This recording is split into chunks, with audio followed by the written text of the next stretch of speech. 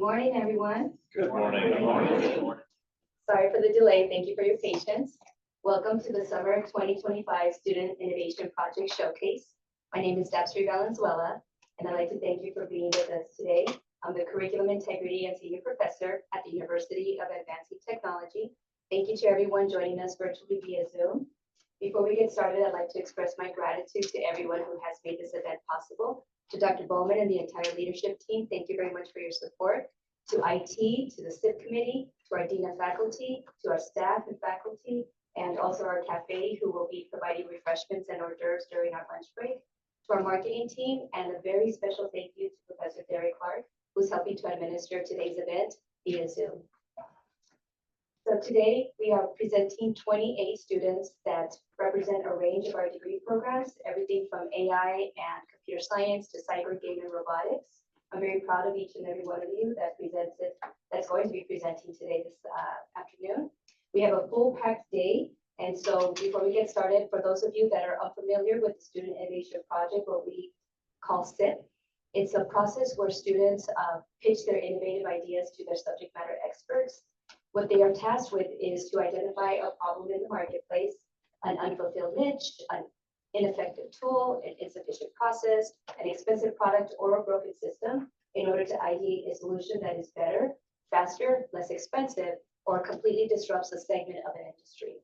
And so this process takes months to complete, and it is afforded to the students by the guidance of their subject matter experts. So thank you, SMEs, for all of your dedication and support in guiding each individual student on their process of executing a minimal viable prototype.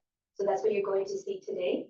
I'd like to ask that every one of you check your cell phones to ensure that they're on silent and to refrain from stepping out when a student is presenting, simply because we have a very packed agenda today. So another thing that I'd like to point out is during the presentations, we also have awards that are given out this Friday at our semester award ceremony. Throughout the agenda, you'll see that different departments are represented, and the committee will be voting on 5 awards. It's Best SIP Pitch, Most Market Ready, Most Creative, and also People's Choice. You have the ability to vote for People's Choice Award. There'll be a Socrative QR code shown on the screen throughout the entire day, so that way you can cast your vote for your favorite presentation. But I'd ask that you please refrain from voting until you see all of the presentations and picking your best choice. Those awards will be again announced this Friday at 10 a.m. in the theater and virtually via Teams, so that way the students are recognized for their efforts along with other awards for the semester. Okay. So students, thank you very much for all of your effort this semester. I'd like to ask that before we go into our lunch break between 12 and 12:30 that we go outside for a group photo. Also, there'll be another break in the afternoon. Because we do have 28 students presenting, so we do have a schedule all the way to about 4 p.m. today. If you do need to excuse yourself, just make sure that you do so without a student standing at the front of the auditorium, so that way we can ensure that the process goes as smooth as possible.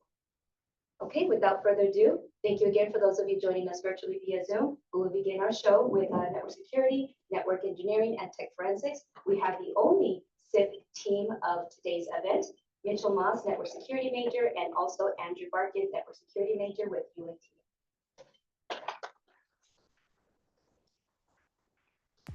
Hi, my name is Mitchell Moss, and I'm a cybersecurity student here at the University of Advancing Technology. And my name is Andrew Barkin. I'm a network security major, and I've been a part of the UAT Cyber Ninjas team since fall of 2024. I've always been drawn to puzzles and problems that require creative thinking, which naturally led me to cybersecurity. It's a fast-moving field with real-world impacts, and learning it can feel overwhelming without the right tools or environment. That's why I started the UAT Cyber Ninjas, a club dedicated to helping students get hands-on experience and learn through team-based capture the flag competitions. Over time, that passion for making cybersecurity more approachable turned into something bigger, the idea for my student innovation project. I wanted to build a platform that would make it easier for UAT students to host, play, and learn from CTF challenges, made by students for students, in a way that's fun, affordable, and tailored to our program. We are here today to introduce our student learning platform, UATF. So far you've heard us talking about CTF challenges and competitions, but what exactly is a CTF? We can direct to John Hammond for a brief explanation. So a capture the flag is a game. It is a sport, it is a competition, but it's not a real world sport.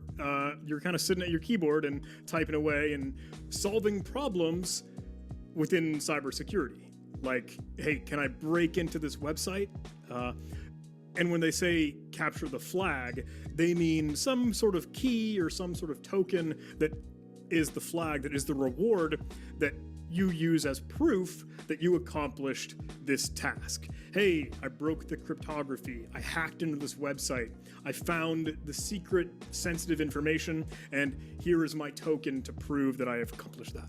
The more of those flags you capture, the more points you get, and there's a leaderboard. There's a scoreboard keeping track of, hey, who's doing what, who's winning, and you can benchmark your progress against everyone else playing. So you have a lot of fun with that because it has a little competitive edge, and you're learning. Like you're trying to learn new technology or see new software stack or things that you haven't been familiar with before. So that's the love and lore of Capture the Flag. Now, CTFs are incredibly important to learning cybersecurity because they can teach so many separate skill sets, from website hacking to cryptography and steganography, reverse engineering, network traffic analysis, binary exploitation. The list goes on and on. Learning cybersecurity can also be very difficult. Even picking one direction to go for specialization can be daunting. So taking a large web of skills and breaking them up into individual challenges to surmount one by one at your own pace is invaluable to students looking to get their foot in the door. CTFs allow you to explore bite-sized portions of complex topics, giving you a hands-on understanding of what each avenue has to offer. Whether it's web hacking, forensics, or reverse engineering, they make it easier to discover what you're truly passionate about in cybersecurity. More importantly, they're not just limited to school environments. CTFs are designed to be fun and engaging, and that's often where people unlock their true potential. Not when they're being graded, but when they're playing, experimenting, and solving problems out of curiosity and excitement. Being able to interact with these challenges both inside and out is excellent for building practical skill sets that students can apply throughout their academic journey and carry with them into their professional careers. And that's where our program comes in. Powered by the CTFD framework, UATF is our own CTF platform that students and teachers would use to interact with the various challenges that can be found there. It is equipped with several of the standards that CTF platforms feature today. All of the available challenges, a scoreboard that measures up users amongst each other, and an in-depth profile viewer that gives statistics on performance. However, the main attraction for UATF is giving users the ability to create and upload their own challenges to the website to demonstrate their own knowledge of these challenges from within. Once a challenge has been made, a user will submit it to a portal, most likely hosted in a Discord server, where it will be reviewed and okayed for usage on the website. The challenge can be customized to the user's liking with aspects relating to name, description, type, and difficulty of the challenge, and what hints they want to provide. What makes this platform different from what UAT currently uses is the subscription model. Currently, the school uses a per-student subscription model with TryHackMe, which can accumulate very quickly depending on how many cybersecurity students there are in class. The costs of UATF are significantly reduced and wouldn't be based on per-student subscriptions. The allowance for multiple parties to contribute challenges and content also adds to its value.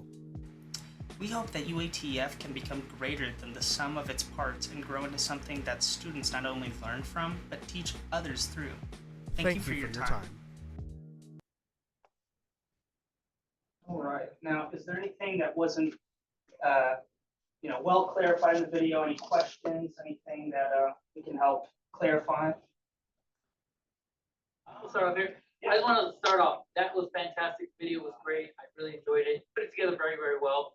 I think the explanation of everything was pretty spot on, giving everybody the equal opportunity to learn and engage with all of the cybersecurity stuff that we have here, all in one place was a fantastic idea. I love the way it's presented.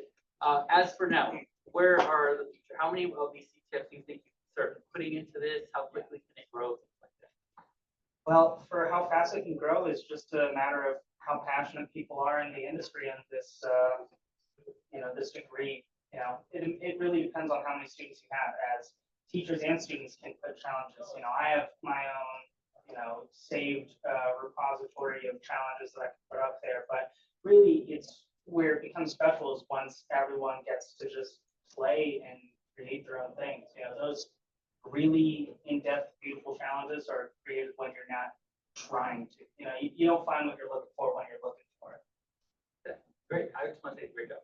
I appreciate that. And I want to say, you know, shout out to the video. That was all Andrew. He did a phenomenal job on that. So, yeah. Yeah, of course. Sorry, your hand was doing a little thing. I was like, I don't know. All right, Mitch. First of all, congratulations to you both. Being first in the SIP Showcase is not easy, and you guys nailed it unequivocally. I couldn't be more proud of the work and effort that you put in, not only in terms of your project, but also in the demonstration and the video posting your work. There was something else I wanted to say. Okay, Sarah, I'm gonna let you take the mic for a second. I love talking about CTFs, and then we'll circle back. Cool. So the first question I have is related to backups and restoring. So any plans for that, or like the server Oh. crashes or? Yes, I should have actually put that in the video now that I think about it, but it does have a backup system in the admin panel. During the video, I guess you could have seen it. It's I went by pretty fast there, but there is a import and backup version, so you can obviously import it if there is a mess up, and that keeps scoreboards, challenges, all those sorts of things.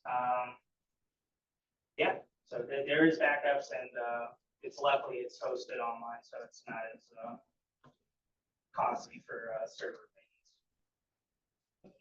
Love it. So I guess my quick question would be, so you created a solution that can save UAT thousands of dollars. Tens of thousands. In the long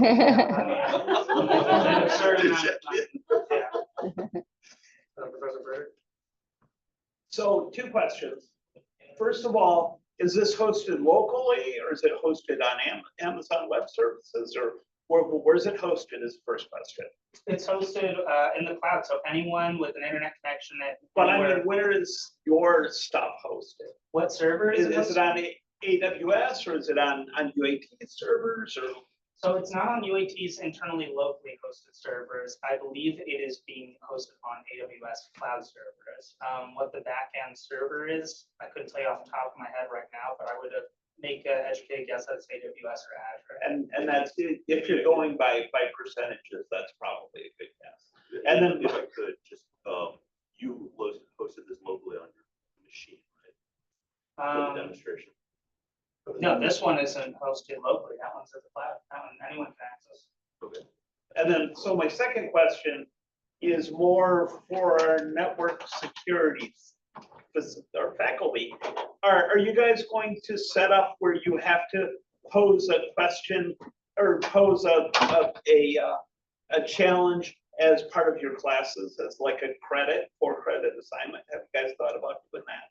So we actively use CTF challenges, not only in our CCPC class, which is a class dedicated specifically to cyber type competitions, but also in a variety of other classes in which we leverage TriHacking as a platform for learning and application. The real lever, I think, here in regards to this project is that now we can start scaffolding from the TriHacking platform over to something locally hosted, whether it's in the SOC, working with our IT department, or something that's cloud hosted so that our remote students can have access to it. Thinking about reducing costs at UAT. Yeah.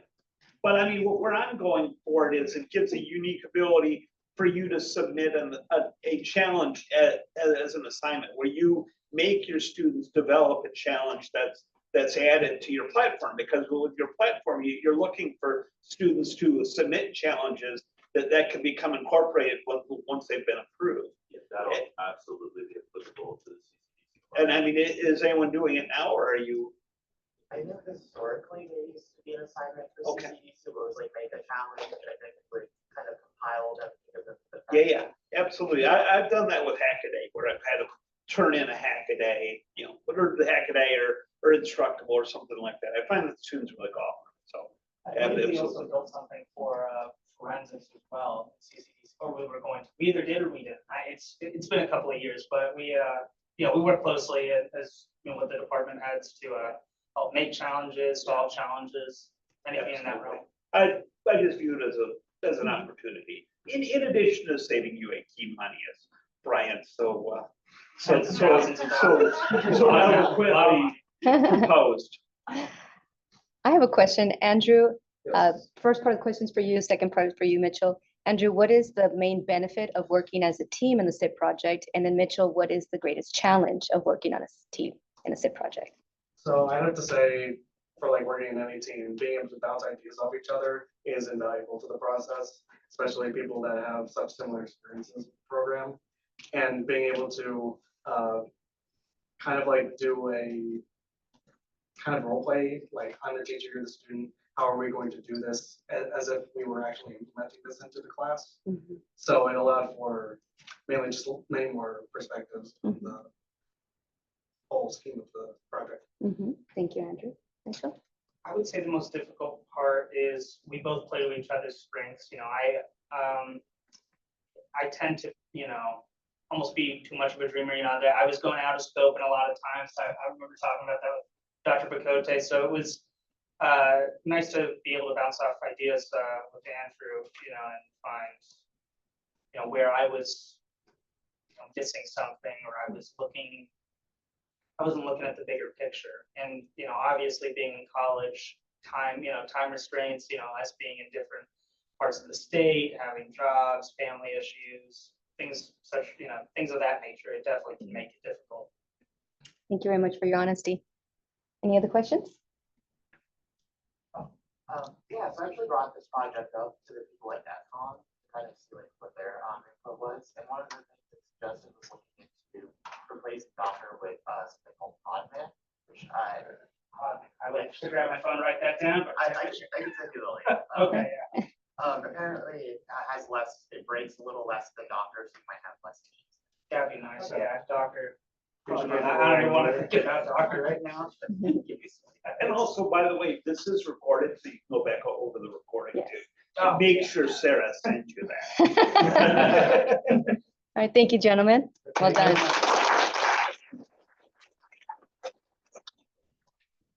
All right, next up, we have Mahmoud Hamad, Network Security Major with Shield of Dawood. Hello everyone, my name is Mahmoud Hamada, and today I'm excited to present my student innovation project called Shield of Dawood. The ideas come from the word shield, something that protects us from harm, just like shield in the battle protects that fighter. My project protects the user in digital world. Cyber attacker often use the technique called man-in-the-middle attack. In this attack, the hacker secretly sits between your computer and the internet, watching everything you do, and something changing the data you receive. These attacks are silent, and most users do not even notice they are happening. That is where I decided to build a tool that can detect and stop this attack in real time. The problem is very real. Many small business and home users do not have expensive firewall or advanced cybersecurity knowledge. Hacker can take advantage of this weakness. With a simple tool, they can perform RP spoofing, DNS spoofing, ISMB redirect, and SSL interception. The result is stolen password, stolen bank details, and loss of privacy. A successful attack can cost people money, trust, and sometimes even their identity. Without protection, the network is open and the user is vulnerability. My solution. My solution is Shield of the Wood. It is security program I built using Python. What what makes it special is that it has clear, easy to use interface. You don't need to be expert to use it. It's run in the background, watching the traffic in your network and check for sign of an attack. If any attacker is found, the program does not only alert the user, it can also block the attacker and cut them off the network completely. Mean future. The program has four main features: RP spoofing detection, DNS spoofing detection, and ISMB retract detection, and SSL interception detection.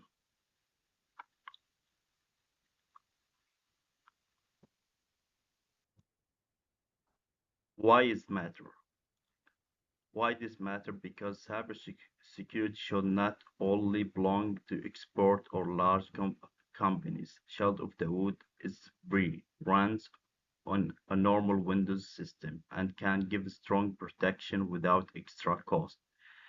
This means small business, home user, and student can all benefit from the same level of defense normally found in expensive enterprise solution. Future goal. This is only beginning in the future. I plan to add more types of attack detection, create automatic report for system administration, and expand support to Linux and Mac OS. Another goal is add email and SMS alert so that user can get warning even when they are away from their computer.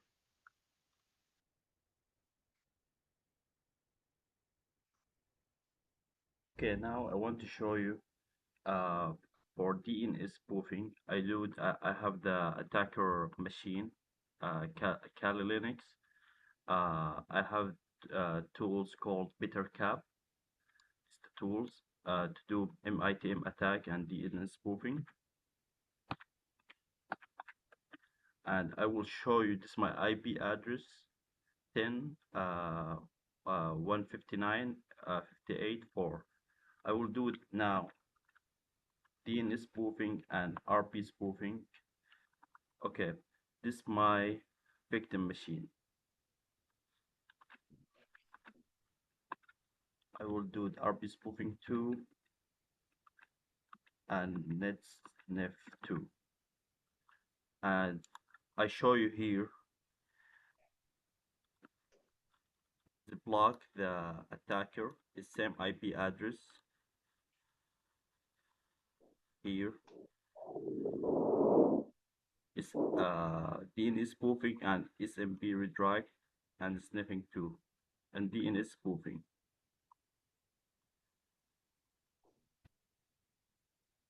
And I can export the log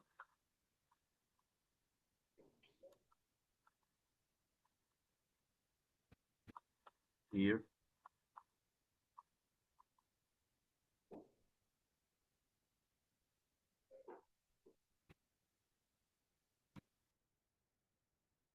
Inclusion. Shield of the Wood is really strong and simple shield against invisible online threat. It detects and blocks man-middle attack. It's easy for anyone to use and gives a protection that normally costs a lot of money. I believe this project shows how innovation can make the digital world safer for everyone. Thank you thank you very much for listening.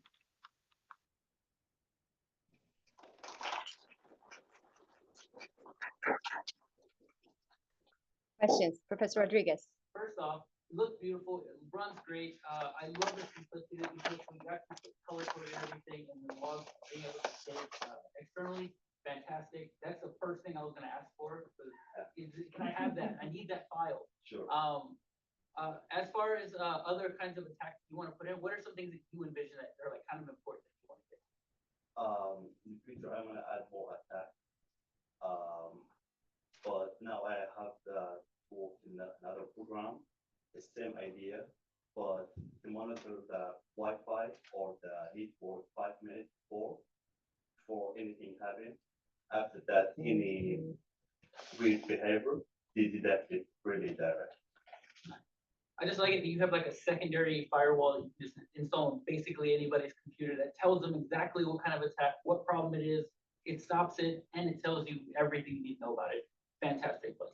I love it. Thank you. Sarah? Congrats on your SIP. So my question is, How is the install process for the user for like the Windows side?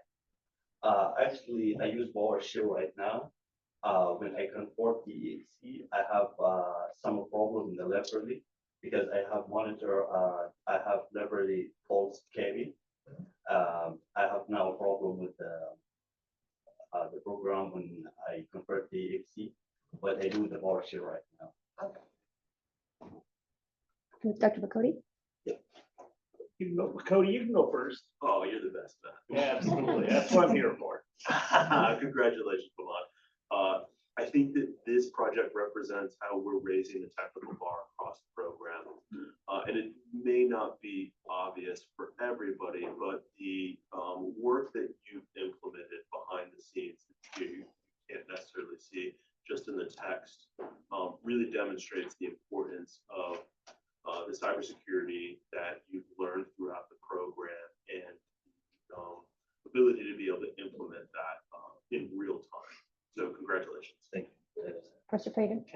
So, back when I used to adjunct at a school down the road in an engineering class. One thing I used to like to do, like the first class or second class, is bring a pineapple to class and do a lobe snet on the pineapple, and then grab everyone's things if anything went through, and I would mention, hey, someone went to this website and that website, and then bring up how, man, in the middle, you don't want, you want to be careful, especially when you have something that has no confirmation. So that's one thing. So does this software, it gets installed on the router, not on the individual user, right? In the victim machine, for any machine. But so, because how does it work? What is it actually looking for? Is it looking for the same IP, for all of its requests to be from the same IP of a machine, or how is that working? When you use the program, the first time they scan the network, they give you all the devices inside the network. Mm-hmm. After that, any weird behavior or any attack is detected. Now, what do you mean by weird behavior? Anyone snap or doing RP spoofing or sit between the computer and the internet, try to steal your data. This is the program detect. Okay, so it's program loaded on the individual subject, like a student, in a class, or is it located on the router that the student is locking into to be the man in the middle? Is it on the one that's forming the stuff, or is it on the one where you're making your request to? Anyone can use it. Anyone can use it. When you before you go the Wi-Fi or the internet, when you use the Wi-Fi, you can use the program to protect you. Okay. Yeah. Any other questions? There's an online question.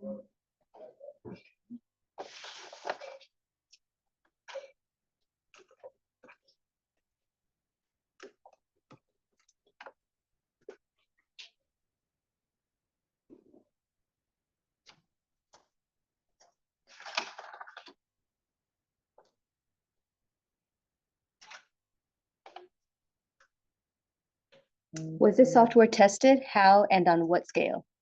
I'm sorry. Was this software tested? And if so, on what scale? Python. Python, okay. Yeah. Okay. All right, thank you very much. Appreciate it. Next up, we have an online student, Sullivan Weiss, with iFi 3D.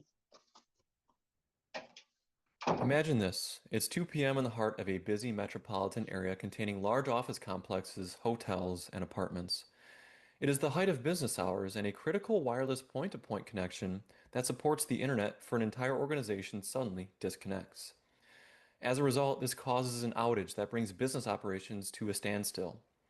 You, as a wireless internet service provider technician, are faced with the stressful task of finding the source of interference within an environment already saturated with a plethora of signals.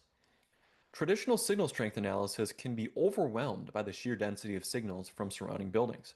So this strategy is not optimal for this use case. This challenge leaves technicians navigating through a maze of invisible signals, consuming valuable time and resources without a clear resolution.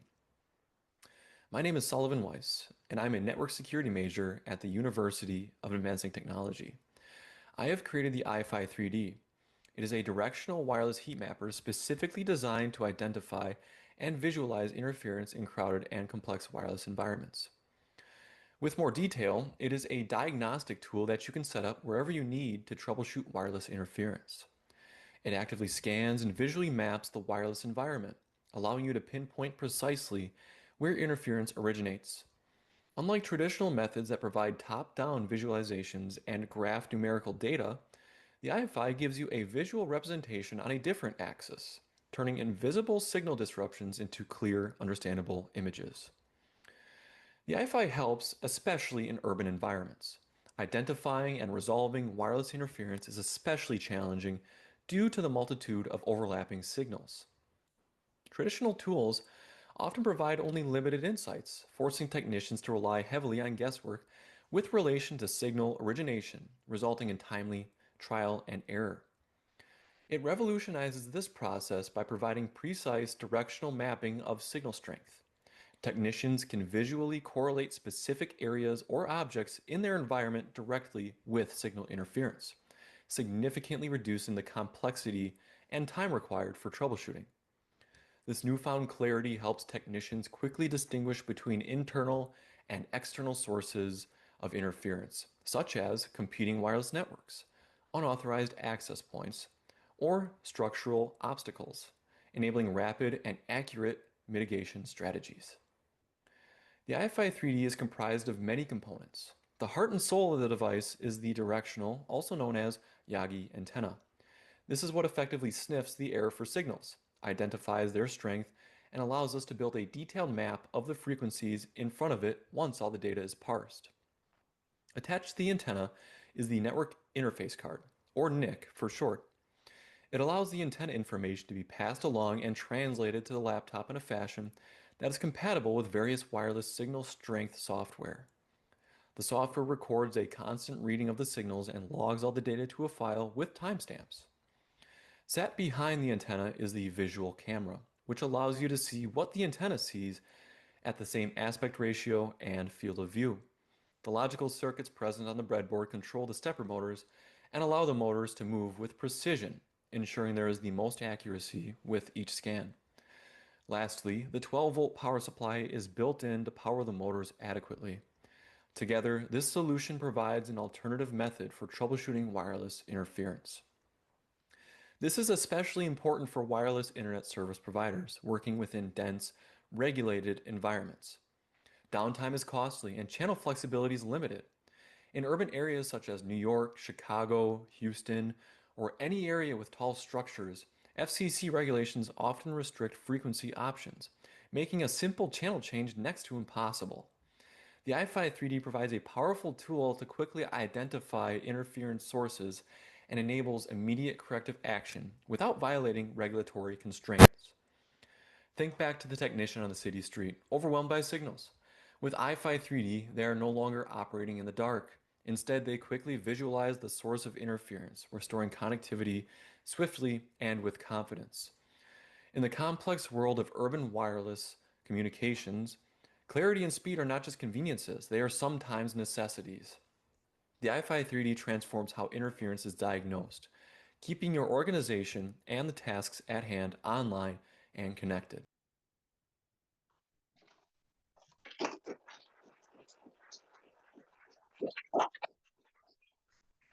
Let's see, Sullivan, are you joining us via Zoom?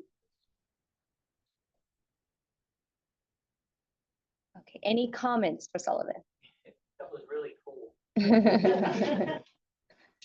Yeah, Sullivan, I'd like to commend you on the incredible work that you've done, not only in terms of the networking features, but across various domains, including imagery, your use of robotics in the prototype that you built with the Yagi antenna, the webcam, the breadboard. It's phenomenal across the board. I couldn't be more proud of the work you've done. Congratulations. Sarah? Fantastic work on your SIP, I think it's not only cool that you have a tool that can be used for engineering and troubleshooting, but there was also a brief mention of finding rogue access points or like malicious devices that people put on your network that emit a Wi-Fi signal. So also being able to detect that is really cool. Dr. Smith. I would say, just comment wise, like, I'm not sure about the limitations of it or the, I guess, the IP protection portion to it, but if that is a proprietary based device that I would recommend highly trying to figure out a way to patent protect that or just license it out. That's very easily sellable idea. That's the kind of stuff that they used to do on Mutual Omaha's Wild Kingdom when they're looking for lions. They would have that thing and then they would detect the. I just would make one reference. Yeah, please don't let this be just like a project you did for SIP and then you just let it go. Dr. Bowman? I was just going to commence on that was one of the best examples of in presentation technical depth with clarity to people who don't know the tech, imagery, animation. That was an outstanding thing, and it looked like something I'd want to wear if I was Jessica Ghostbuster. Congratulations, Sullivan.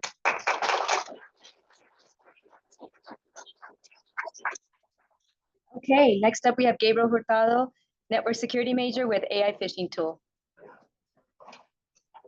Are you a business owner? Is poor Susan from HR keep falling for all those phishing scams and then your company has like leaked credentials online? If you're the business owner who has to deal with that, I feel sorry for you. That's why I created the AI phishing email generator. It creates custom AI email templates to help train your employees. The problem with normal email templates is that they're all copied and pasted, so people get used to them very quickly. But you can create AI generated unique emails every time, so your employees are always on the lookout for dangerous emails. So Susan doesn't have to fall for all these phishing scams anymore. With my AI tool generator, it'll save from the headache of stress and also money. Welcome to the phishing email generator. The main SIP is the email generator with AI capabilities. First thing you want to do is choose your AI you want to use. Right now I'm using Olama. Olama is the best thing to use for local AI use. You can just download it straight to your computer and it doesn't require outside servers to run. You just have to click test connection and then bam, it works. And you can create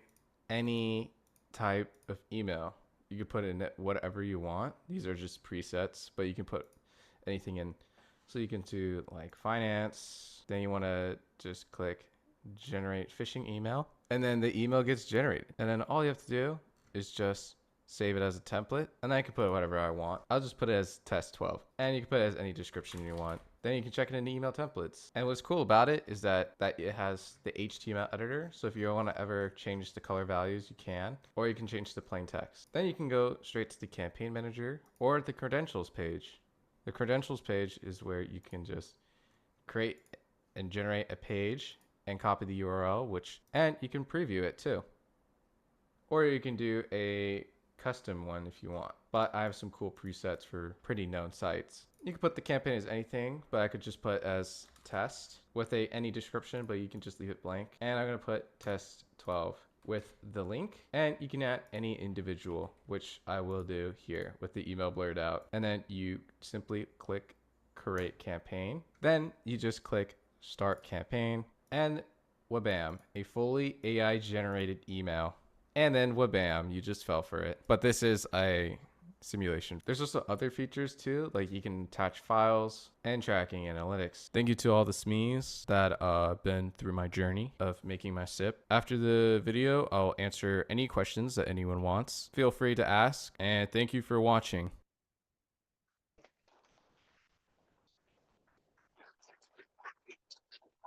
Question for Gabriel.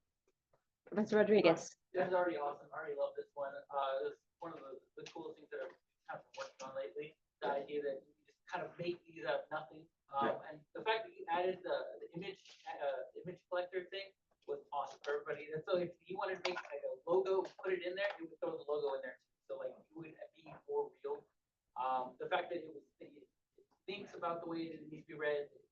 It was a lot of fun. I really like it. So, plus, on top of that, this is going to save a lot of money for a lot of people who aren't going to be using GoFish or any of the other ones. Like they're so expensive to run campaigns like this. So great work on this.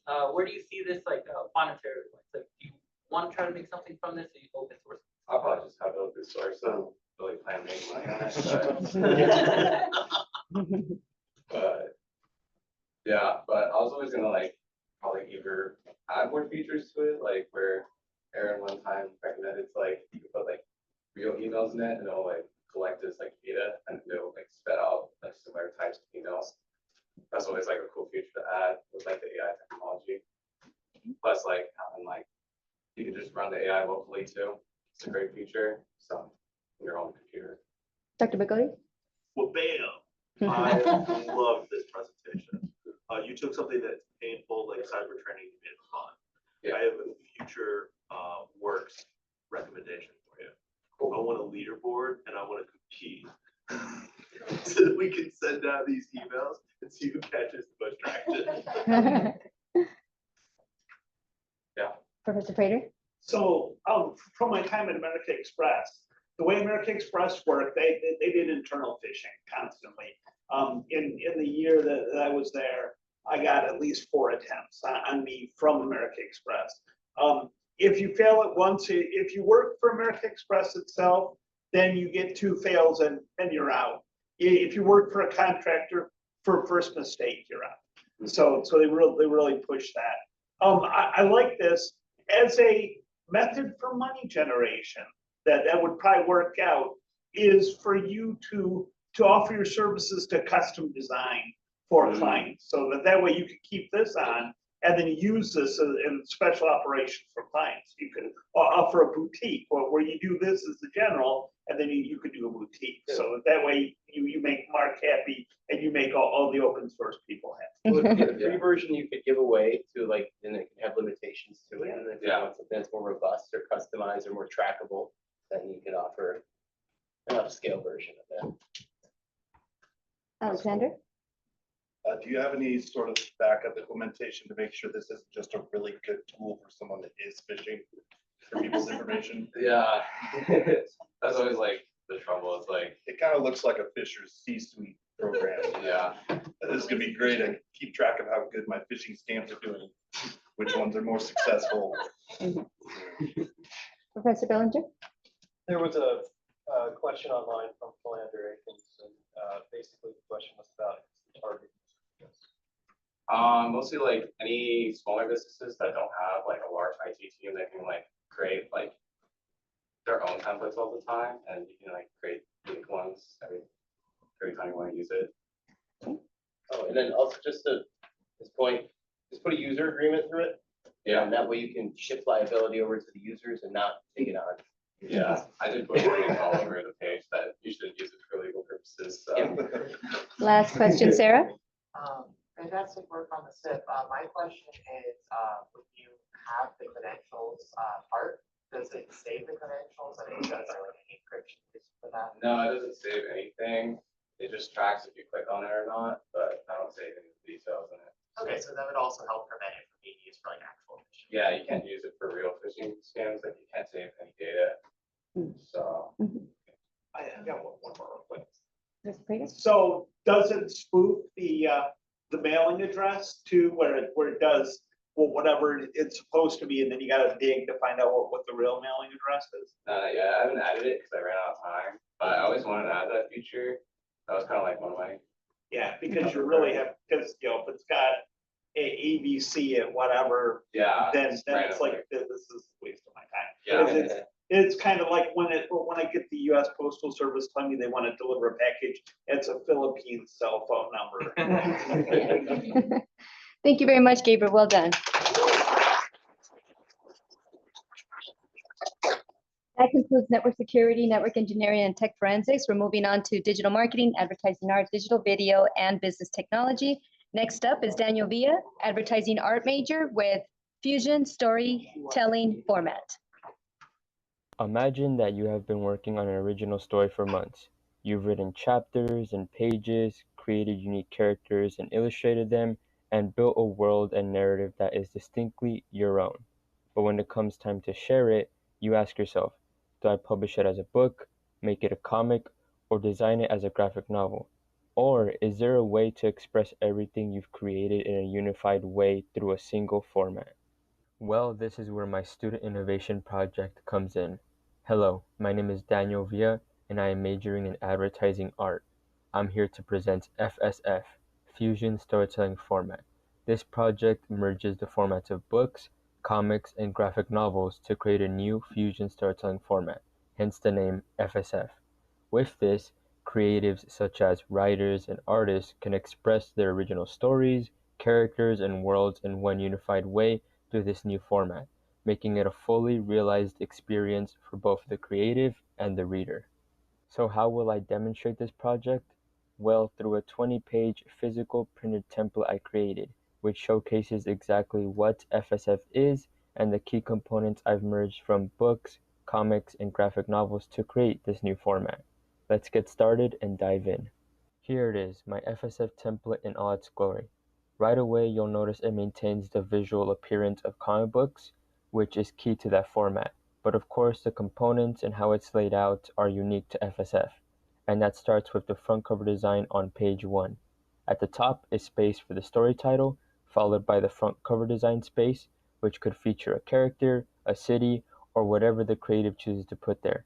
Then below is space for a logo, which could be a personal brand logo or profile picture. Then below that is the barcode, and to the right of that, the author's name, where the creative would include their full name. Moving on, as I open the template into pages 2 to 4, this is where I have the background filler pages, which serve as visual dividers to create natural pauses and enhance the format's flow. And within the background filler spaces, additional art pieces or simple color backgrounds can be included. And for page 3, that background filler page allows for the story title to appear again. To continue, pages 5 to 14 are the main pages, which contain the written narrative and story similar to books, of course, and these pages are complete with page numbers at the top. I've also utilized placeholder text here to visualize the story's length for each page.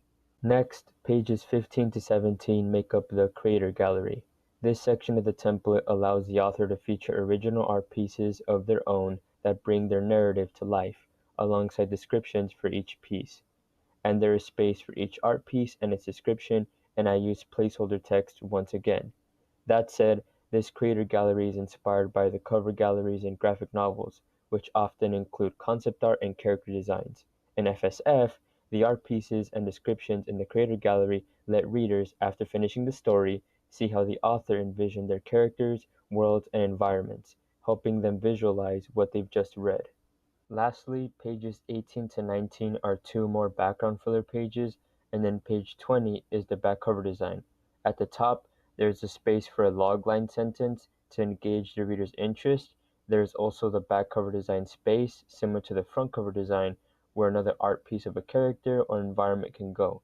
Below that is the headshot space, where a professional picture of the author would be, and to the side, there is the author's note, where they can share insights and communicate with their reader about the creation of their story.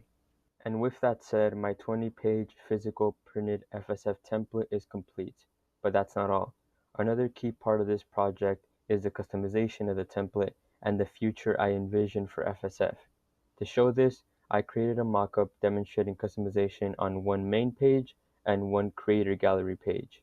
And here it is. On the main page, the customized text menu includes preset colors, a custom hex code option, the ability to add your own fonts, a display of the current active font, and a more fonts option with general font choices to choose from. Also, the page number text on the main page is selected with a cursor icon, and both the color and the font for the text are different than in my physical template. For the creator gallery, there's the option to upload art pieces into the designated spaces, and I included an upload icon graphic as well. And I've also included an example of one of my characters, Kate Voss, to demonstrate how it would look like with an art piece already uploaded and on the template. And finally, this mockup reflects the future I see for FSF, which is building an online website where creatives can customize a template with all the options from my mockup included and way more, such as including the ability to print and receive their customized template and completed story. Altogether, I think having a website like this allowing writers and artists who have created their worlds, stories, and characters to use FSF and the template to bring it all to life in one unified experience would be absolutely wonderful. So, all in all, this has been my student innovation project, FSF Fusion Storytelling Format. Thank you all so much.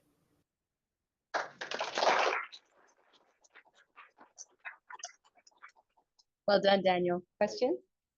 Professor Portillo. Danny boy, invitation, my man. Good to see you. One of the conversations we were having when we first started working on this project was where can you take this into a market and have some level of customization? The key thing here, I think, is the website. When we're looking at comic books, they're mostly often overlooked as just comic books, but it is a form of advertising, right? You go there, you are engaged with the character, the story, whatever it may be. I feel that you hit a big win here when you're able to kind of customize the layout, the composition, and have the user have a little bit more, I guess, more flavor right into what they want to do for their stories. How far have you gone with that? Like, where have you gone with the website? What are some of the things you want to incorporate moving forward? Yeah, I haven't gotten that far with, but I have some ideas, such as, of course, what's included in the mockup, but also having other options of like just the spaces, the base kind of spaces that I have here, just kind of allowing them to kind of just, let's say, increase the spaces and just more freedom with that, and also different fonts and stuff, and adding different colors, and just kind of what I have here. But yeah, just kind of more freedom of the spaces, not having it just be that, but like allowing them to remove or just have different things there. So yeah. Another thing you should also include is like look at the different styles of comic books or mangas, whatever that's out there, and incorporate some really cool like stylistic features that you can go with panels, whatever it is, like half tones, for example. Yeah. Very common. Maybe even having a website linked to your website of choosing specific colors to create more interest. Yeah, and one thing I just remember now is having like the option to like change the actual like I guess the covers, like having different covers and stuff. Kind of graphic novels have like hard covers and stuff like that, having that option as well for when you're kind of like printing it, like what cover you would like and stuff like that. Yeah. And then how far have you gone along with your own personal story? Oh yeah, because my project started as like I wanted to tell my own story through this template, but then that kind of just went to just focus on the template itself. And I have stopped it because I want to just focus on this, but I do want to finish it and like finish the story and just use the template to tell it and just kind of finish that up too. Yeah. Well, let us know when you're done so I can buy it. Yeah. Okay. Professor Raymond Watson. People back in the book. That seems like a great way to I kind of like the customization because you can just put so much on the page, and whether you're just you're an artist or a writer or something, you can just kind of come together and just kind of combine your efforts, make something really like you have there. Have you thought about like other choices like fonts and all that sort of stuff, with just more customization besides just like the regular that you have there? Yeah, like I mentioned that there's going to be like options where in more fonts you click and like a little like menu would pop up, and it's kind of like just general fonts that you could choose from, but also you can upload your own. Like if you see one, if you're like going on thefont.com, you could download it and then like you could upload it to the website, and then from there you can click on the text on the template and then you can change it to that. Yeah. Like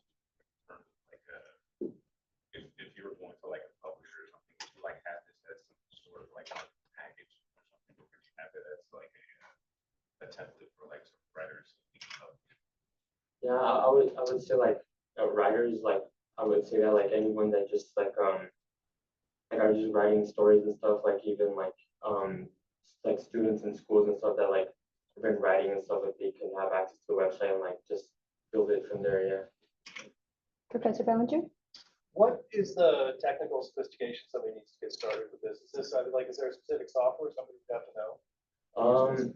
For that, like I haven't like started on that part. It was like just building the website, starting that up, and then like once that starts, I wanted to have like that's when you could customize the template, like have like this, like have it how I had in the mockup, but it would just be like a website that you can like just like open up and So it's sort of an app, right? Yeah, like it would be kind of like an app.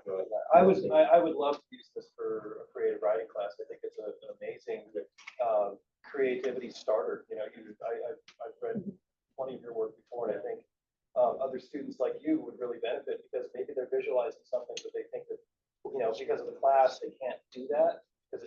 class, but this allows people to really think about a story from a lot of different angles. So it's a really, really nice idea.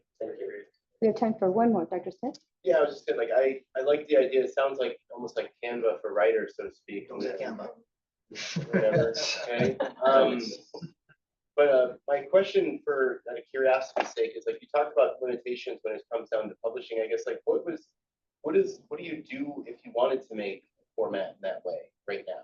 Like, if I wanted to make a graphic novel, how would I mean, I've written books, but I mean, I've never, what do I, like, do I have to like take a Word document and like format it to make it look like that? Is there anything, what's the counterpart, or what's your biggest competition or area of opportunity? Yeah, like you were, like I would say just like when I guess you would kind of like write it like on your own, like if you were like on like Google Docs and writing stuff and like creating everything separately, and then like on the template, like that's when you kind of place and drop and like customize everything. And like for the like competition, I was like, for my prior, I remember having like comic books, of course, having that's like one of them, because it's like that's kind of like the visual style, that like the appearance of it. But of course, like everything is like the components are like structured differently. And then graphic novels having that like cover gallery at the top, at the end, where they have like different concept art for covers and stuff. But like of course, you're having descriptions and stuff. And then books, but like having it just in here and just having more freedom with like the page numbers and stuff. So I don't know. Okay. Just combining a bunch of ease of use into one functionality system. Yeah. Got it. Well done, Daniel. Something I'd recommend is The Revenge of Analog by David Sachs. It talks about, just the inherent desire for people to own the products that they create. So recommend that book for you. Wonderful job, Daniel. Thank you very much. Next up, we have Ryan Canepa, advertising art major with Unprocessed.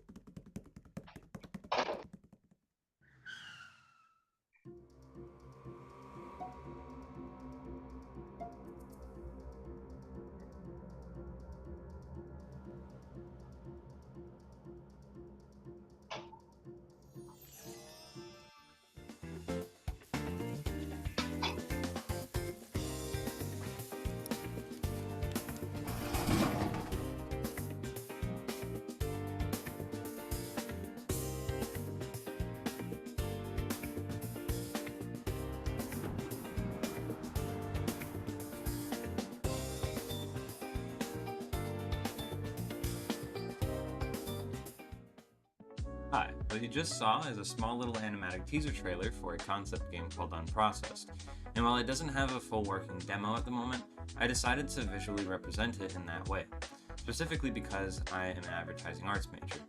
And so, I'm going to go ahead and explain to you exactly what each of the parts in the video mean, as well as all the different aspects of this project.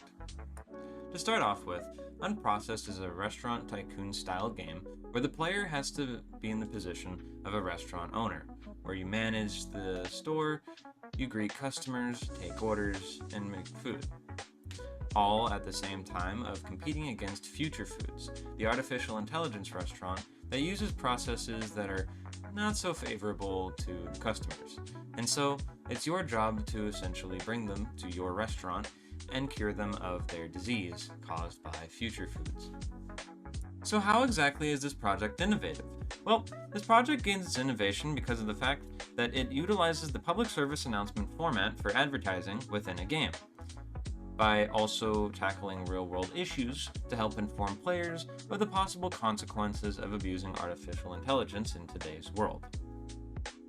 One reason why I decided to tackle this issue is because it has become an ever-growing problem for society, especially when it comes to food and generative AI.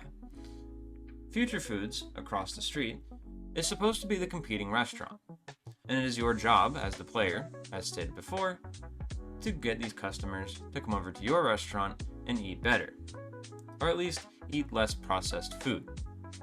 As you can see right here, this is a concept environment within the game, or what the game would look like in concept.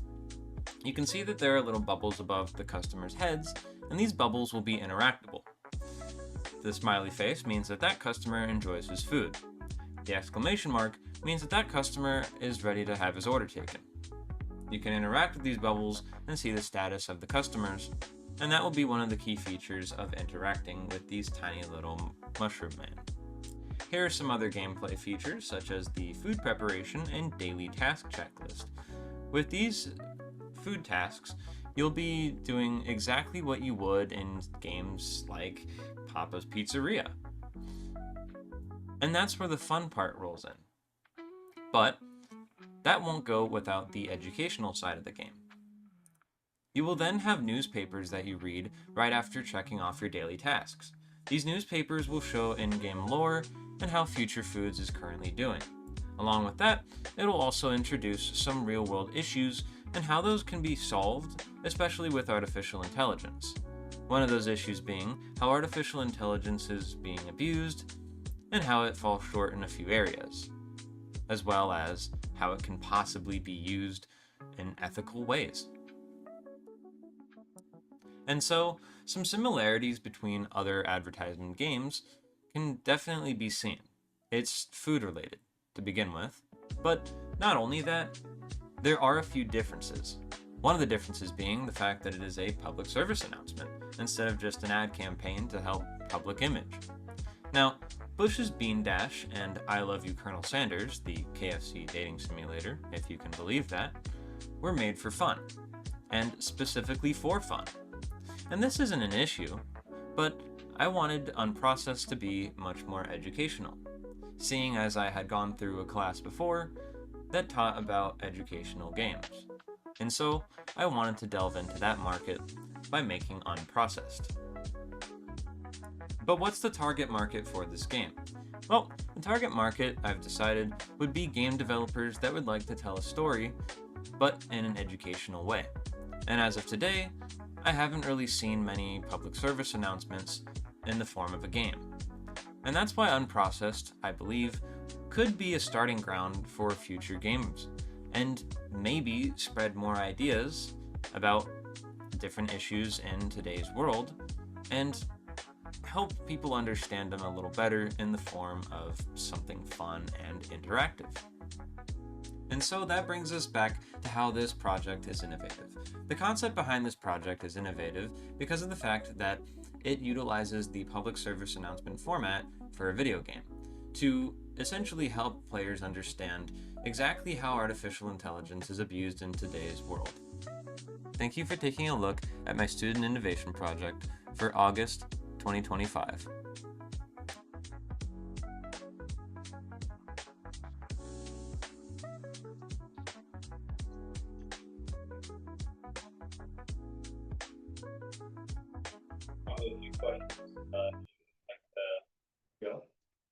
Questions for Ryan? Professor Portillo? Ryan, great presentation. Absolutely love it. It's really cool to see, you came in as an advertising art major and taking quite a bit of classes, but I feel you've almost taken the same amount of game art classes as well, or game design classes. Seeing you kind of bind advertising art and game art into your SIP is super cool. And you're also pushing on the entertainment aspect, right, of like a game for cause. I know that, this is one of those things that you put almost like towards the last minute to kind of get it going, which is super proud that you got it done. Future plans for this, maybe present this into production studio, maybe continue working on a personal aspect of what do you want to do with this moving forward? I think for the most part, I kind of want to do a little bit more personal work before I introduce it to any sort of group at all. But I think it would be pretty fun to introduce it to a production studio at some point if that was ever possible. As a reference, Line Media, they're across the street. We're in Tempe. They do a lot of games for cause. They've done stuff with like Never Alone, the Minecraft PDU.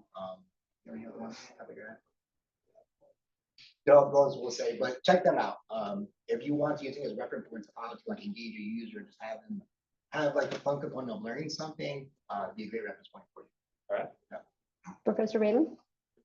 Great stuff, man.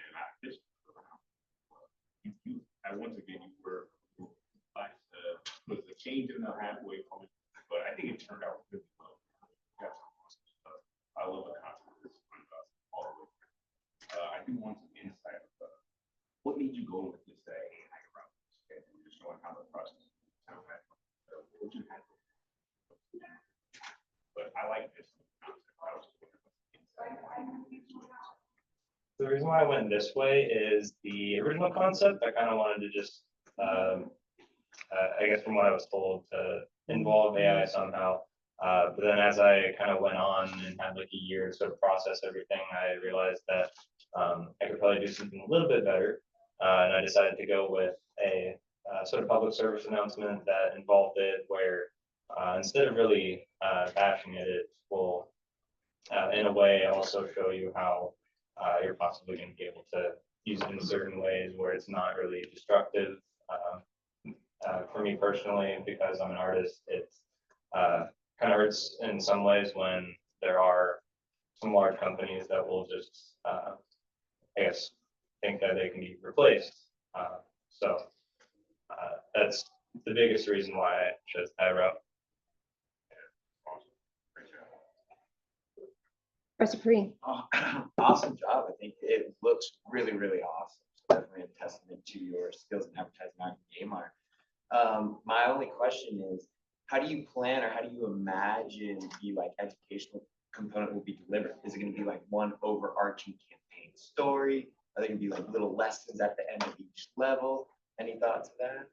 So with the little newspaper that you saw in the video, that will be kind of carrying most of the information within the game. So after every day that you complete, it'll just kind of give you insight as to what's currently going on in the real world and how that relates to the game. One of the biggest things that you can see at the very end of the video, the restaurant, when it's kind of breaking down a little bit, it's sort of a metaphor for just the certain areas where artificial intelligence is kind of still falling a little bit short and where you might need to still include a human factor behind it. Very awesome. Great job. Okay, we have time for one more. All right, thank you very much. Wonderful job, Ryan.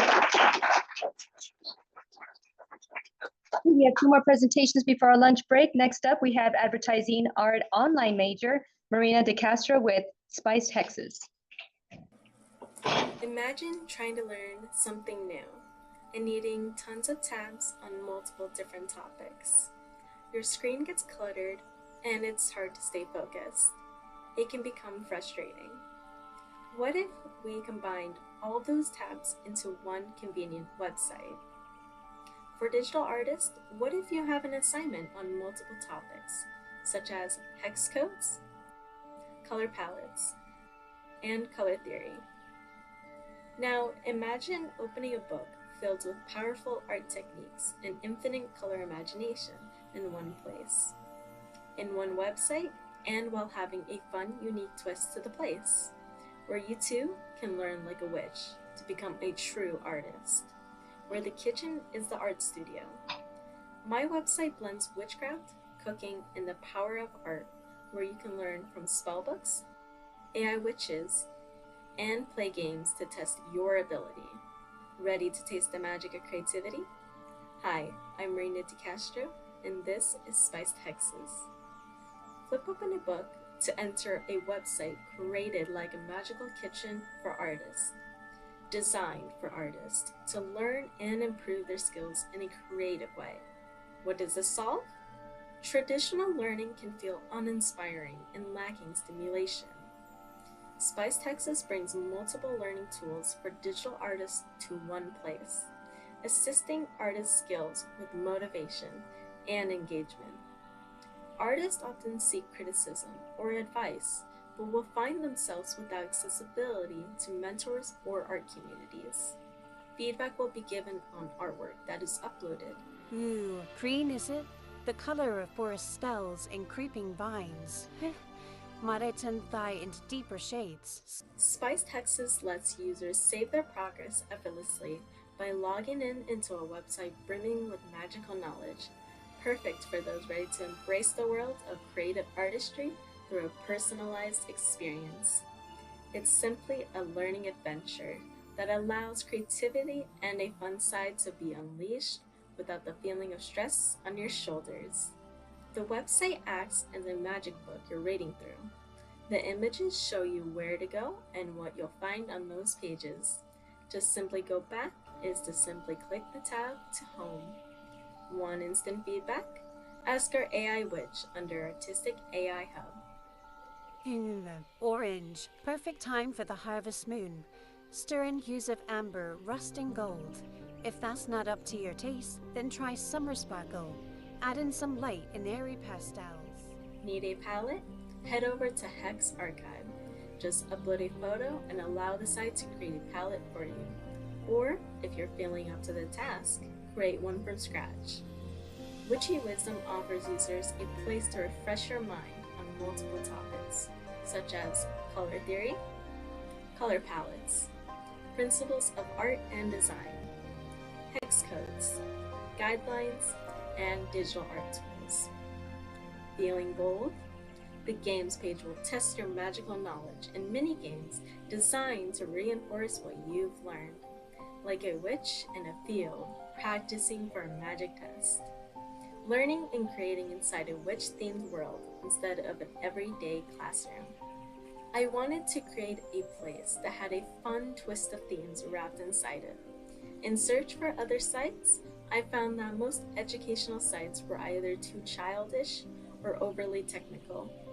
I wanted to add whimsy back into learning with something creative and yet still empowering to the mind. What Spiced Hex's adds is just that. Inspired by my love of cooking games and the theme of witchcraft and wizardry, I fused the two concepts together into one to create a site that hasn't been done before. When it comes to AI, I didn't want it to replace the artist's creative thinking. Instead, I created a tool used for quick access and for assistance rather than creating the artwork for you. Spice Hexes fills the need to find websites to use for personal help in the art field. It lets you learn and then cast your knowledge into action with fun games that solidify your new skills. Specifically, the AI bot engine is there for you to feel comfortable getting advice instead of feeling like you're being judged or lost without guidance. Feel the need to refresh yourself on some ideas? Use the mobile app. It has everything you need within the palm of your hands. No need to Google constantly to go back and forth between different websites. I offer a service for artists to feel relieved and to learn to get an understanding of the complexity of how designing artwork works. No more crowded workstation or screen to understand a singular idea, but rather one spellbinding site to guide your creative journey. Remember, an artist workspace in mind doesn't need to feel cluttered. Spice Hexes is here to make your experience a memorable one through the arts of witchcraft and the culinary arts.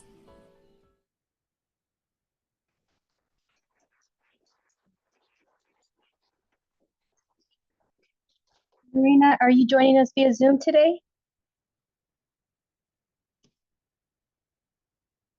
Okay. Comments from Marina.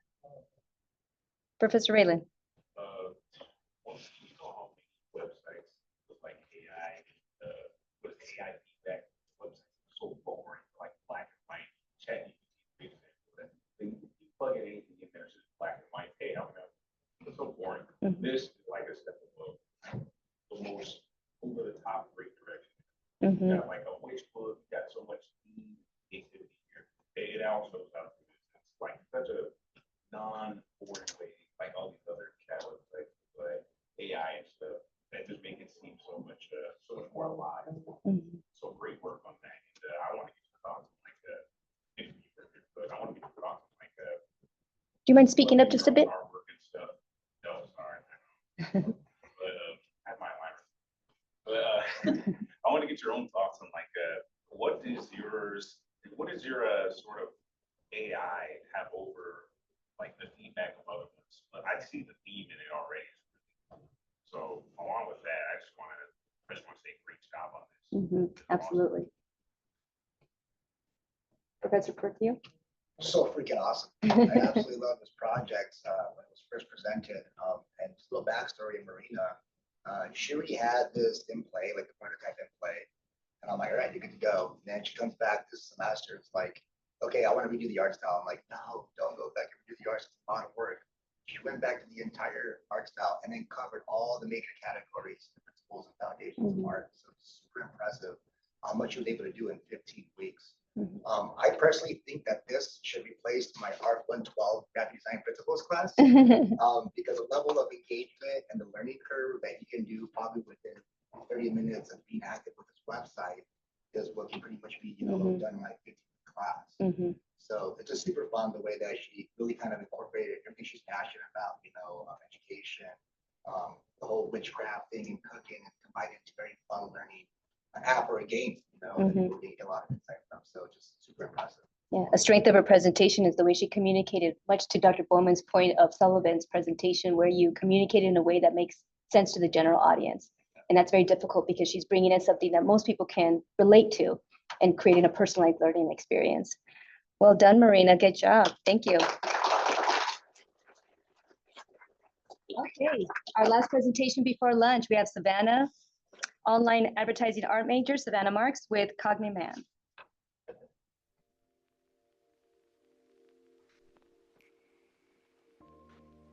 Imagine you're someone who suffers mental illness, you find it difficult to remember tasks you're doing at work and your notes are not enough.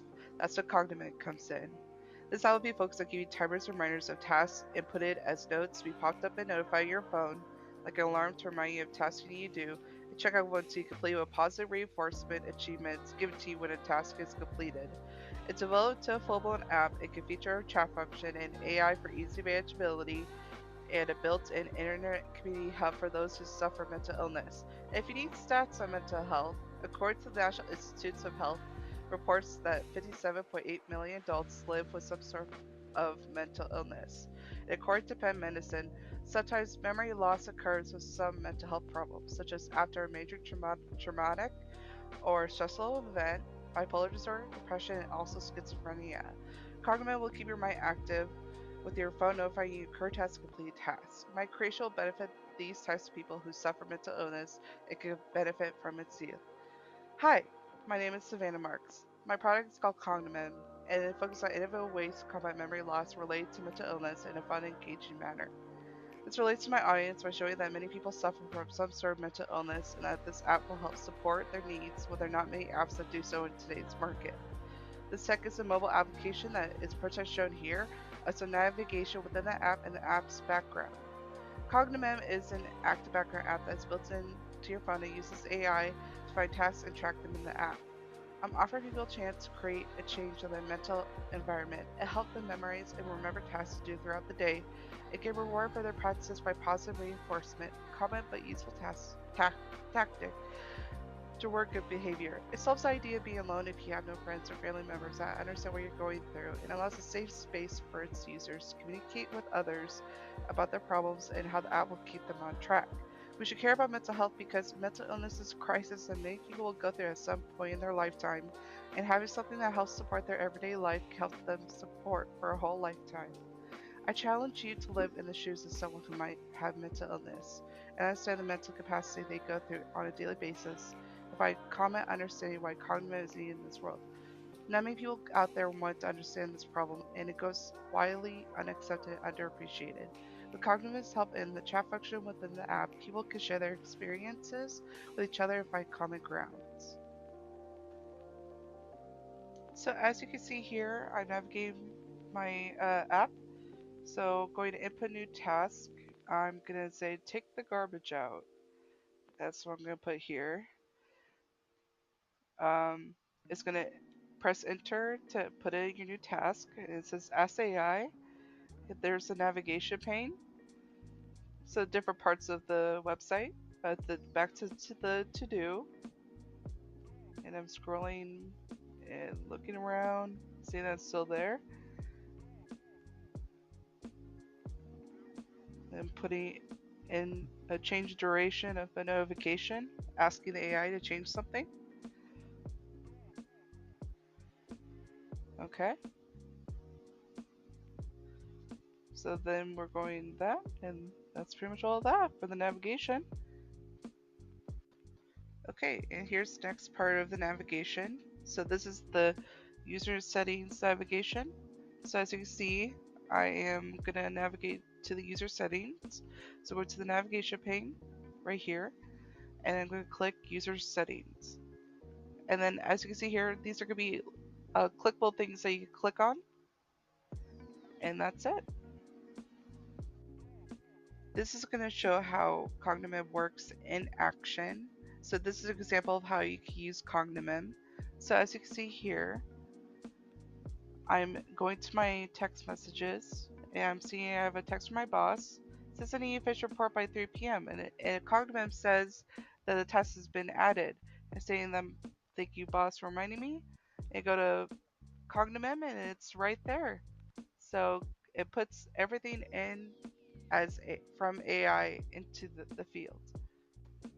So this is to show how Cognomem will react when a task is due. So it's going to send you a notification. So let me show you how it works. So as you can see here, it says that your task is due, and then it will notify you, and then it will disappear. This is going to show you how Cognomem will give you positive reinforcement and achievements within the app. So let me show you how it works. So as you can see here, it says your task is due, and I already completed it.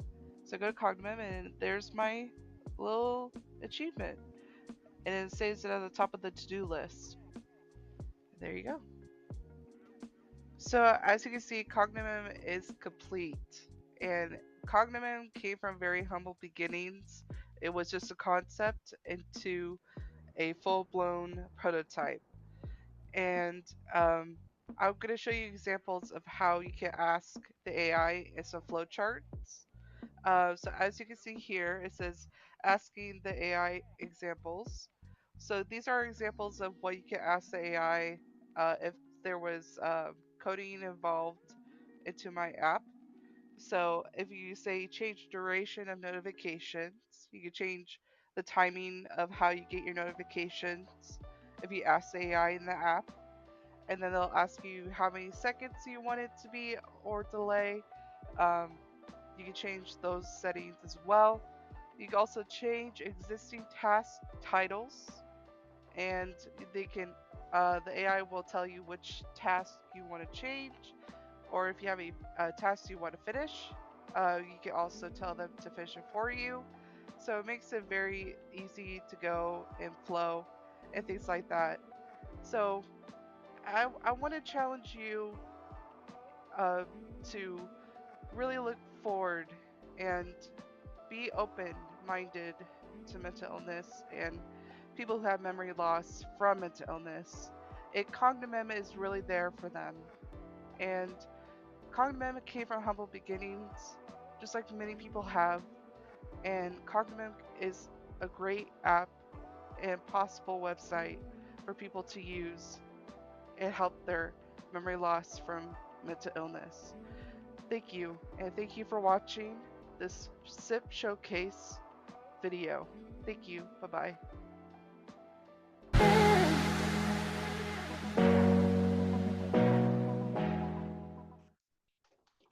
Savannah, are you joining us via Zoom?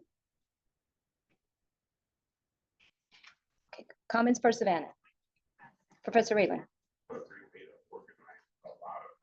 A lot of your tasks here. Well, everyone gets overwhelmed every so often, but I think it's super cool that you've got this sort of organization to just help everyone through everything they're doing.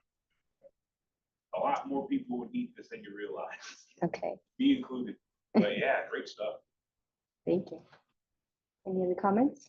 First for you. Just comment for all the academic art projects. I've seen a common theme where everyone is project is giving back to some degree, whether it's maybe like a awareness issue or maybe something putting back with education. So it's really cool to see you all give it some meaningful thought, behind your projects and like help people. So just awesome work. Congratulations on all that. Dr. Smith? Yeah, I just want to say great job with integrating in the AI to be more interactive than just stagnant order taking.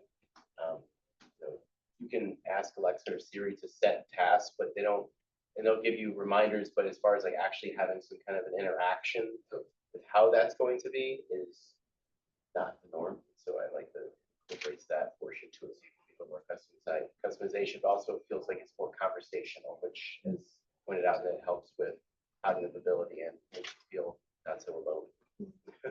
Time for one more comment, Sean? Yeah, I just wanted to add on to that. I like that she said like, well, it seems like it's assistant first, but with like a real assistant, some you can offload. Like, you know what? Actually, I see that on my list. I've got a button. I'm going to take care of this. Can you take care of that? And she said it can take care of some of those for you as well. And that's awesome because it's not just your manager to manage your schedule. It's also like a helper, you know, when you need it. And like she said, like that's a huge anxiety relief. You know, if you're feeling a little drowned by all the things that you have to do, just being able to offload those to the AI for the ones that it can do or you trust with it or whatever. It's cool. It's kind of cool. It's all there. Thank you for those comments. Thank you again, Savannah.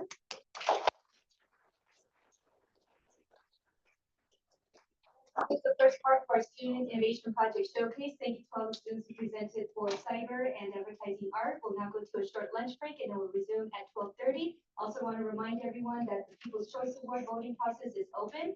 You can click on the QR code and start to think about the choice for the SIP People's Choice Award. I'll see you back at 12:30. Thank you very much for your time.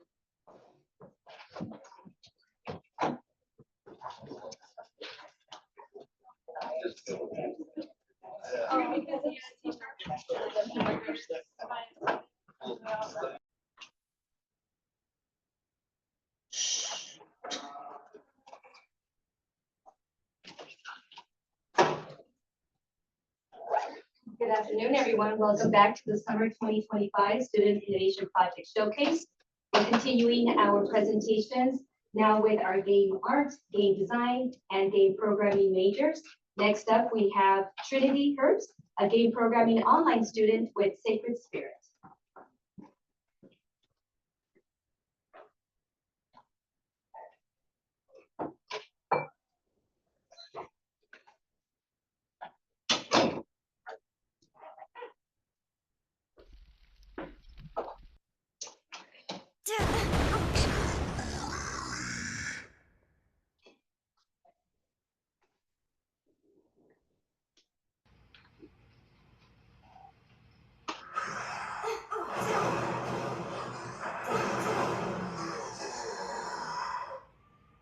Dang it, I'm out of health.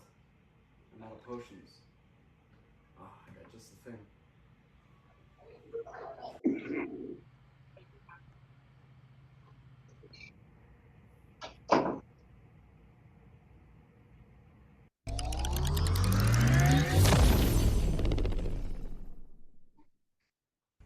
Have you ever been on a walk and thought, what if that patch of grass held a hidden secret? What if that plant by the sidewalk could be part of a magical quest? Too many games keep us glued to the screen, but what if a game urged us to go outside, to move, to explore, not just digitally, but physically? What if fantasy could blend with the real world? With the Sacred Spirits Companion app, you can do just that.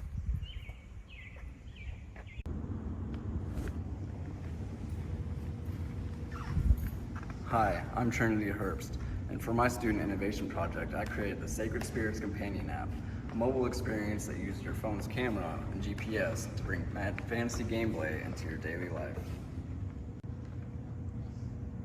In a world where apps isolate us from our surroundings, I wanted to create something that allows people to reconnect with nature. Something that makes walking outside feel like a magical journey. This app gives people a reason to explore the real world with curiosity and purpose. The app uses your phone's location to generate virtual herbs and crystals in the digital world around you, kind of like a magical version of geocaching. Then, using your phone's camera, you can scan real herbs and crystals. The app uses machine learning to identify what you're looking at and adds it to your in-game inventory. Behind the scenes, I trained a recognition model, kind of like teaching the app what mint, lavender, or rose quartz looks like, and connected it to a cloud database, which takes your findings and transfers it over to the main Sacred Spirits game. I'm offering a new way to play, not by looking at a screen, but while walking outside and seeing your surroundings as part of a magical fantasy quest. You can gather ingredients for spells and potions in a real-world scavenger hunt. It's not just a tool, but an adventure in your pocket. Whether you are a gamer, a nature lover, or somebody who just needs to get outside more, This app bridges the gap between technology and the real world. It makes the ordinary feel enchanted. And honestly, we could all use a little more magic in our lives. Remember that feeling that I asked about? Finding magic hiding in plain sight? That is what this app is all about. Turning everyday moments into magical quests, turning walks into adventures. Roald Dahl said it best. Those who did not believe in magic will never find it. And now it is your turn to step outside, open the app, and start your magical journey.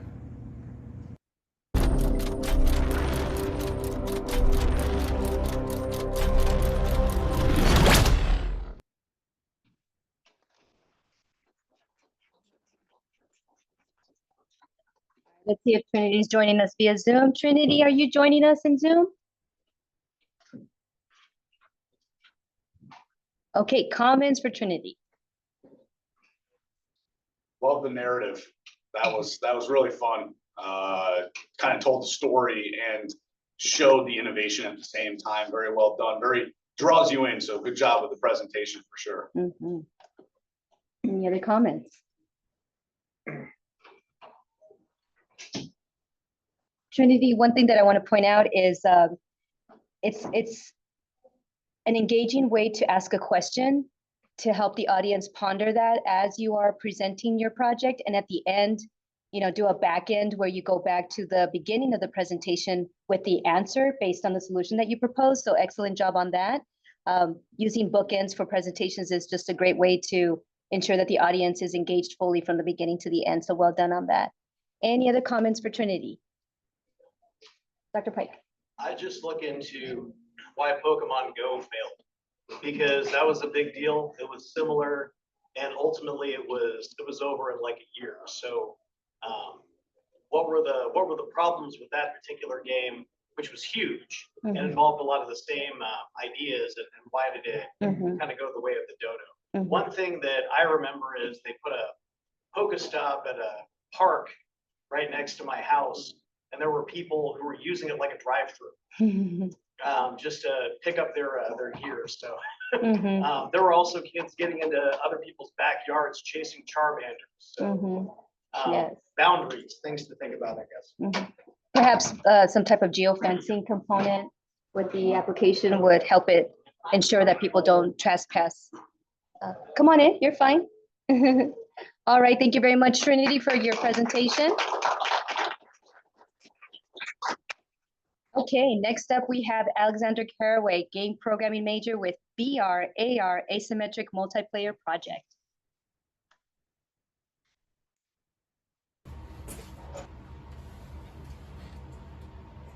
So what are you playing? Game.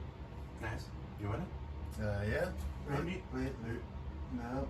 Oh. Oh, sorry. Okay, wait. Okay, we are winning. We're crushing. Cool. So, can I have a turn? No, I'm playing. Well, like, come on. No. Just. There has to be a better way. Hello, this is Alex Caraway, and I'm presenting my VR/AR asymmetric multiplayer project. This project is a concept that bridges the real and virtual worlds. By using augmented reality through your mobile device, VR worlds can be displayed on your table or floor for you to observe and interact with. For those of you who don't know, asymmetric multiplayer is simply a style of multiplayer where groups of players interact with the game in different ways. On the VR side of the game, it could honestly be anything with a set location. For this prototype, I've used a basic VR game scene. VR players can move around the world and pick up objects. On the AR side, things get interesting. AR players are represented in the world by floating planes that show the phone's inner camera feed. AR players can't interact with the world quite as well as VR players, but they can summon objects and trigger effects in the world. Thanks to their unique perspective, AR players can use game-changing effects to mess with, enhance the experience of VR players. In this prototype, the AR player can call cubes down onto the VR player and cause the bar on the stage to spin. Meanwhile, VR players are in the thick of the action. They are the stars of the show. This system could be adapted to many kinds of experiences, but one example I had in mind was a team battle with two teams of VR players and AR players as neutral spectators that can shake up the field. Before we jump in, let's talk about the prototype I made. I created this prototype in Unity using its base VR project template. It features one VR player and one simulated AR player using the keyboard and mouse on the computer. This is just to show you an idea of the concept. All right, let's roll the demo. So here we are on the AR side. Let's say VR player down there. As you can see, the AR player has a couple of actions they can do. If I click the drop cube button, the cube falls from the sky.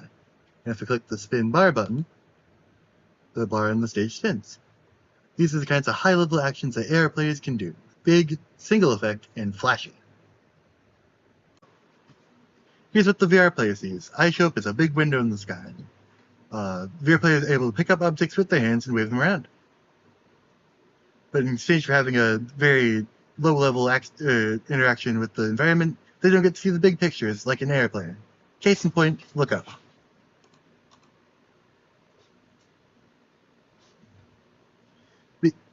It's a completely different experience, but it is a shared experience. Being able to see and interact with the VR world from outside opens a window into an inherently solitary experience and allows the magic of VR to be shared with more people than ever before. So there you have it. The VR/AR asymmetric multiplayer project bridges the gap between VR and the real world and allows everyone to join the fun, no matter what devices they have. Any questions?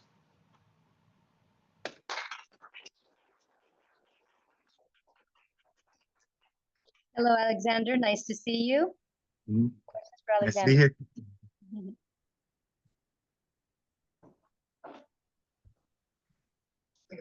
Dr. Henry? Excellent work. What issues did you run into while building this that were kind of unexpected and trying to get VR and kind of non-VR to work together? I guess one thing was making the actual video show up. It was kind of hard to like find the right camera with the code, and actually came out upside down. I had to flip the object to make the video right side up, which is kind of weird. Alexander, I have a question for you. Now that you're completed your MVP, if you were to do this all over again, what would you do differently? Definitely start earlier so I could incorporate maybe more features or just add a little more meat to the prototype, I guess. Okay. Any other questions? It looks like there's one in chat. You think this concept can be expanded and developed in something like Rec Room? Yes, that's honestly one of the things I was thinking of when I was coming up with the idea. Something in Rec Room where it's like a lobby of like VR players and then AR players spectating them. Yeah. Okay. We have a question here in the audience. So having a live camera in an online game seems kind of dangerous. What's your plan with that? Yeah, definitely good point.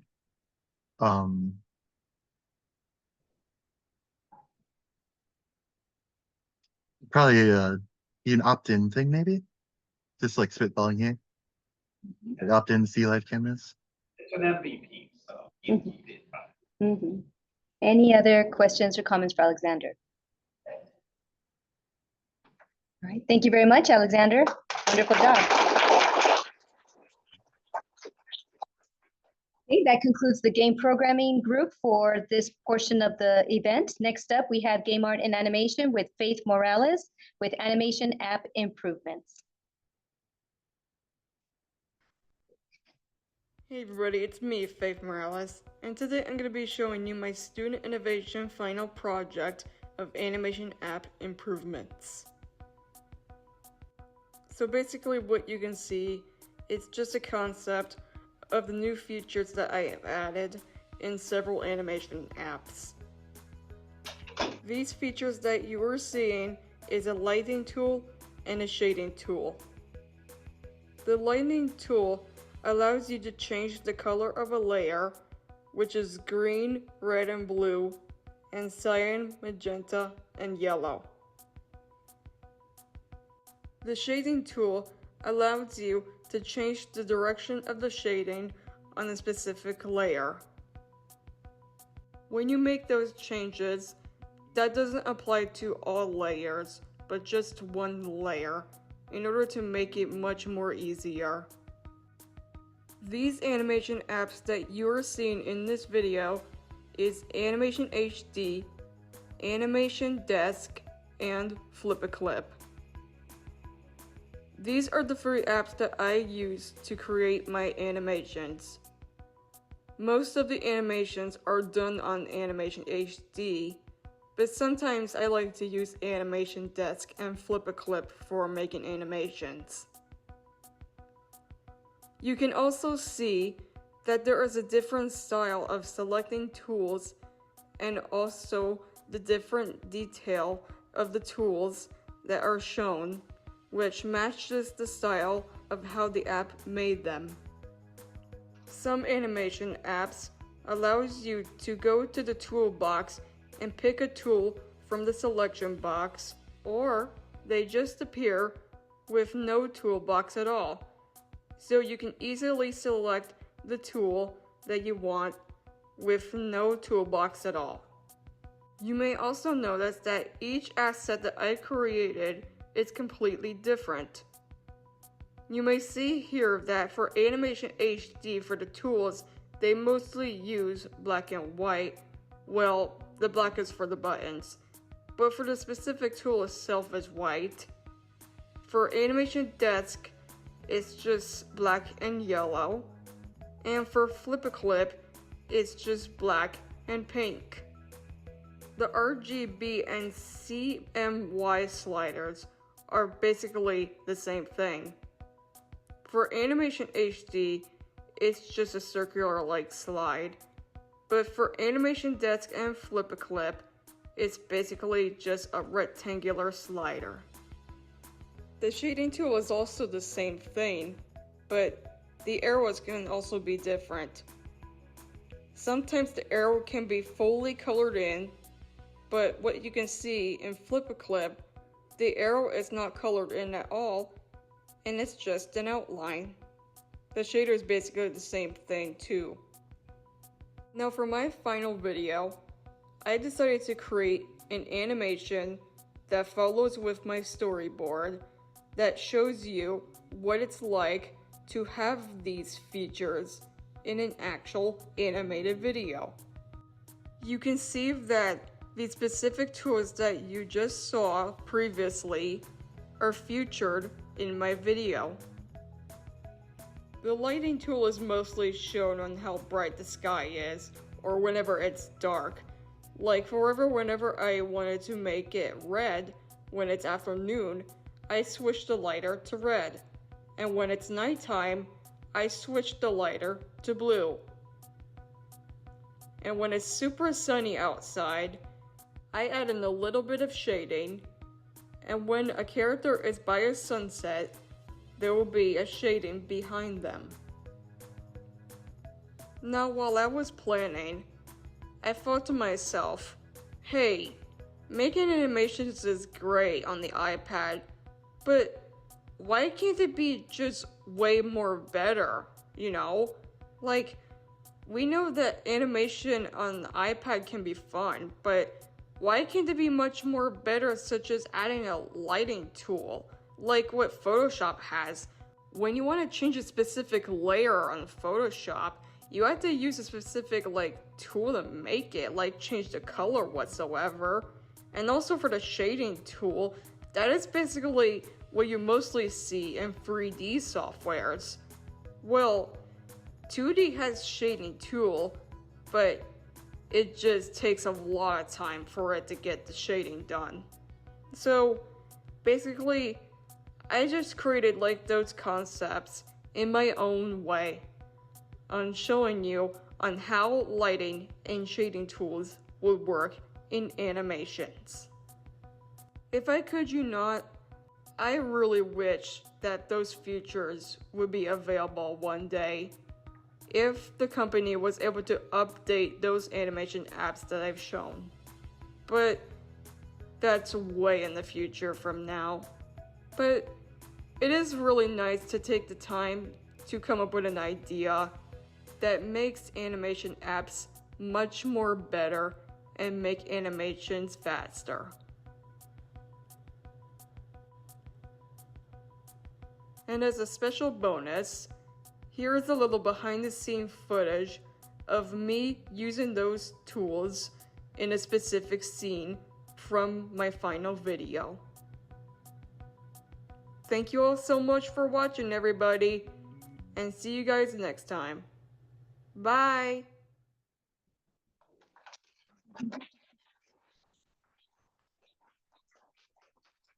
Great job, Faith. Questions for Faith? Professor Markowitz. Shout out for Penny. I saw your character on that. I know Faith well enough. I know what her characters' names are. And I saw Penny on there. That's great and all. So I often say that, like, as far as game art is concerned, it's one of the harder degrees, at least in my opinion, to create a SIP, because a lot of times it kind of falls into the realm of programming or design or something else. It's really hard to innovate specifically just on art. And my question for you specifically is, as far as your app and your work here, did you actually have to learn some programming to get some of that stuff to work, or is it more of a proof of concept where it just shows it working, but it's more of a, It's pretty much a proof of concept of what it's like. The assets I've created was on Photoshop and Illustrator. Okay. So yeah, it's basically a concept, but like I said, I wish this was a new update. Awesome. Good job. Any other questions for Mr. Portillo? Yeah, congrats, Faith. Awesome presentation. Yes, we saw Penny, of course, and her great glory there. Couple things that I want to comment on, not just a question, but comments is, I really like that you found a way or try to find a solution to improve your workflow that can help other artists. You came into university, with gifted talent and working all these other apps. And you were new to Photoshop and started using Photoshop classes. You started to figure out these are the really cool things that Photoshop can do. How can we get these features into the stuff that I do, on a day-to-day basis? So it was cool to just your thought process behind, what's going to make things easier. We got to connect you with like a tools guy or somebody to kind of get this into the app and get it working for everybody, because it will definitely save everyone a bunch of time and also have cool lighting effects and shading effects and animations. For people creating like YouTube, there's a YouTube TV series that you do quite often. So just congrats, big stuff. Thank you so much. Professor Raylan? What are you gonna do? You're gonna go like bring this, but I think also very great work on it. Seems like super professionally made. You already have some of the stuff in it already, and honestly, I think it looks pretty much ready to go. Love this with people once again, and you got a really good project. Great job, Dave. Thanks. Like I said, I wish this was a new update in the future. Like I said, it's all a concept, Any other questions for Faith? Congratulations, Faith. Well done. Thank you. Okay, next up we have another game art and animation major, Jay Jorgensen, with Into Each Situation.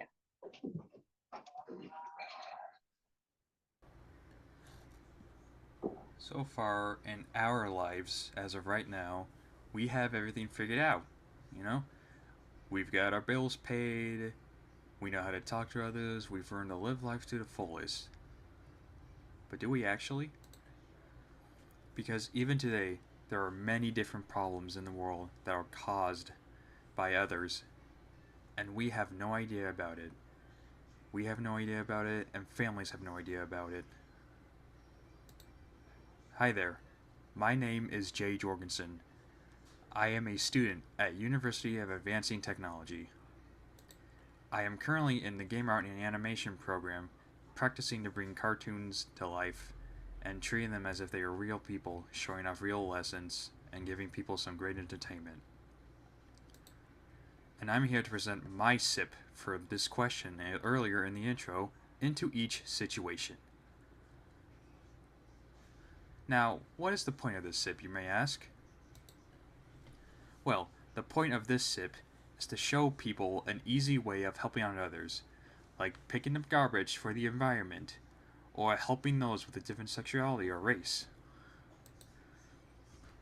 It's there to help us by giving us some great gameplay via platforming or decision making, while also telling us what we can do to help out those around us.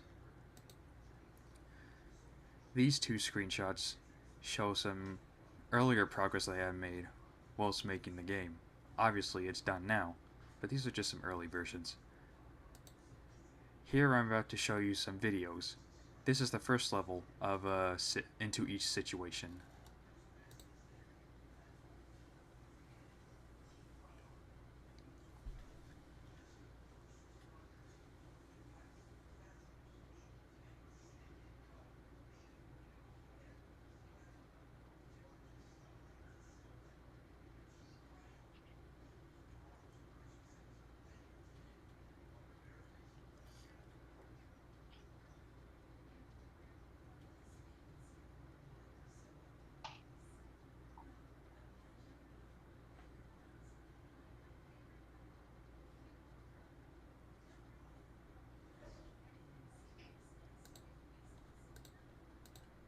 Now I would like to show off level 2 of into each situation.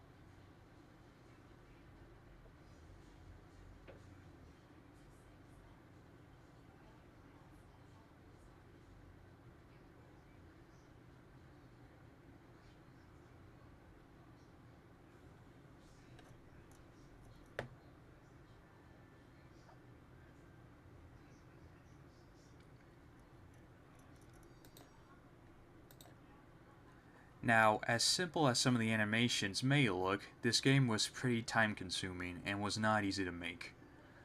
The first level was pretty simple, but I just had to relearn everything from the software I was using. I was able to make the sprites and make the dialog box and make the background. Overall, I'm proud of it. The second level, I'm also proud of, but it definitely took longer due to the dialog box not following the camera, but I still managed to make it work even then. As I'm ending this, I would like to thank the softwares I had used, Construct 3 and Adobe Photoshop. I would not be able to make the game without using these two. I would also like to give a special thanks to these professors, Jorge Patillo, Dabsari Valenzuela, and Rylan Watson Davis. Without their input, I don't think I would have been able to be here today to present my SIP to you all. I am now available for any questions. Thank you.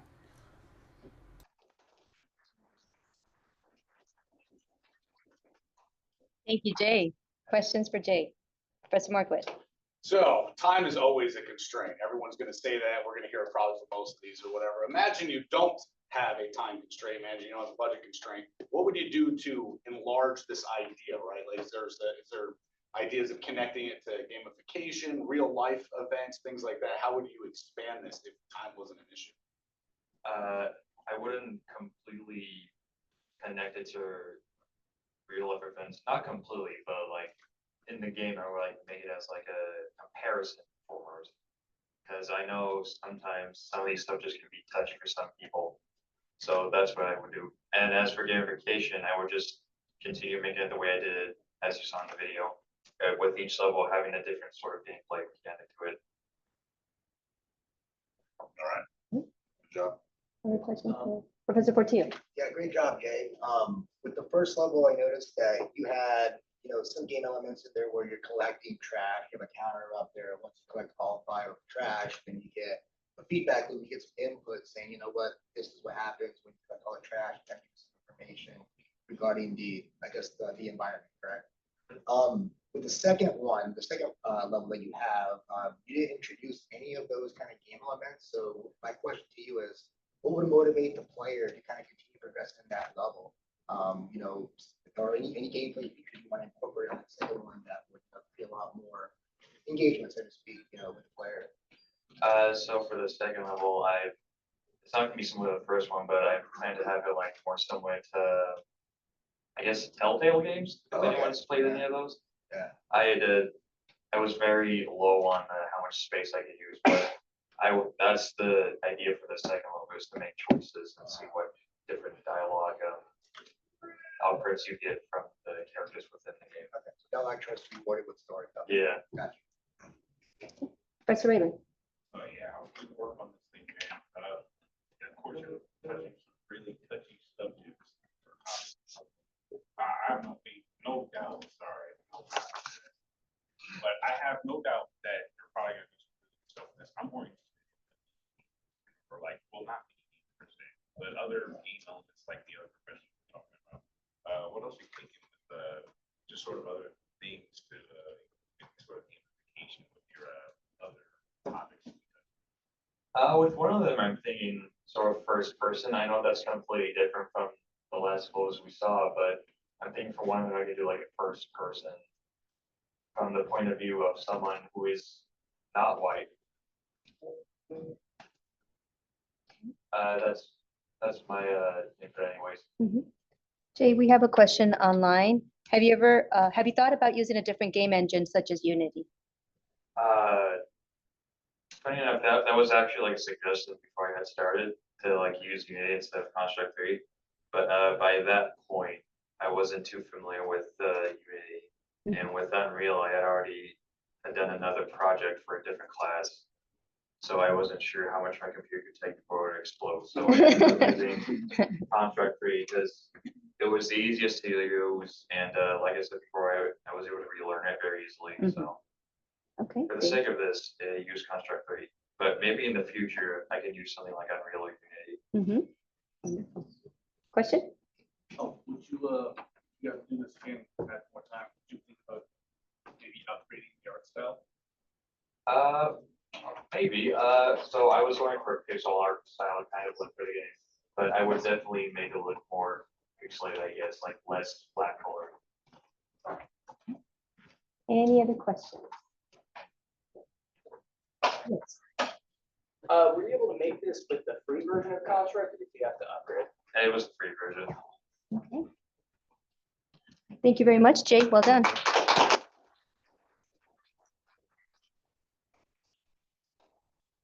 Next up, we have Darian Rutledge, a game art and animation online student with Snapshot Run.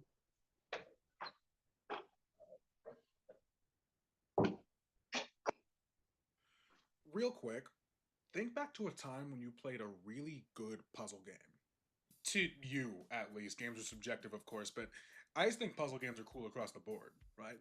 They come in several different forms with their own set of mechanics to guide them, and they tend to see these games build around what happens with the player, and I think that's just really sick. But I couldn't help but think that with everything that we have today, there's a lot to be explored in video games, period, especially in these puzzle settings. How about a puzzle game that looks to tackle the puzzle a bit differently, maybe with the level itself? Let's see what that could look like. My name is Darian Rutledge, and I'm introducing my student innovation project titled Snapshot Run. Snapshot Run is a 2D puzzle platformer looking to utilize procedurally generated structures to inform and transform the game's design. This is to be done with the snapshot mechanic, allowing you to transport the screen view of your chosen environment onto the other. Let's take a little bit of a look. So starting off on our level, we're actually going to break down the left and right sides as A and B respectively for the sake of clarity. And that also applies to our characters, doors, anything we're going to be seeing there. We'll see two characters here, but make no mistake, they're still going to be controlled by one person, shared inputs and all, and same for the health. Going through the levels now, we're going to see that the layouts are drastically different on both A and B. But let's, real quick though, head back down, and we're going to make use of our snapshot button here on environment A.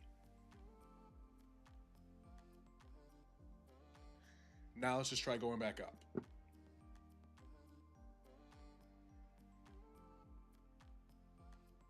Different from before, we're actually going to see that environment B has the same layout as what we saw in environment A.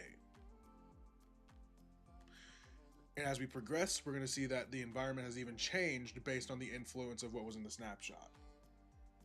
This mechanic alone, while not changing in an attribute of the characters themselves, are still going to offer a lot of variation to the puzzles and platforming to be had with all of the obstacles or enemies that could come from it. But for now, let's actually start talking about how we got here. What I wanted to call it seems to kind of be already being used in other gaming communities, kind of, but I wanted to call it in essence seed swapping. You see, in this hypothetical game, we would be driving our generation with a number, or a seed, created at the top of both levels. That number determines the layout of our platforming and can also be used to determine our doors, interactables, or even hazards. So this is really important for the actual snapshot mechanic, which, when it's activated on either side, will call to the seed made at the beginning of the level, along with any actions taken by the player that could influence what's on the screen, any doors interacted with, any buttons pressed, stuff like that. Once this information is determined, the system will then modify the seed on the target level, making sure to start with what was seen in the pictured level, and then changing the rest of the new level going forward. Of course, there's still much more I could add, and definitely will in the future. But I think there's something to be said about what we have here and how far this singular concept and mechanic could go. It took me a little reflection, but I do think about that question I asked at the beginning a little bit, the Real Good Puzzle Game one. It can apply to so many different things, and I can only trust that they'll be accompanied by positive memories. But that's not necessarily the reason, I think, that I come back to that kind of questioning. In truth, I think I come back to questions like that because it spurs the creativity in an individual and leads to new ideas about the things they love.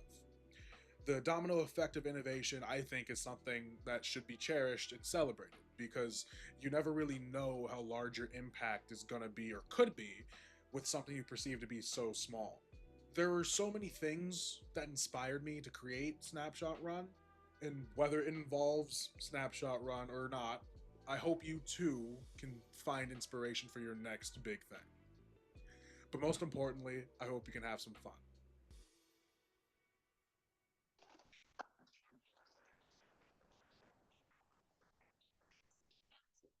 Let's see, Darian, are you joining us via Zoom? Okay, any comments for Darian? Professor Margaret. So I love your pixel art style, the animations, all those things in there were really awesome.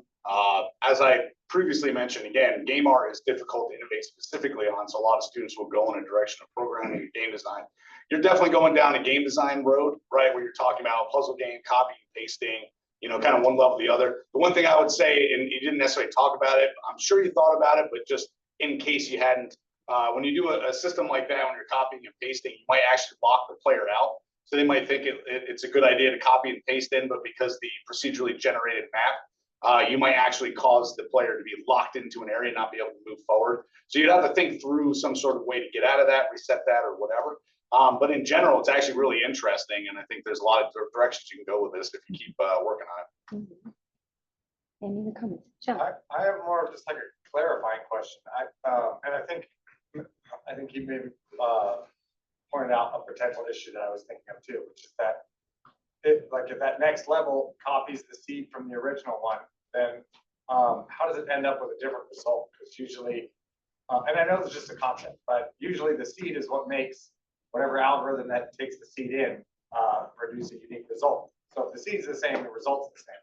So I would assume you'd get an identical level to the level you're currently on. But it sounds like he wants to do something in a way where it preserves the small area the character is currently in and then randomizes the rest of the level. And I can see how, just like he said, that would be tricky because you might generate something on top of that little area that you preserve that like boxes the character in. And so anyway, I was just wondering, maybe he has any thoughts on how that might be handled, or a little bit more of, I don't know, what that logic, if he's got that figured out, it would be fun to hear him out on that. Something to consider for yourself, Darian. Any other comments? All right, thank you very much. Next up, we have another online game art and animation major, Christopher James, with Union Reforged Spelling Game. I'd like to ask you a question. Do you remember your first day of school? How about your first spelling bee or first spelling test? The anxiety and pressure you felt that day can be quite overwhelming. You're not alone feeling this way. Matter of fact, many of us have walked down this path before, and it's understandable you're looking for ways to help yourself or someone else overcome this obstacle. Hello, my name is Christopher James, and I am thrilled to present to you my SIP innovation project, A Union Reforged. Dive into a mesmerizing side-scrolling adventure where two players can team up to conquer spelling challenges and tackle simple brain teaser puzzles. This is more than a game. This is a quest that turns learning into a fantastic experience and keep everyone eager for more. Now you may be asking yourself, where did I come up with inspiration for this game? And we'll start from the beginning, the classroom. As technology advances in schools today, parents' involvement in their child education seems to be declining. I've seen many kids struggle in the classroom, relying on digital application to complete their assignments, which leaves them frustrated and can have a hindrance on their learning experience. As a single father of 3 amazing kids, I recognize the importance of supporting my children's education beyond the classroom setting. This inspired me to create a game designed to improve their spelling and reading skills. While looking at the previous educational games, most of them were single-player games that didn't involve any parent interactions. So I went to the teachers and I talked to the parents and even some of the students, which gave me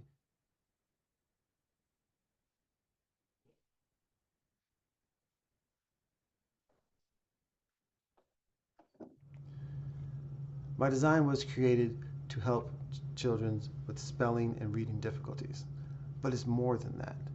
Adding math, science, or even history to this game, and now you have a wonderful game for advanced students to learn. Heck, you can even add a rigorous spelling assignment for adults. Learning is not meant to be hard. It's supposed to be meant to be fun and creative. Let's take the first step, help our children or a friend, and engage in a wonderful episodic adventure. And with that being said, I'd like to leave you with a video of me and my daughter testing out my game, A Union Reforged. Thank you. Hello, my name is Christopher James. And my name is Cora James. And today we'll be play testing A Union Reforged. You ready? Yeah. Okay. Go ahead and start the game. Okay. And put this, there you go. Upon his journey, the child comes across a lock. And it's Locked what? gate. And how to spell gate is G-A-T-E. Nice. By collecting the letters, a switch appeared. Okay. And So now there you you gotta go. click your, like, I press the button. Now the gate's unlocked for you. now, in the distance, you see an orange switch, which may be important. Yep. And I'm gonna hit it now.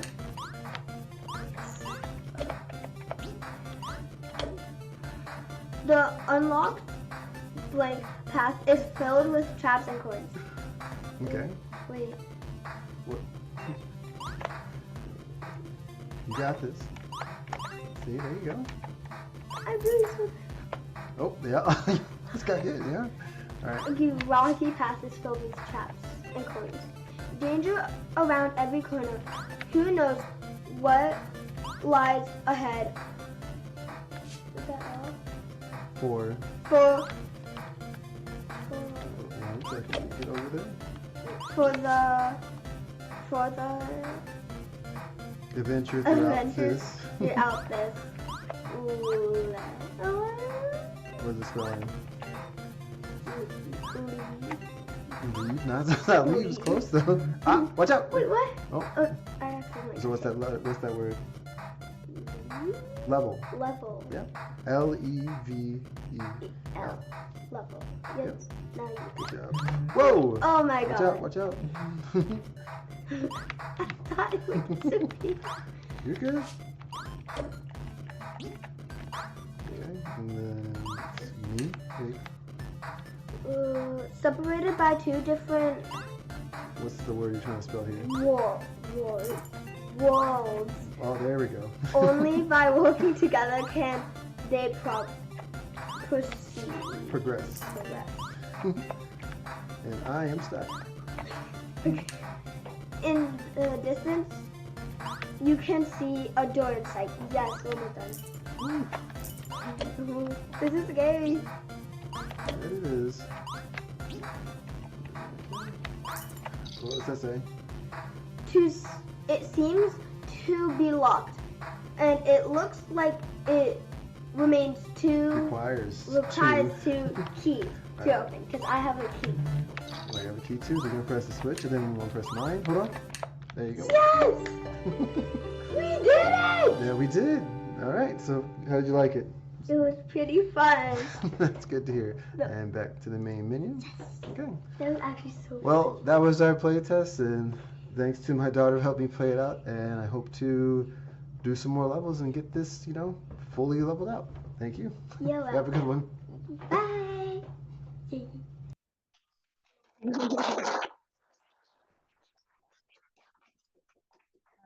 Christopher, are you joining us via Zoom? Okay, comments for Christopher. Professor Markwood. Of course. Yeah, no, that was awesome. I mean, if you didn't hear the people clapping in the middle of your SIP, not just at the end, there's something to actually showing the test. A lot of times I tell students, especially when you're doing game design, right? And you have this idea, you want to prove it works. And it was awesome to see that you did that with your daughter, proving, right, it worked. It didn't look like it was scripted. You guys just playing and had fun. I think that was like an awesome kind of statement to the idea. And I'm seeing a strong theme, even though I know these students don't work together with each other or even know that they're doing similar things. But it's like construct, pixel art, serious games, which again is games that are primary purpose is something other than entertainment. A lot of you guys are doing that kind of stuff. So I kind of love seeing where you guys are going with this. And strong game design presence, even in the game art stuff. So keep it up, people. Any other comments for Christopher? Professor Portillo. Yeah, most of a compliment. Yeah, James, I get to know him as an online student. He had it pretty tough very early on, being a single father, of 3. He had to work a lot. And, when we're working on the project, he just couldn't figure out an idea for SIP. And one of the things that you often praise in your class is, well, look at your day-to-day. Like what are some things that you feel that can probably improve, whether it's your life or maybe your education, whatever it is. And he found it like within his family, what that was super cool. And when he kind of gave me a proof of concept, I didn't think he was going to go this far with the prototype itself, like creating a full level. But having the best test subject for that, his daughter, in that. So it's super cool, and again, like Mark would say, like it's unscripted, they're just kind of going through it.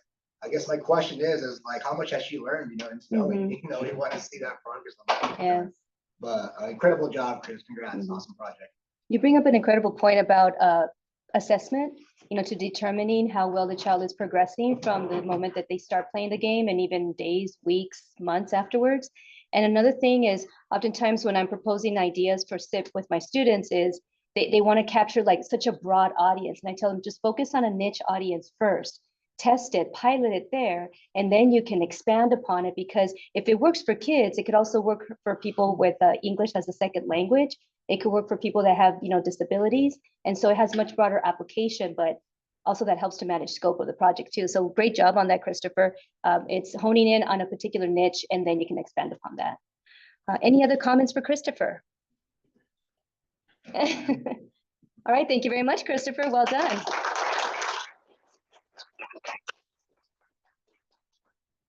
Okay, that concludes the game art and animation portion of the game event. Now we're moving to game design. Next up is Michaela Ali with reading base motion commands, reba.moco.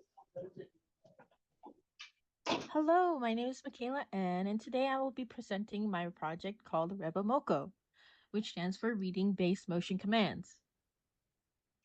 The issue I want to address is how story content in games often gets skipped or ignored. This makes the narrative feel underused or disconnected from the gameplay. But for my solution is to create a mechanic that ties story progression directly to gameplay as the story naturally moves forward. It will trigger events, spawning items, and even changing locations around me as the player. Or the NPC, I would say. RebaMoco is a voice-activated, story-driven game mechanic that allows interactive elements to appear while changing the environment, trigger story events, and even the players shaping their own story using editing tools. To build this, I used Unity and C# scripting along with basic voice recognition. I also focused on narrative design and even scripting with the help from one of my colleagues back in Leeward Community College before I came here. The skills helped me create a prototype where spoken words bring the story to life. For the target audience includes narrative focused gamers, indie developers, for the new mechanics, educational games that support reading, and VR or AR platforms where audio input is already common. Some of the inspirations include games like Among Us 3D, Dungeons of the Endless Rimworld, and Phasmophobia by Kinetic Games. These basically show different ways story interactions and procedural generations can be combined into one. And as for the final touch, let's head on to the prototype. Now, as you can see, we have nothing going on, just a plain floor to stand on. But if I press the control key, it opens a book panel. The book panel has a majority of 3 options when creating your own story. The screen panel to text and edit your words, if you want to change or remove along the way of the sentence. The generate story button generates random story events, spawning objects, different locations, weather cycles, and the day and night cycles. And now let me revise these informations because since this helped me a lot to come up with a better story.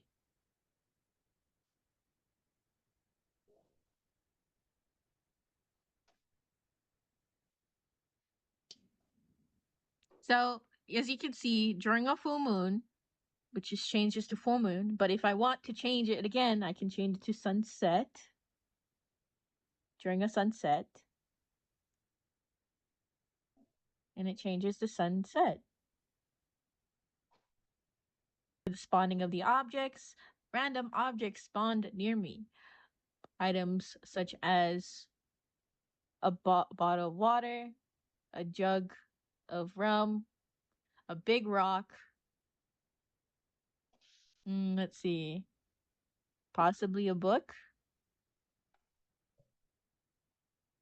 And maybe a chair to add on with that.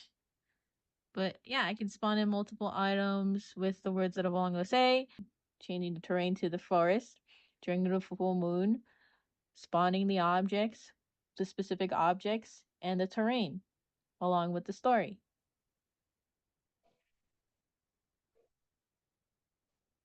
And right here, it's all flowers and neat plants and foliage. But I'm going to spawn in a little cabin. A cabin to live in.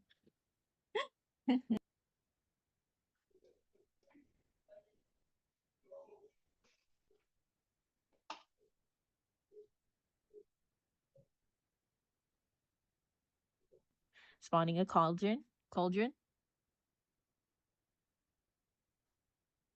And a little table. Okay, now we're going to change the terrain again. During the desert,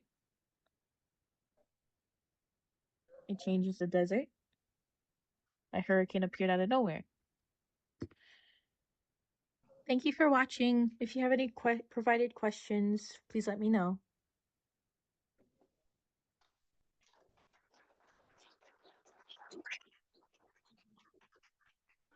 Great work, Michaela. Questions for Michaela? Professor Marquardt. Good job, Michaela. It's been a long journey. I'm glad you got here. So, when you were first kind of coming up with this idea, what were the struggles that you were going through to nail down an idea? And then how did you eventually solve this final problem, so to speak? To be honest, it didn't work out with my last SIP project because I didn't really have enough friends to, physical friends to actually work on the project. So I just came up with my own idea. When I was a kid, I used to play Scribble Knots, and I wanted to actually combine that idea to actually having a voice recognition by spawning those items in, including trigger the events and everything as well. But to do though, instead of clicking of a button, I wanted to actually voice activate it by actually having it in the game mode. Well, I was very impressed with what you created in the end, and of course, your friend helped you out, but that doesn't matter. The point is, you guys came together and created this kind of awesome thing, and it actually works. It's not just she's literally saying things and they're popping in the screen. She showed us in real time, and I'm like, whoa, this is crazy. So good job, I love it. Yeah, I thought that was super cool. It seems like a really fun thing to do. So, but I have a couple of technical questions to ask you. Like, how exactly were those objects? Do you have like a finite set of objects that you worked on to be able to be recognized, or are you using some So sort of a service? basically, we used we gathered some assets from the Unity asset folder and then gathered made them into the prefab, and we just click and drag it into the individual the component of the script to actually name those objects or look. But we were also thinking of implementing that to have our work more easier in the progress, because we were thinking of adding a data system or data storage of the script to add all of the components, including the word recognizer of the script. That was an idea. So basically gather all the data, all the models into the prefab file once downloaded, instead of just individually dragging into the components. It will just basically recognize those named models into the storage, and when we activate it, same word, it will find that name. I have one other question too. Once you spawn those in, you kind of like I saw when you spawn Yeah, that it's kind of the same. if you spawn that table in, what logic do you have that determines where that spawns in? So basically, where we're focusing on is what Okay. we're looking at. It just spawns it in. And then are you like, well, let's say you don't want it right there, can you move it later? Yeah, you or can. I hadn't added that Maybe that's a feature. plan or something. Yeah, Okay, cool. probably. Yeah. Nice. But there was also another game before I made this. It was the features of spawning the objects, including effects, which is called the game for Majorina. I don't know if you guys heard of that. So it was an indie game that was actually made by someone else. But I don't think I would continue the progress if that game was already made and making it. But if I add more features to it, maybe. So. Any other comments, questions? Yes. If you were to implement this, like continue building on it to actual game, what kind of genre did you think you would want to lean towards, like story, puzzle? I was thinking of a story or a base game, but to add a proximity to it. There's like a big monster that can hear you, detect you whenever you're reading a story. You have to read a story along the way to actually move forward. That's basically one of my ideas, but that one has not been made before. All right, another question? Michaela, I do have a comment for you. I want you to recognize how important it was for you to, you managed your emotions really well throughout this entire journey, the amount of stress and just meeting the expectations of the SMEs, changing your SIP project, continuously pushing forward.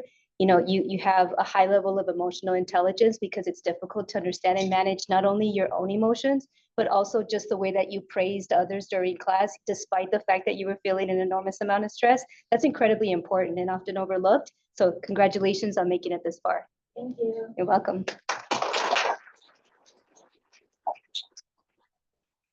Okay, next up we have our game design presenters, Jordan Burke with Lorebite. Have you ever stopped watching a TV series halfway through, only to try to pick it back up months later? You might remember the main characters and perhaps even the big plot twist that unfolds. But the little details, why this character loves another, why one character betrays another, those details you may not remember at all. Now imagine that, but with video games. The issue is that with games, while you might not remember the story, you can also forget how to play the game. Suddenly, you don't know the controls, you've forgotten the mechanics, and you have no idea why your character is even on this quest in the first place. For many players, that's where the frustration sets in. Hello, my name is Jordan Burke. I am a game design student at the University of Advancing Technology, and this is my project, Lorebite. Lorebite is a website I created to help players remember where they are in a game. Some people, when they return to a game after months, will will just stumble their way through, trying to recall what happened. Others simply never pick it back up, leaving that story unfinished in their library until maybe a sequel comes out years later. This is the problem Lorebyte solves. Lorebyte offers several tools to refresh your memory.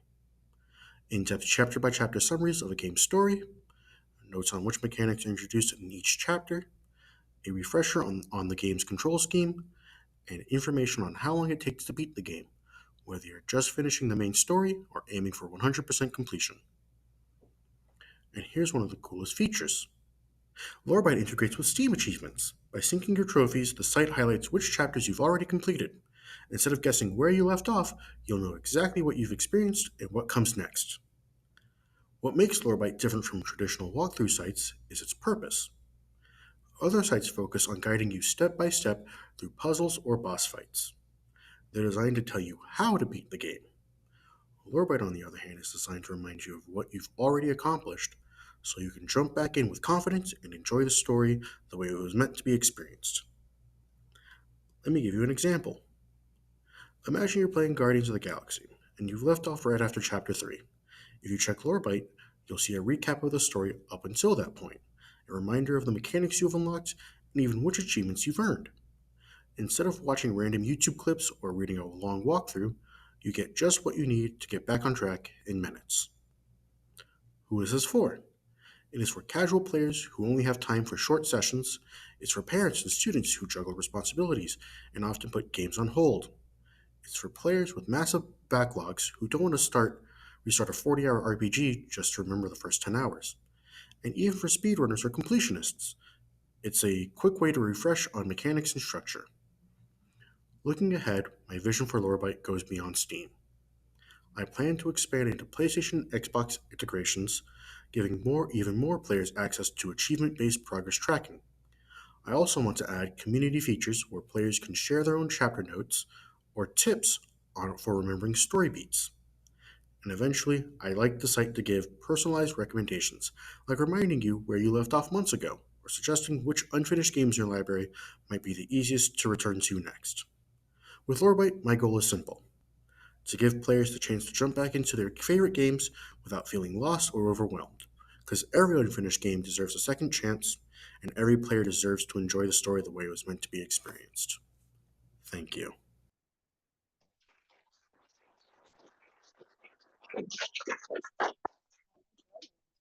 Questions for Jordan? Professor Marklet? So I know that I'm gonna throw this out for, I'm not trying to throw any students under the bus, this is kind of how it is. For 3 of the 4 game design students, you guys all changed your projects, right? Later after finishing like the first SIP. And honestly, ultimately I'm impressed with all of you guys that did that you were able to, not only change it, but then try to recap all that time and then come back and finish a new SIP, right? With these ideas that you're showing that are, again, the ideas is awesome. In the video, you could have showed a little bit more of like explain, like not just staying on the same screen, but showing that, because I know you made more content, you're just not showing it all for some reason. But if you did that, it would have helped as far as the presentation goes. But I love the idea because a long time ago I played Batman Arkham City, and I remember stop playing for 2 months, go back, and I'm like, what am I doing? Where am I? What's the controls? I don't want to play anymore. So this is kind of cool to have something like that. That, to your point, is not just telling you how to beat the game. It's helping you remind you specific things just to where the point where you're at, so that you can jump back in and not feel like you got to restart from the beginning if you forgot everything. My question to you would be, as far as the process goes, again, it's very difficult to have an original idea, it doesn't work out, and then come up with a new idea.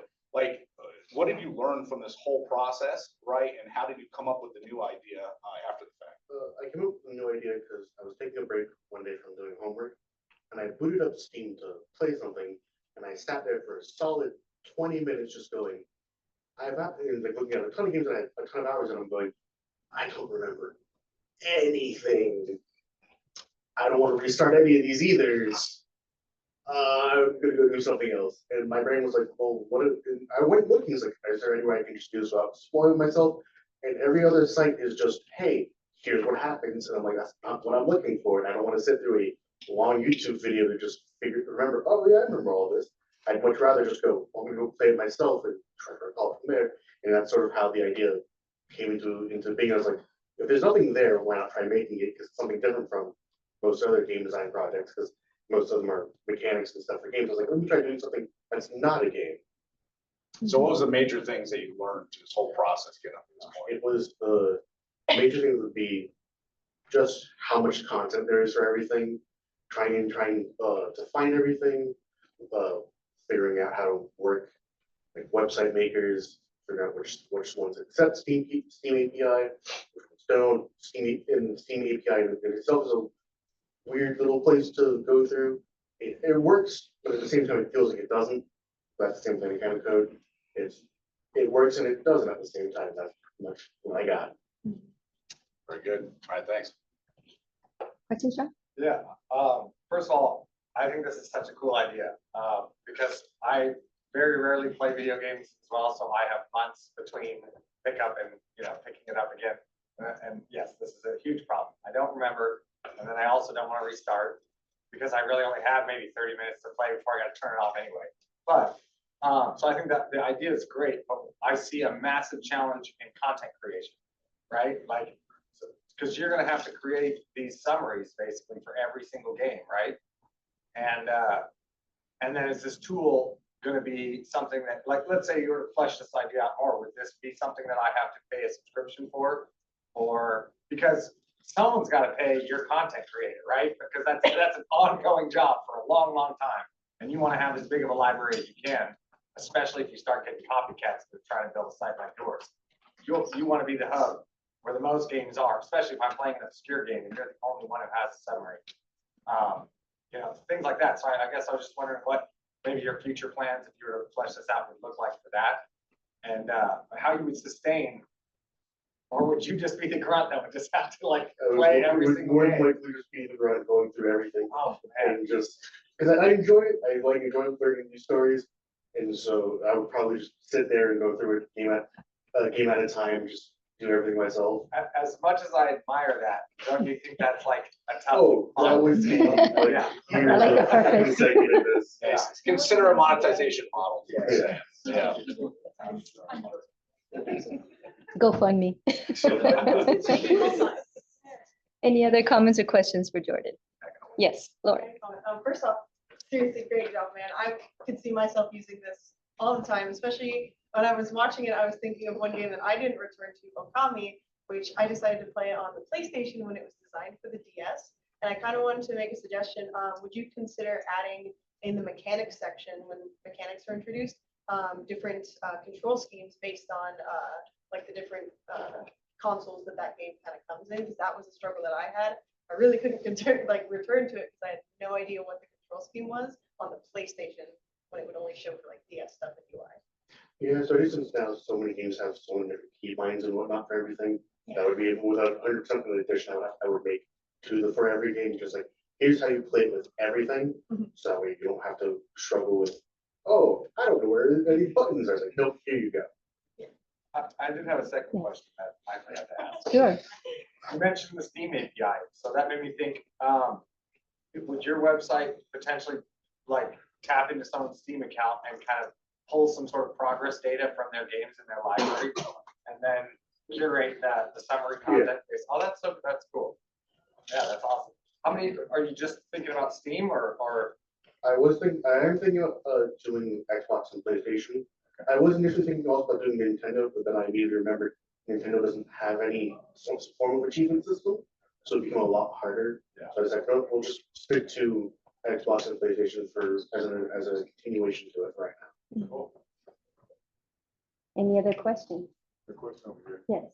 For the games that are so like you said, you're gonna play all of them to get the backstory. So for example, I'm playing Black Myth Wukong. I feel like this would be a great idea because I stopped playing the game because I get frustrated. Like, I can't beat this boss. This boss is crazy. How do you intend on getting that content out in a quick time so I can use it for a person? But I like being released. He's like TikTok. Yeah.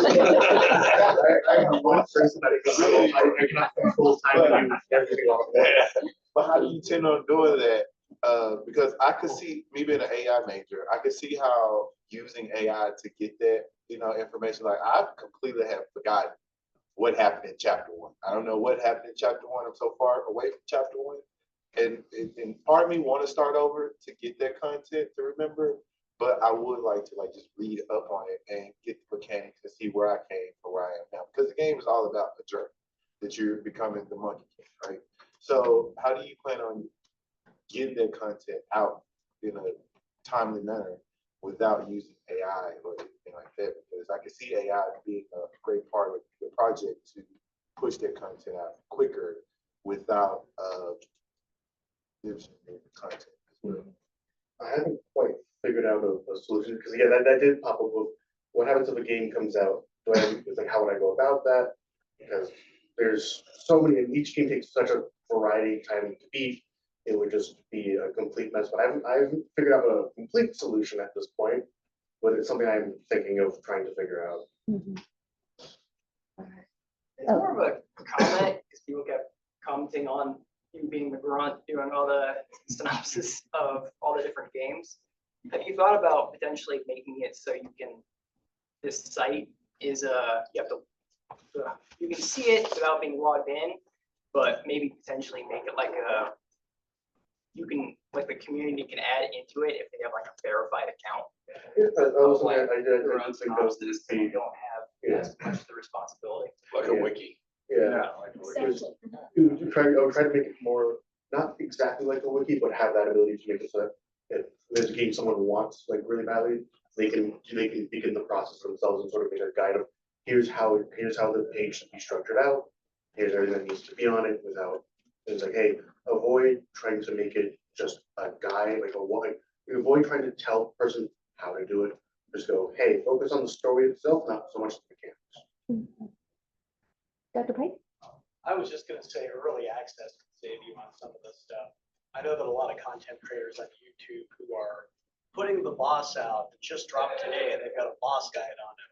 They had the game for 2 weeks before the players did. So, I mean, if you can get into that circle of trust, that'll help you get your content out earlier. Good advice.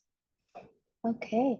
And also, I want to point out how wonderful it is to see UAT family members to come back and support your peers, and Lauren and Marissa, Christelle. It's always wonderful to see UAT family that even though you grow into new roles, that you continue to come back and support. So thank you. Wonderful job, Jordan.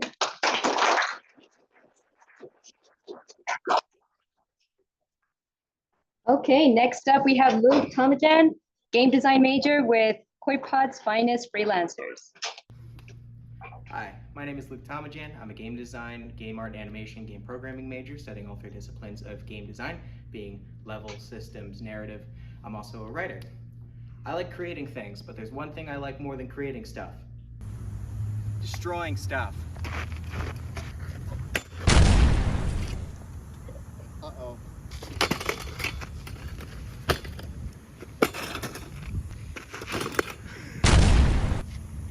Has this ever happened to you? Look up the warning label. Oh my god.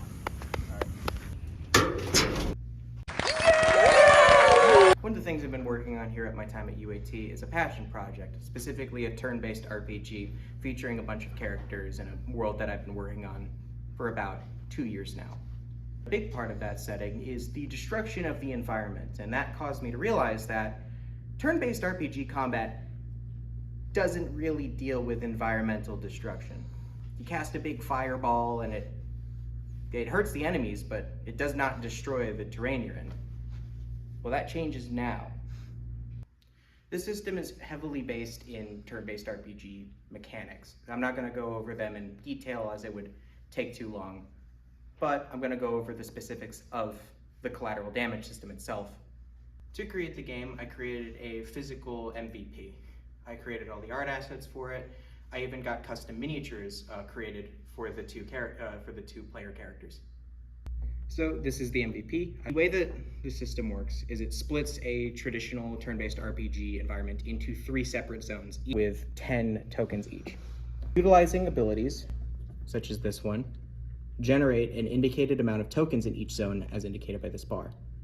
For example, this ability, Home Run, when used, generates 0 tokens in the first zone, 1 token in the middle zone, and then 2 tokens in the enemy zone.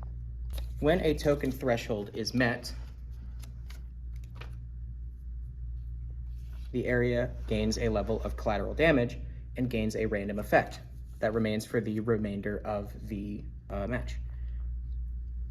The one that the middle one would have gained is Rupture. All characters in the tile take 4 damage, then the tile gains a level of collateral damage instantly. So it would gain another effect. A random character takes 4 damage, there are no characters in it, so it resolves itself automatically.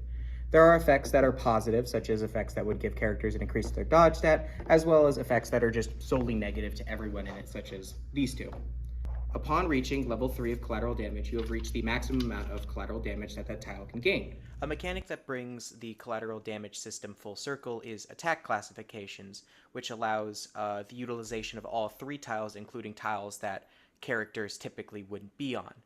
I'm going to go into a bit of detail in it in this video, but unfortunately a lot of information does have to be exempted due to time, but a lot of information about plan systems is all in this design document that I will attach in the description of the video.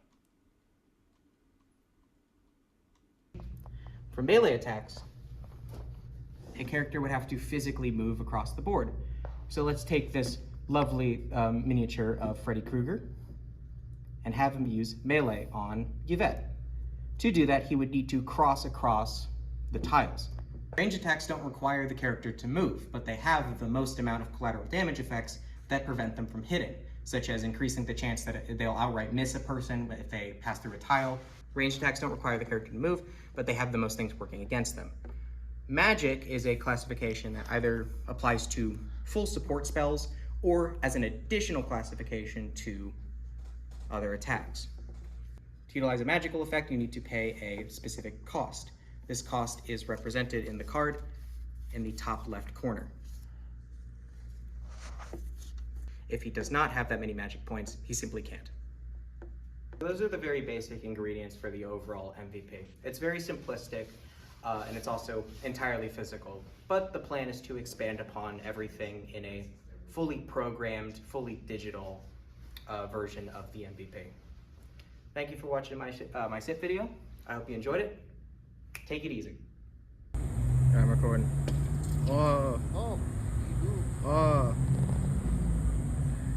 Little baby man. Little baby man. Little baby man. Oh my god, that's an owl. All right, Luke. Questions for Luke, Professor Marquit. What just happened? Okay, and was there any students that got hurt when trying to break that chair? 'Cause that was fun to watch, but I don't know. Those explosions probably. Yes, me. Yes. Your pride, I think, when you realized it was metal. I like that. No, I think you actually you have a great idea, because a lot of times, video games, we just, again, we throw caution, logic, things to the wind so that we can play. And it does make a lot of sense that, if you're causing damage to these enemies, that kind of thing is going to cause damage in the environment. So even though that sounds, again, simple, nobody's really thought about that before. Where was the path that led you to coming up with this idea? So, there's a gas treatment plant down the street from this school. I like to take walks. I'm in 110-degree weather wearing these jeans and a black t-shirt. And one of the gates into that gas treatment plant has a hole in it. It's a wooden gate, looks like someone kicked a hole in it. And I look at that and I go, man, someone's gonna have to pay for that. So I ran back to the university, found Margaret in the cafeteria and went, I have an idea. And then you, I believe, went, well, that doesn't happen very often. Sounds like something. And here we are. Yes. So what insurance companies are you going to pitch this to? Progressive, Geico. No, I thought, because I knew that you were talking about that as like a mechanic, potentially something in there with some sort of insurance you had to play off of that. If you were going to build this larger, what would you kind of add to the game or to the digital version? Yeah. Well, one of the things, it's in the document. I didn't do it for the MVP, obviously, because of how complex it would have been. But multi-story buildings, like if you deal enough damage to the environment, the floor will give out. You'll fall down to another floor, to a refreshed environment, essentially. Nice. Good job, Luke. Stack only has one pocket. This pocket is the only functional pocket. These two are fake. Probably the only time you've ever worn that jacket. So. Question. Yes? Is there a pay cut, mechanic, or it costs too much damage? Is there a, sorry? Like a pay cut, mechanic, like the characters, if they cost too much damage. There was initially, and then I scrapped that because it was going to be extremely restrictive very early on, and then completely non-existent later on. It just didn't really have a place in the game. Okay. Other comments, questions? All right, thank you very much, Luke.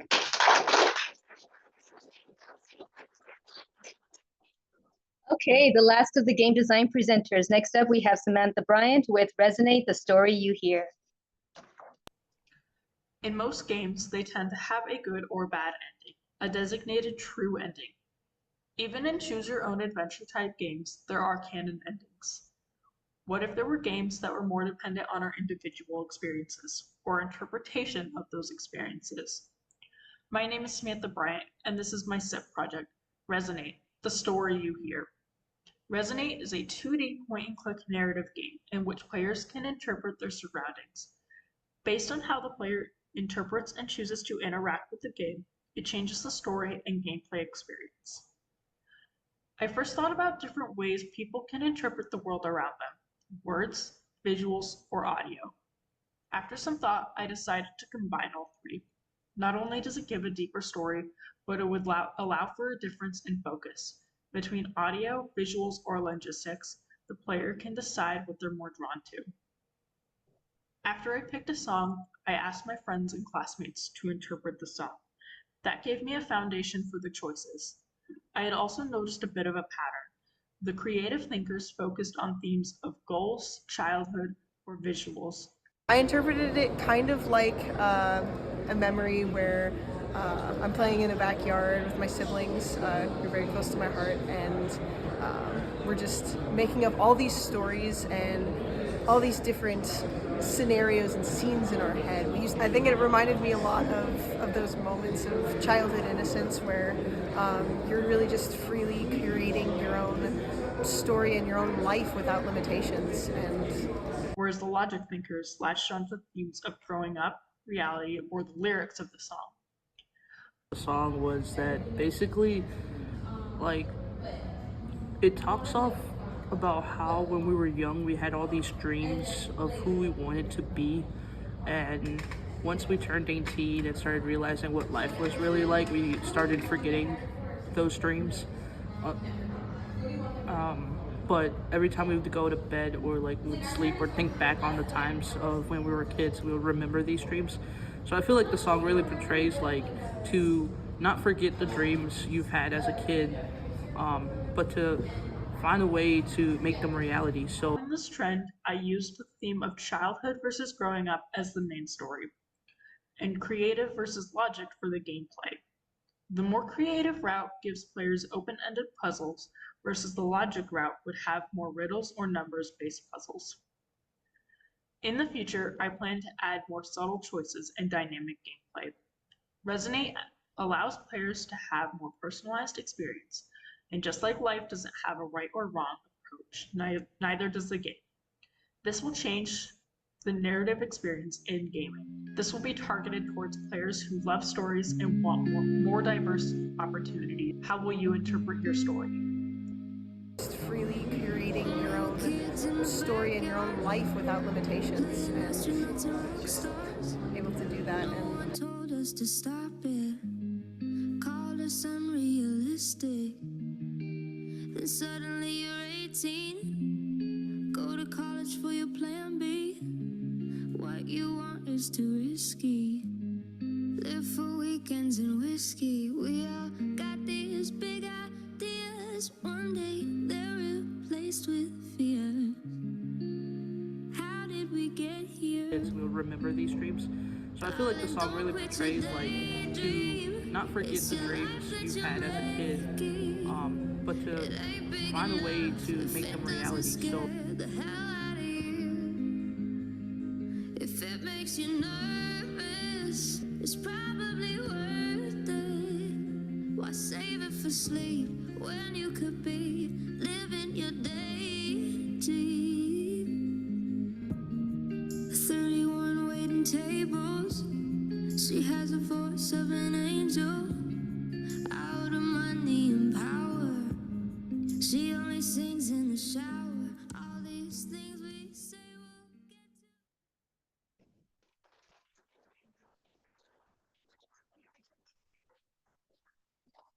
Wow, Samantha, very nice. Questions for Samantha. Professor Markowitz. So how, let's put it this way. We always had this one student every semester. Sam was that student who comes to every Friday feedback session. And we talk to her and we've gone through, it gets to a point where like, I know we're supposed to ask questions to students here, but I think every question I ever had, ever for that project, I'd asked like 30 times at this point. So I think, because I've seen from where you were when you first started to where you are now, the progression, I want to know from your perspective, you as a person, what has the SIP project and everything you worked on, and all the thought that you put into it, all the people you talked to about and all this stuff, how has it brought you to where you are now? What areas do you believe you've progressed the most because of your SIP project? I think, okay, for areas that I've progressed most, I think it's more of the, like, how much effort that I've put into and more of the mentality, especially the conversations that we've had. Just because it's like, okay, I didn't know if I could do it and I pulled through. And I just had to change a lot of the mentality of, I don't know if I can do it. Maybe I can do it. Okay, I can do it. And just be proud of the work that I've done. Amen to that. Love it. Good job. You're so awesome. Any other questions, comments? Yes, Lauren. Say, because I know I'm going to say it after the SIP, but you did such an amazing job. Just seeing you grow throughout this entire SIP process has been, oh my gosh, so amazing growth. And seeing that come together in the presentation as well, even though I knew that I was going to be in it, I kind of forgot. I went, wow, I'm slouching a lot in that. But yeah, it was just so magical. Yeah, great job. Any other comments, questions? Yes. How many retrospective games have you played to give you inspiration for that game? There were a couple. I was trying to find games that were sort of more on the like personality based games. So there were kind of games like there was an app game that I used to play called like Alter Ego, and that was one I played. Or there's a game I can't really remember exactly the title off the top of my head that was sort of like personality based, but there weren't a whole lot I could dig up. And when I talked to people, they couldn't really think about games. And then I would try and most of the games I would try and use like point and click for inspiration for gameplay, but as far as the innovation aspect, there weren't a whole lot I could dig up. Any other comments, questions? Yes, sir. Good comment. Nice job. I think that it was very smart to use the music as the anchor in your game. I think that music is like such an underrated tool, and it was good to hear how the different interpretations of the game were. I think it was just very smart to use that music piece because you can listen to a song and get something totally different than someone else. I thought that was a very nuanced piece. Another comment on Zoom is, wow, incredible job. Any other comments or questions? Okay, thank you very much.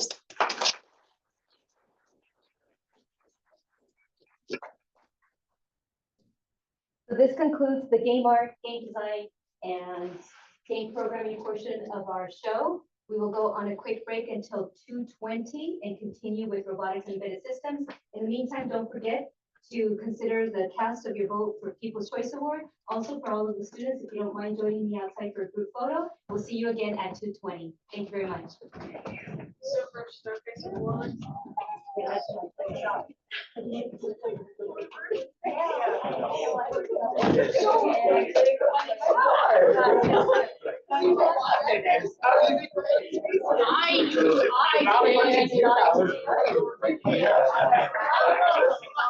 I can't just put my friend. Oh.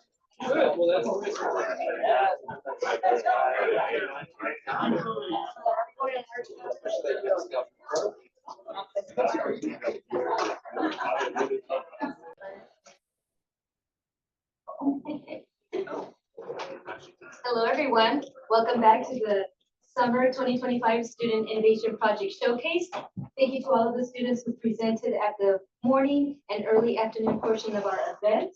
Again, I want to remind everyone that you are able to cast your vote for People's Choice using Socrative. Please, again, make sure that you have viewed all of the presentations before deciding on People's Choice, and also invite you this Friday to join us at our semester award ceremony, where you'll see the winners of the Best SIP Pitch, Most Market Ready, Most Creative, and People's Choice at 10 a.m. in the theater and via Teams. So again, thank you to everyone who has joined us since the early part of today. Now we're going to continue with robotics and embedded system and digital major and fabrication. Next up, we have Faram Rose, robotics major with gesture. Embedded system. But before I get to on what the gesture is, hello everyone. Today I want to show you a revolutionary project called the gesture, made by me, Kern Rose, whose major is in robotics and embedded system. But before I get to on what the gesture is, let's talk on a very important topic. Scoring. Now, in your head, you're already listening now. What? It could be this, it could be that, it could be this. 1 through a million probabilities. Well, I want to say there's only the one thing that affects it all from the very beginning to the end of it. And that is communication between ref and scorekeeper. Now, we know the ref's job is to make sure the match is going smooth and fair and friendly, and to put up gestures for the scorekeeper saying player 1 got 2 points or player 1 got 1 point. And the scorekeeper's job is to keep track of scores and watch the ref put up those gestures. But there could be a communication problem where the scorekeeper is misunderstanding what the ref is saying, and the ref is not giving out the right signals, or misput it that way. And that's when my invention comes in. And that is the gesture. What is the gesture, though? It's a gesture, electronic, sensory, transmission, user interaction, real-time, embedded code system. And the goal of it is an innovative wearable device that allows referees to track scores in real time during a match using hand gestures, eliminating the need for verbal communication, reducing scoring errors, the most possible cause of the error. And to put it in layman's term, just making the reffing the match while keeping track of scores at the same time, eliminating the need for verbal communication. Just make the ref do it all. And there are 3 places I think that will love this glove the most, and that is NBA, NFL, and the most rising sport slowly rising in the sports economic and marketing is IBJJF. And now, let's talk on how it works. How it works is it has 5 flex sensors, a switch, LED light, 2 buttons, ESP32, 3.3 volt regulator, a 9 volt battery. It's just a simple alternating current. The total resistance is 4.8 ohms, and the current is 0.5 amps. When the finger is bent, it sends a value to the ESP32 of how much is being bent. When the finger is unbent at a current value, then it adds a point to the player's website. Each glove represents a player. Say the right is player 1, and the left is player 2. And on the left, it's just a simple part of my code. Up here on the left top is the value inputs. The thumb values, and where it's saying it's analog and connecting to the pin. And right here in the middle is just a debugging method I have. So mostly like saying, what is going on? What is wrong? Mostly the thumbs, see if they're being bent or not. And right here at the bottom is the if values. So mostly when that specific finger goes up, boom, it adds that much points to the player. And now, let me show you a demonstration. This is a video demonstration of it working. It's just my teammates from Megaton Brazilian Jiu-Jitsu doing a simple Brazilian Jiu-Jitsu match, which is they follow the rules of IBJJF. And now you can see the gloves in action working, and at the bottom left is the website. When the computer is connected to the Wi-Fi of the glove, it pulls up the website.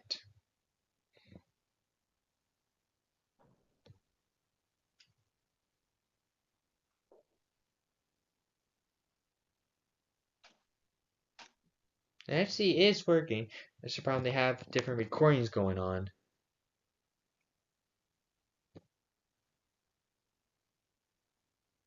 Because my recording crew was not that good at recording.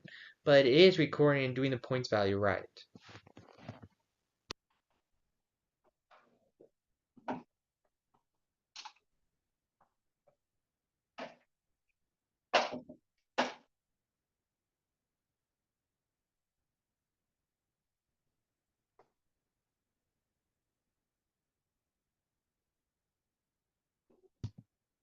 And now for Q&A. Can I move my fingers freely? Yes, you can. You can make a rock star symbol. Rah! And does the glove come in many styles? In future, yes. I'm working on version 2 where it can be fingerless and you can put in many styles you want. Can my glove differentiate between intentional scoring gestures and regular movements? Yes, it can. Yes, you can. You can move your fingers like freely still, and you can tell by putting the specific fingers up, making the games fair and 100% accurate. Thank you for listening.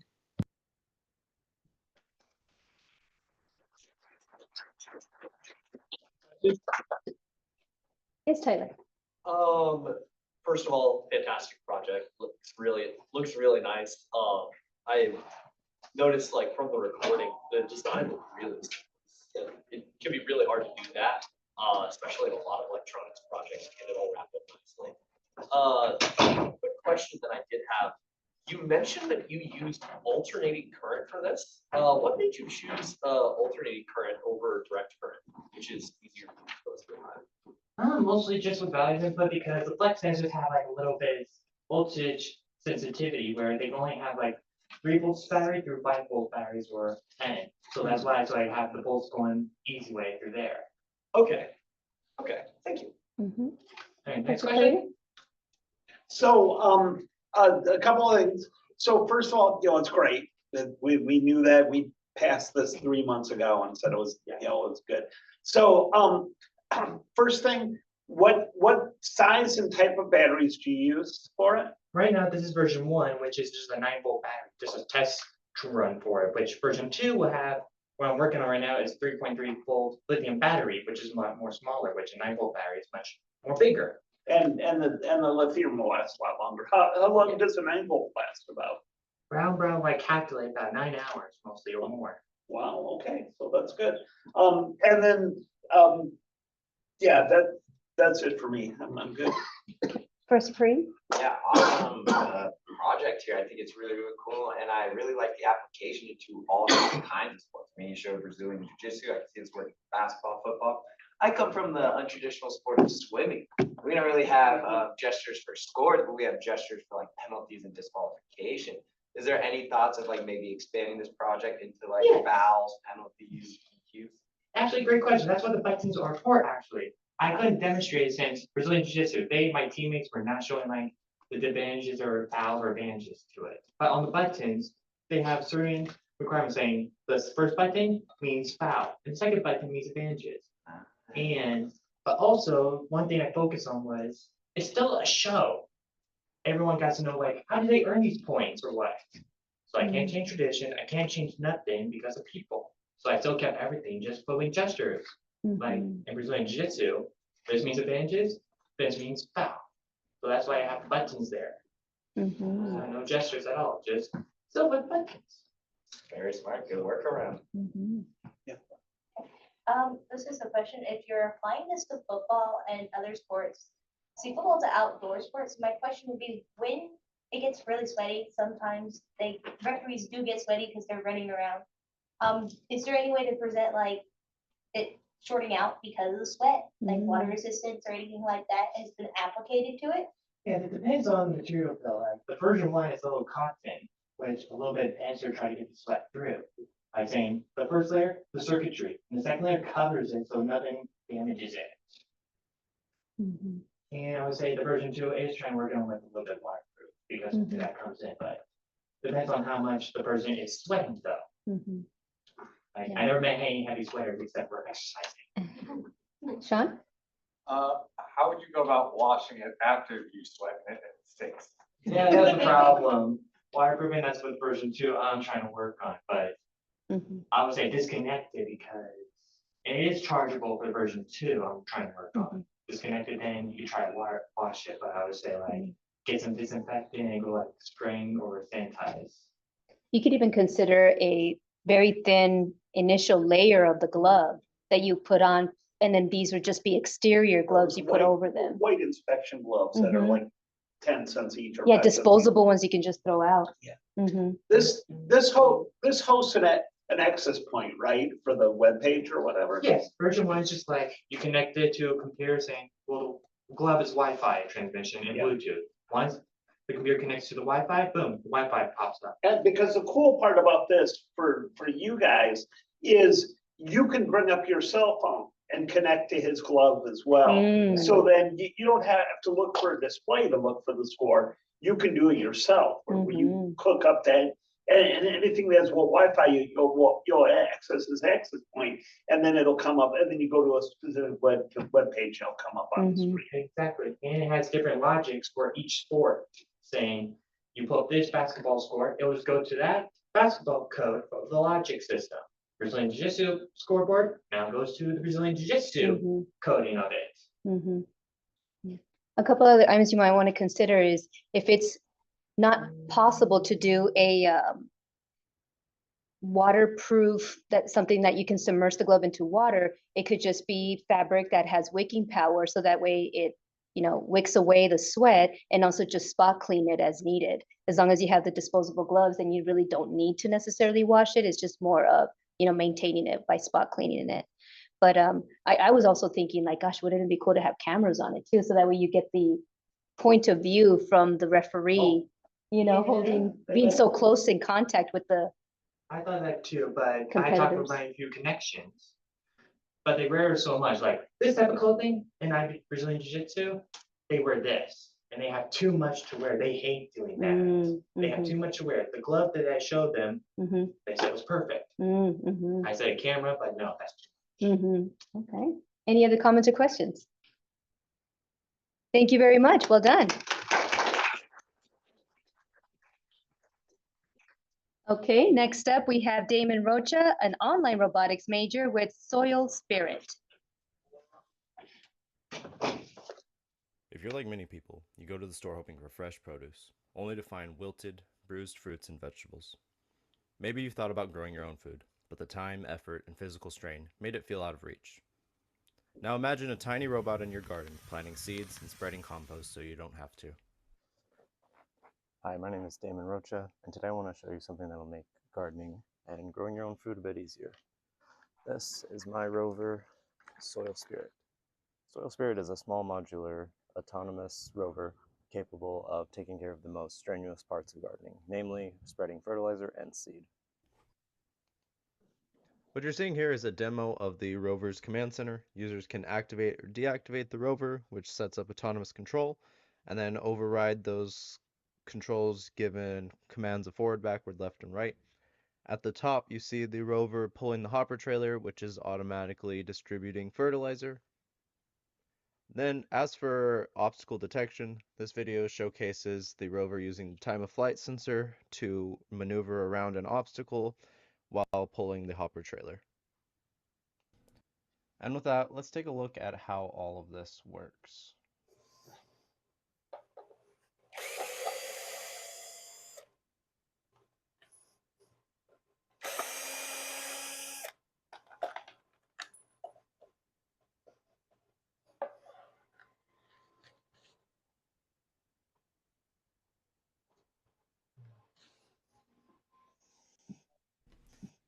Underneath the hood, the rover is controlled via a mini computer. The one seen here is an ESP32. It also has a power bus to ensure that there are no dangerous voltages and protects from fires. And then as for the motor, the part of the circuit controlling the motors, we have 2 motor drivers and then a battery holder to power everything else in the circuit. Zooming out from there, we now look at the rover as a whole. And as you see on the lid there on the front and back is a time of flight sensor to detect obstacles in front of the rover. And on the back side is an obstacle detection indicator, which is just a 2 LED light circuit that I put together to show whenever the rover it thinks it's about to run into something. And finally, we have the cycloidal gearbox, which is what is used for the motors to be able to turn the wheels. This gearbox was made in a way that it provides maximum torque given the small 4 motors. And finally, for the last part of the rover, the part that allows for the soil to be distributed automatically, the hopper trailer is a 3D printed little miniature trailer that has a slide that pulls open and closed given a pull from the rover. The system just uses elastic and some metal rods to allow it to be opened and closed on its own. With Soil Spirit, I'm offering a tool and working assistant for your garden. Whether you're new to growing food or looking for ways to lessen the strain of it, this rover gives you a head start. It removes the most physically demanding steps and allows you to plant more and enjoy more food with less effort. Food security isn't just a global issue anymore, it's personal. Whether you're looking for ways to save money, you want to eat better to be healthier, or reconnect with the earth. Growing your own food is one of the easiest ways to accomplish all of this. The truth is, the hardest part of growing your own food is just getting started. Soil Spirit takes care of that first step, laying seed and spreading compost, so you can focus on watching your garden grow. I built this rover because tools should empower us. When they help us grow, sustain ourselves, and regain control, it's not just progress, it's independence. Thank you very much.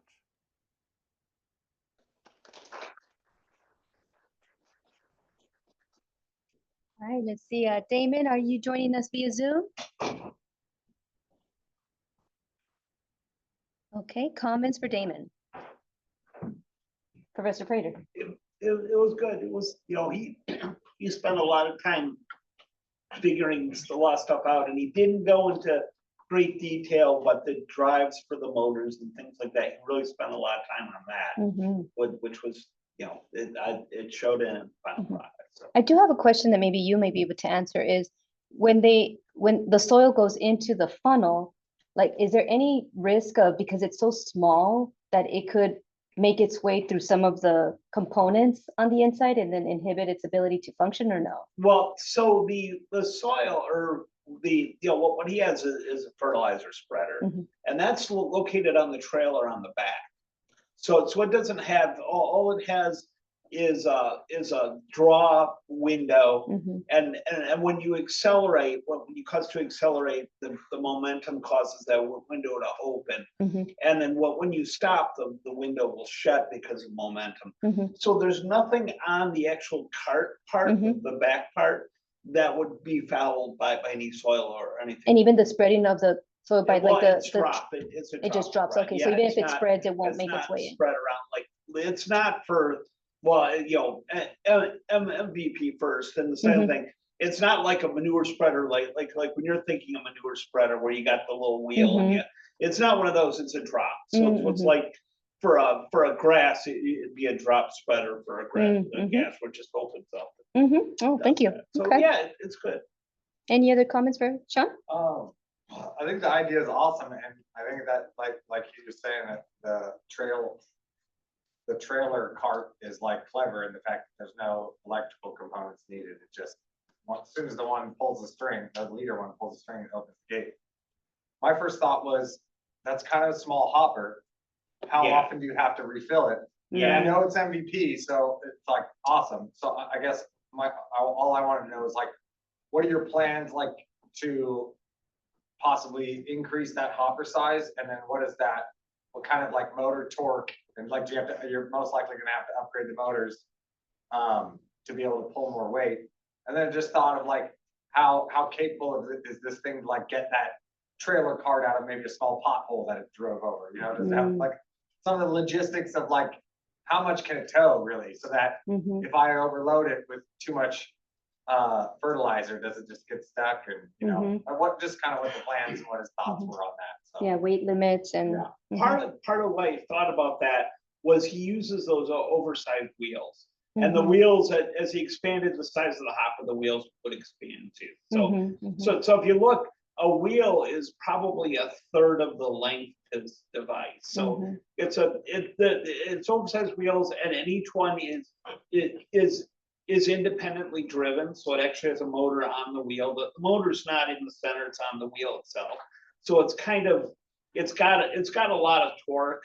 Now for scale up, I don't know. You know, you have to play the scale up games. But what was that cyclodal gear that was on each?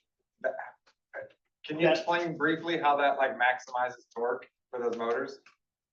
I'm not sure. I didn't, you know, I know the 3D printing becomes pain. Yeah. Okay. Alexa?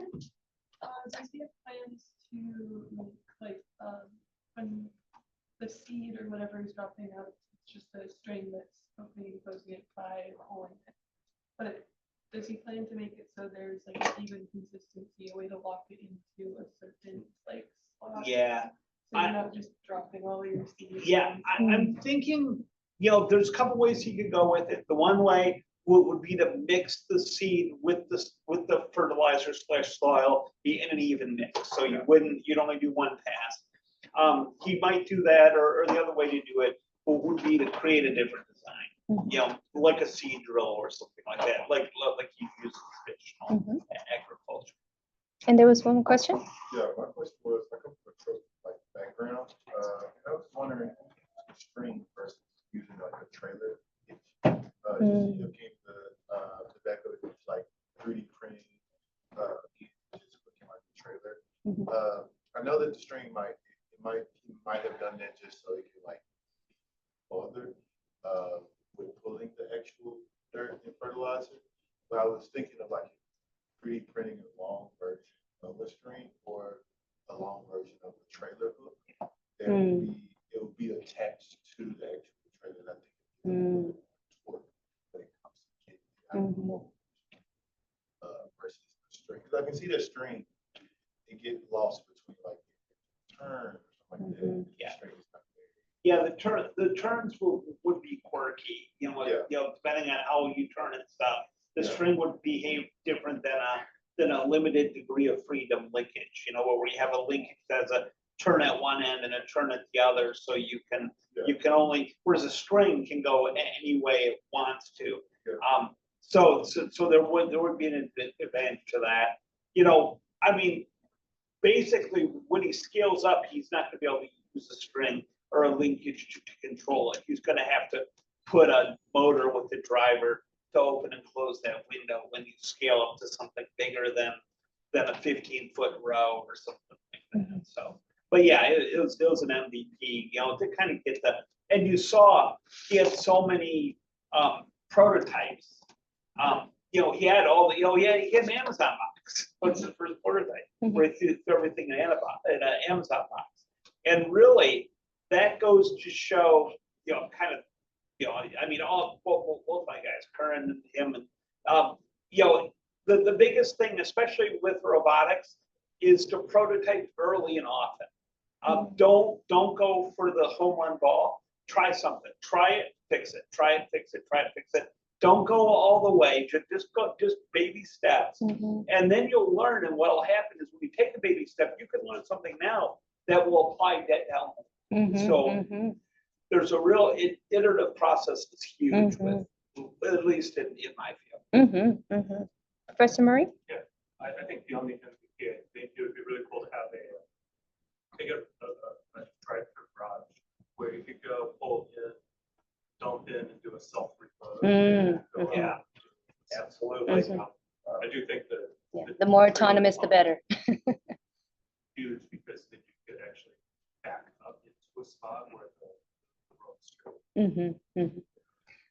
All right. Well, Damon, you look like you got a lot of comments to review. Thank you very much for your presentation.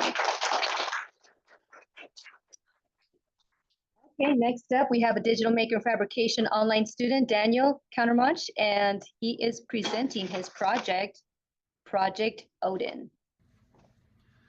Imagine operating in total darkness, where distant objects are visible with clarity, yet anything up close, including your own hand, remains a blur. Picture observing a tree line at night, aware of everything up to its edge, but unable to discern what lies just a few feet into the trees.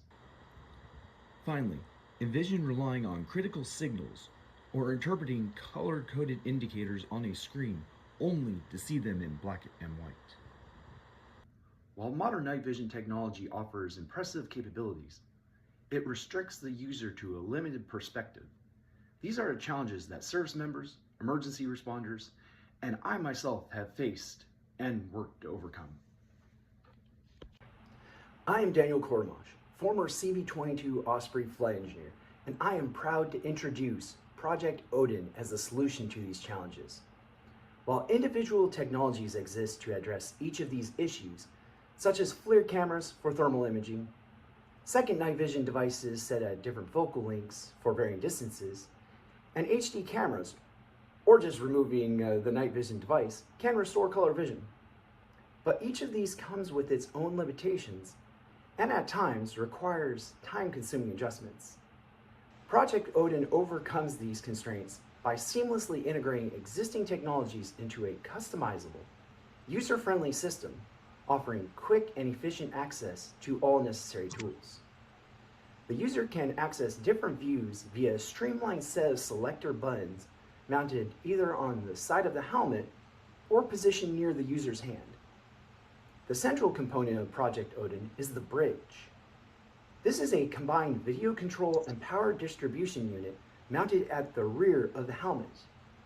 It delivers power to all system modules and facilitates video switching through a compact microcontroller and relay circuit, enabling cost-effective and easily executable field repairs. The bridge supports both digital and analog video input via a modified USB-C connector, ensuring broadcast compatibility with existing optics already on the market. Utilizing standard Picatinny rail mounts, these optics can be easily integrated with most current tactical helmet systems. Once received, the video signals are routed to the helmet-mounted display that is ergonomically contoured to fit the helmet and standard face shield, providing both seamless visual integration and protection from environmental hazards. Project Odin integrates a suite of optical systems into a single user-friendly platform, providing streamlined access to a range of visual capabilities. The system can accommodate 2 night vision devices, which can be configured at different focal lengths, enabling rapid switching between near and far sight. A forward-looking infrared camera can be integrated to detect heat signatures and reveal concealed threats. Additionally, for operations requiring rapid transition between light and dark environments, or where color visibility is essential, an onboard HD camera offers enhanced situational awareness and clarity. Again, consider yourself in a scenario where the ability to clearly see and identify a threat accurately can mean the difference between life and death. In a high-risk environment, a missed switch or delayed response can result in accidents, injuries, or even the failure to locate a missing person in time. In such moments, having the immediate access to the right tools is critical. This technology exists. Project Odin delivers it directly into the user's hands, providing rapid, intuitive access to essential visual systems when it matters the most. Again, I am Daniel Kormash, and this has been Project Odin. Thank you for your interest.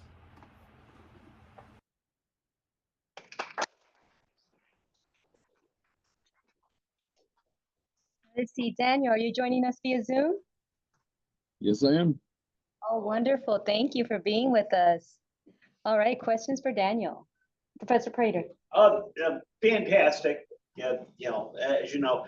Well, my question, and this is actually an advantage to your tool. Have you thought about armoring the back of it? Because you've got armor around your face and around your head. You could actually armor, behind behind the apparatus, so your eyes are actually armored too. Yeah, I've thought about using different materials for the actual modules and that face shield. Currently, it's just a prototyped out PLA, but it could be advanced through ABS, PEEK, go into actual form, so injection forming or potentially even Kevlar. Yeah, I'm just saying to have mounting on the PLA or whatever, have mounting strips, and then be able to attach the armor to those mounting strips and use standard armor or something, something shaped to fit that. Yeah. Okay. Professor Murray. Yeah, great job. And I really like the whole design of the helmet and all of that. I do wonder how much weight does it add, but more importantly, I think moving on, it would be really fun to experiment with if there's a way to overlay all the different video feeds so that you eliminate the switching. Yeah, so for that, the overall weight is less than 5 pounds. So that was what I had to have in just my night vision goggles back when I did fly. So I'm not adding any more weight to the system. And then for the overlays, that was my original concept, is I called it Project Heimdall. So kind of keeping with that Norse theme. And this was just a tempered down version that I could achieve in the time allotted for the SIP. Dr. Pike? Okay, the mythology nerd wants to know why we named a vision apparatus after a god that is famously one-eyed. Now, when Odin is on his throne, he can see everything, right?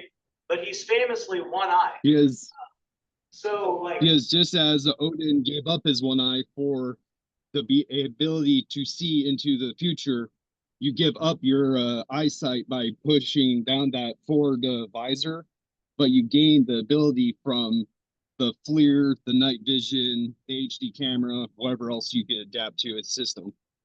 See, I would get that into the marketing. If you've got two different types of vision going at once, and it seems like you might have had that going on in the presentation, I would get that into the marketing too. And I do like the runic symbol you came up with. Thank you. I believe all the cameras are monocle, right? None of them are bi, right? Yeah, they were all at least currently set the monocle. Just down the right side, I had my HD camera, my night vision, and then on the left side, I got in that FLIR at the last minute. Any other questions for Daniel? Tyler? Absolutely amazing project. This absolutely makes my sci-fi nerd brain very happy. Seeing all of this come together, I have worked on some armor projects myself. I know how hard it is to model a mask. So massive props for being able to pull that off so seamlessly. Looks fantastic. Appreciate it. Daniel, is it my understanding that you served in the military?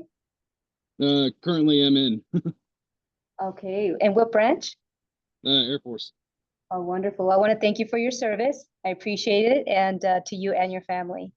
You're welcome. They'll appreciate that too. Another question? Yes? Yeah, I do have a question. I really like the design and everything, but do you need to charge this device, like to use it, or how would that work? Yes, so I have a 5,800 milliamp hour battery that fits into that rear module, helping to balance out the visor.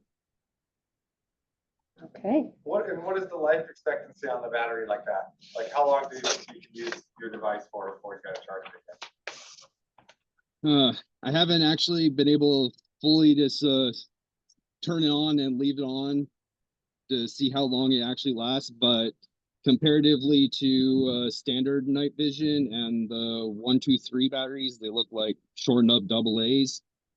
Two of those would run hours. Well, I would do 12-hour ops with just those two batteries. So I figure a 5800 milliamp would last me much longer. Question? I am interested, great job on your project. My sci-fi mind is going off as well. Same Tyler. I'm thinking I went straight to Black Ops, like 6, when all that tech was coming out. And it's like, oh my God, this is something that's big for the future. But I am interested, is this only available to the cameras that are connected via on the headset, or are you planning on, or has it already been made that these cameras can be put remotely and connect to the headset, giving visuals where a person may not be just quite yet? That was one concept that I would like to integrate, also along with an AI situational awareness tool. But as for just the connectivity from helmet to helmet, Microsoft is already working on something like that. So I just wanted to avoid that prior art in this variant. Mm-hmm. Thank you. Great job on your project. All right, one more comment. Last one. Professor Prager? So when you mentioned AI, is the AI where it would choose if it saw a target, it would choose and switch you to that item, that detection, or what are you thinking the AI would do? I would integrate in an accelerometer into the helmet so it could detect the variations between your movement and the movement of something else around you. So if the world, say the world's moving at +1 compared to your helmet, and then something else goes +2, it would alert on that and put to the display itself a visual representation alerting to that one position so you could direct your attention there. Okay. Well, thank you very much for your time. I appreciate it. Well done. Appreciate it. That concludes the robotics and digital maker portion of our event. Now we're moving on to AI, ACS, data science, and human computer interaction. Next up, we have Miriam Ahi, online student with URA Sync.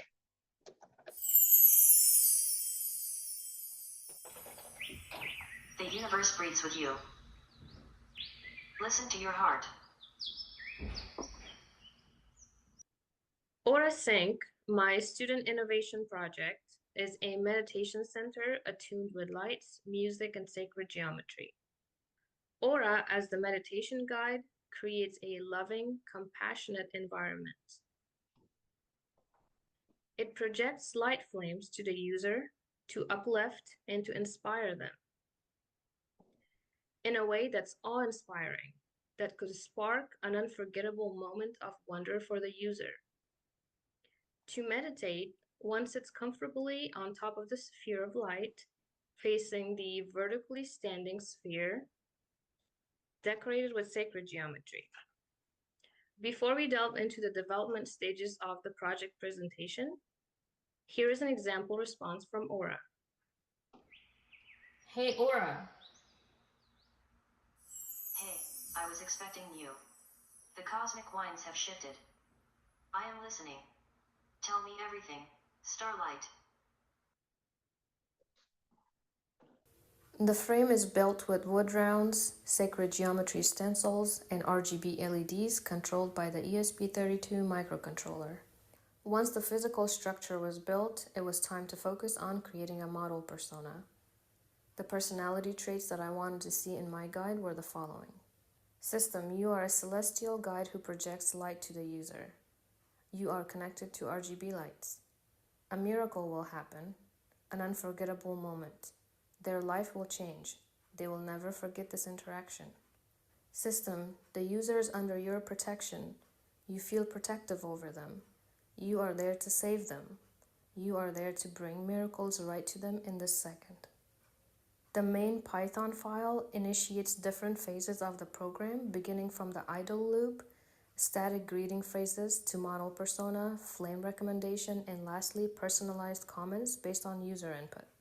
In addition, it holds several file imports such as the serial communication file to send commands to ESP32, the sound manager file to play sound, speech recognition file to detect and initialize the microphone, and the ESP32 light animation.ino file. Here's a quick demo of the entire program. I now call upon the celestial radiance to embrace this beautiful soul.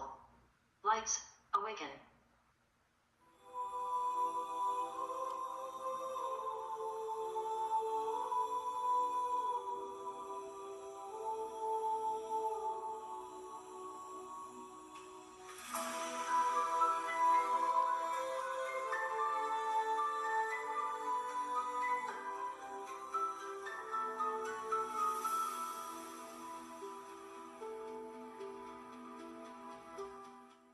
Does this moment align with your spirit? Speak from your heart. Yes, absolutely. That's the spirit. Remember, the cosmos is within you as much as it is around you. Keep illuminating your path with unyielding positivity and curiosity. Until next time, keep shining bright.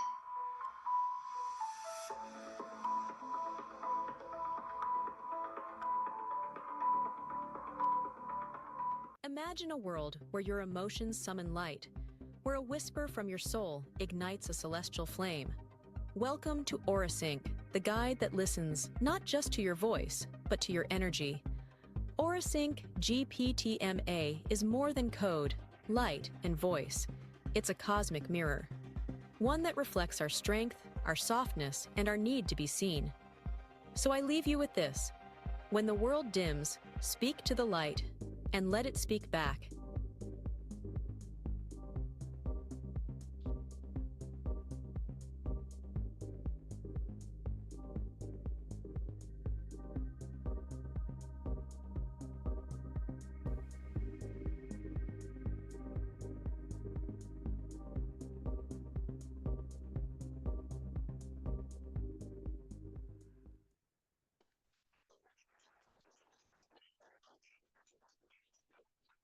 All right, see Miriam, are you joining us via Zoom?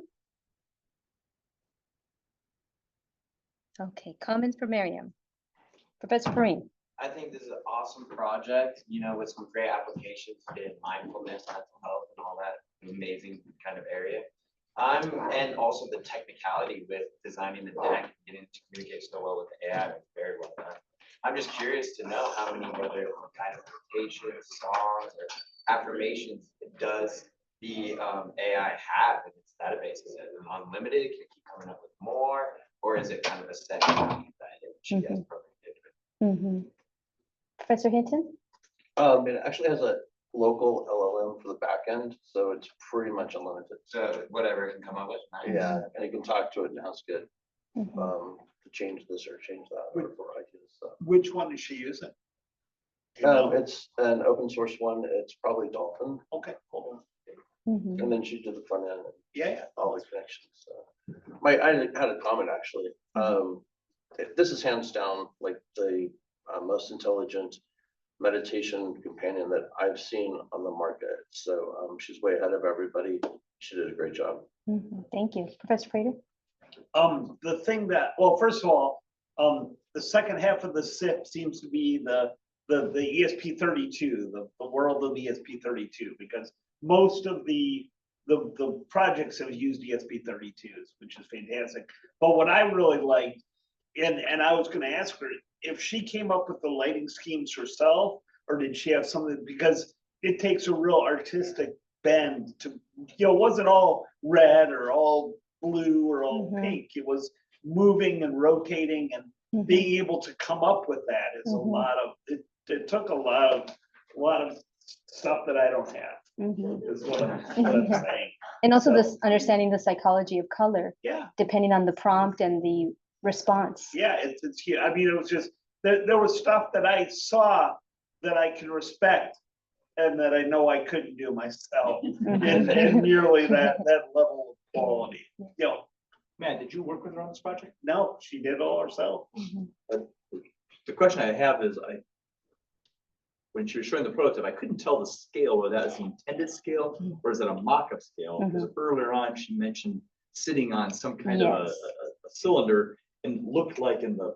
There was a shown- figurine. Right, there's a little figurine there. So my question was, is the intention to be that the final version of this would be, you know, a thing? And that was actually going to be my question, because if this is a small scale model to represent an actual device that people can sit on, then it's more like a location-based entertainment or location-based experience where you go to a physical location and enjoy the experience, rather than I can also see this as a tabletop where I don't actually have to sit in it, as long as it's bright enough that it illuminates and perhaps even the lights project onto the walls and creates the facade that I am in that actual scaled version of it. And then I was even thinking AR, and my mind started going to all kinds of places, but I think that there's a lot of applicability that doesn't necessitate it being such a large scale, because I can imagine that would be quite the feat, and also maintaining it. And then how long can someone be in there? Because imagine if I wanted to meditate for 20 minutes, someone wanted to do an hour, you would have to have rental, you know, schedule for that. When you go to that scale, then we step into Ryan's world of installations, because Ryan does. And once again, for someone who has ability that I don't, I could see Ryan designing something like that and being able to do that. Yeah. This would be really neat, like that scale that she demoed would be great for the home, but maybe a larger scale would be great for a yoga studio or something where people go to meditate. Yes. Any other comments or questions? I was talking about like scale. I was thinking more towards, I don't know what it is. I don't put makeup on. What is it? Makeup on? Yeah, there you go. A vanity when a woman is sitting down and starting a day. This is like a great tool to like begin your day. I know there has been reports of like celebrities sitting down and talking about how like beautiful they are. I don't, you know, do it as men. Oh, come on.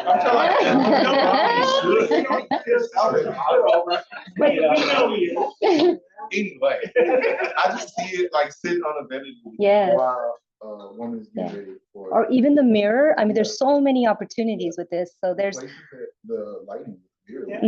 A smart mirrors or things. So that could be a component. But Marian, you're certainly touching upon a topic that is of much interest. And when we live in an age where we're constantly stimulated, I'm always reminded of the beauty of just being still and not doing anything, because that's the only time you really ponder. You can only create from the unknown, from Dr. Joe Dispenza. And, you know, again, we don't afford ourselves to do that because we're constantly stimulated with all of the, you know, smartphone devices and just entertainment that we have all around us. So Mariam, thank you very much for bringing this to light, because I think it's important for us to remember that. All righty, let's continue with the next one. Okay, next up, we have another AI online student, Brett Smith with Colab. Every creator's been there. You have a vision, a beat, a script, an idea, but no team to bring it to life. The problem isn't talent, it's finding it. So, what if one platform could fix it? I'm Brett Smith, and this is Colab, built from the ground up for creators by creators.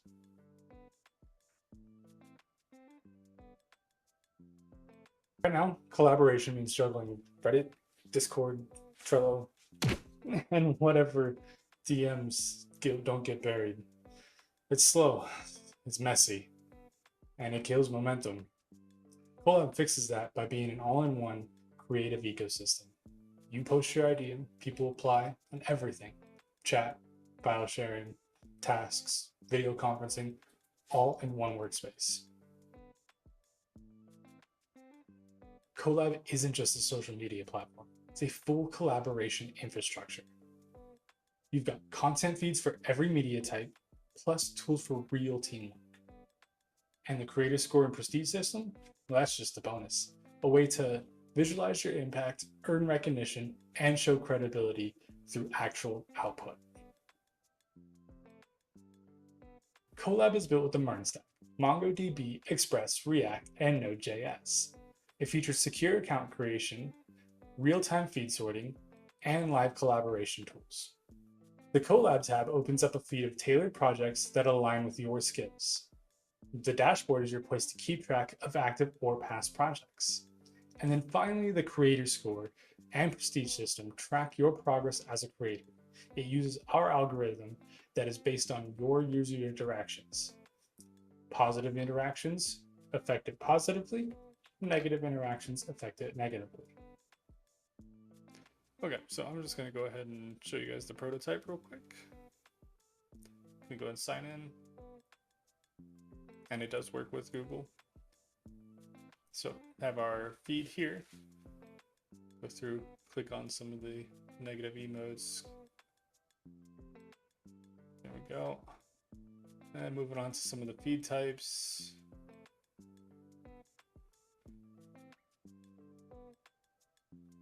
And then on to the profile. Text and video bios.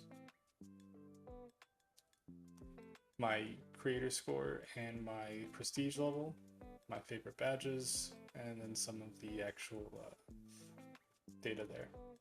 And then you have places for my actual posts. Then moving on to the collab feature. So this is where I can actually apply to projects, and these are all projects that people have posted. You can actually go through apply, you can post your own. Then we go to the actual managing of collaborations. So these are my requests. So the ones that I've actually, the projects I've posted and asked for help for. We have my applications, the ones that I've actually applied for. And you can see the states as well. And then the active projects. And then this is where you'll go into like your project dashboard. And this is where you get all those fancy collab tools that I talked about. So this is the overview page. Just how the project's going, team members, recent activities, stuff like that. You got your tasks for like a Trello board almost. File sharing, your group chat, your video room. And then you go and you can complete the project, rate each other, rate the project, and then you complete the project. And that is Collab. As you can see, Collab isn't just another app. It's the future of creative connection. For creators, it's your digital studio, where ideas become projects and talent finds traction. For consumers, it's your front row seat to the newest music, games, videos, art, and more. No more scattered tools, no more buried posts, no more missed moments, one platform. Built to showcase, collaborate, and grow in real time with real people. This isn't just social media, it's social creation. Collab is where your work lives and where your audience finds it. If you create, consume, or just crave what's next, this platform is for you. Let's build something unforgettable together.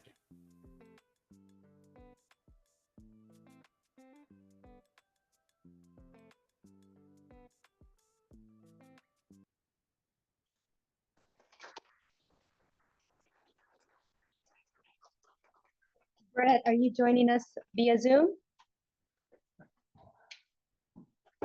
Okay, comments for Brett, Professor Rawat. It's a very good job, and actually, I just want to say I haven't seen anything like that before. So I think it's a great opportunity for startups to be like in similar place. Thank you, Professor Hinton. Extremely innovative, very comprehensive. It looked like it's ready for market. I also really like the Google option to sign on for an account instead of having to create another account. So just really well done. Sure. My question was just how responsive is it? Like it looks very high end, but we really just kind of saw desktop view, and I was wondering, like, this it being a web app, what the mobile experience looked like. I think that would have been pretty cool to see. Or if he's just not there yet, you know, we'll get there. Professor Prater? So, and maybe you guys could help me with this. When he did the job rankings or whatever, does an actual persona have like things they're good at? So when it lists the jobs, it lists the jobs that have your abilities. Do you know if it does that at all, or is it just branding where it just says the jobs that have the most applicants to it? I do not know. Okay, cool. I didn't know. I just thought that, you know, Good question. Yeah. Any other comments for Brett? Avery? I have a small one. I think the project is super cool. My one note is about the name. I know that Google already has a tool called Colab. So from like an SEO standpoint, if you're trying to get people to use the app, you might want to add like a tagline or maybe change the name a little bit just to make sure it gets out there easier. Collabs. You know, collabs. Yes, good point. Yeah. Yes. Mhm. That's what I was about to say. Or a lab E or something. Okay. That would be an easy change. Yes. And I also want to commend Brent on the overall delivery of the presentation. Just a lot of passion in the delivery of the project, and also just articulated his innovative features very well. So congratulations, Brett.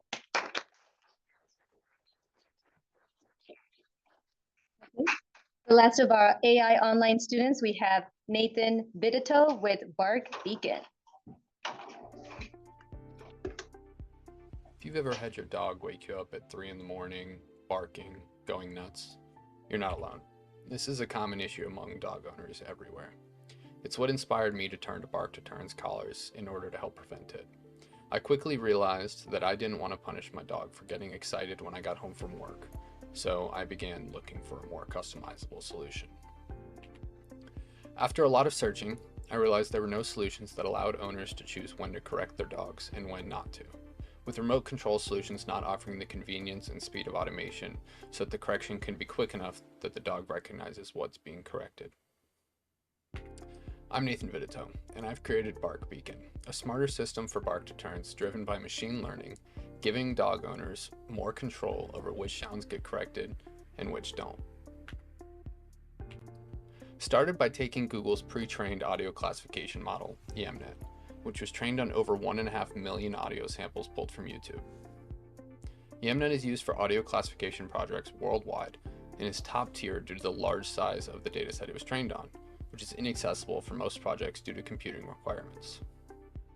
I then retrained it on my own dataset of nearly 2,000 dog vocalization samples taken from friends, family, open source data, and my own dogs. This included having everyone I know send me hundreds of videos of their dogs barking and whining, collecting videos from YouTube, and using Furbo to automatically collect samples when my dogs make noise so that I could download them at the end of every day. I then had to go through every video with an audio editor to isolate the vocalizations and remove background noise. In a lot of the open source data I collected, I was able to separate data into a larger variety of samples because they had labeled a collection of multiple vocalizations as a single vocalization. Now, with around 95% accuracy, Bark Beacon can detect not just that your dog made a sound, but what sound they made, currently split between 4 categories: bark, growl, howl, and whine, giving you the option to correct only the categories that you find disruptive or correctable. For example, if you don't mind your dog barking while you're at work, you can turn off corrections during the day, and then when you get home and want to take a nap, you can enable corrections for barking, but maybe not for whining if you want to know when your pup is hungry. Here's how it works. When I select a test file of my own, here I'll select a bark example that the model's never seen, and I'll show you what it is. And then we'll see that it predicted with 99% confidence that that is a bark. And then if we do another one here, I can do a whine. You can see that it recognizes it's a whine. And with 100% confidence, it says that's a whine. And then if we give it an unknown sound, or a sound that is not a dog vocalization, like dishes being clanged together, you can see that it says with 100% confidence that is not a dog vocalization. As you can see, my model uses a confidence-based algorithm to apply corrections only when it's over 90% certain of the detected vocalization, and only if that vocalization is one the user has enabled in the configuration settings. If the system isn't sure whether your dog howled or whined, it won't trigger a correction. This helps prevent accidental punishment and avoids creating confusion or anxiety. I chose a vibration motor as a corrective method for many reasons, but mainly because in my experience, shock collars often instill fear rather than teach behavior. I also avoided using a beep tone for corrections because in multi-pet households that could confuse the wrong animal and become a detriment to training. Bark Beacon isn't just another training collar. It's a tool I created to solve a problem that I have, and I know that a lot of other dog owners have too. It's a new step in training technology that doesn't shut your dog down for every noise they make or everything that they say, but keeps them confident, expressive, and still well trained. Now, instead of correcting your dog for everything that they say, you choose what counts. With Bark Beacon, you stop the 3 a.m. barking, but still hear the happy howl when you walk in the door.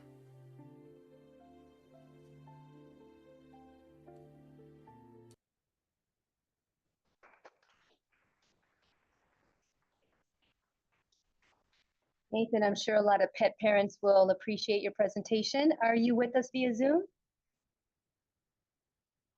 All right, comments for Nathan. Professor Hinton. I have a neighbor that could use that. I just want to say that their dog.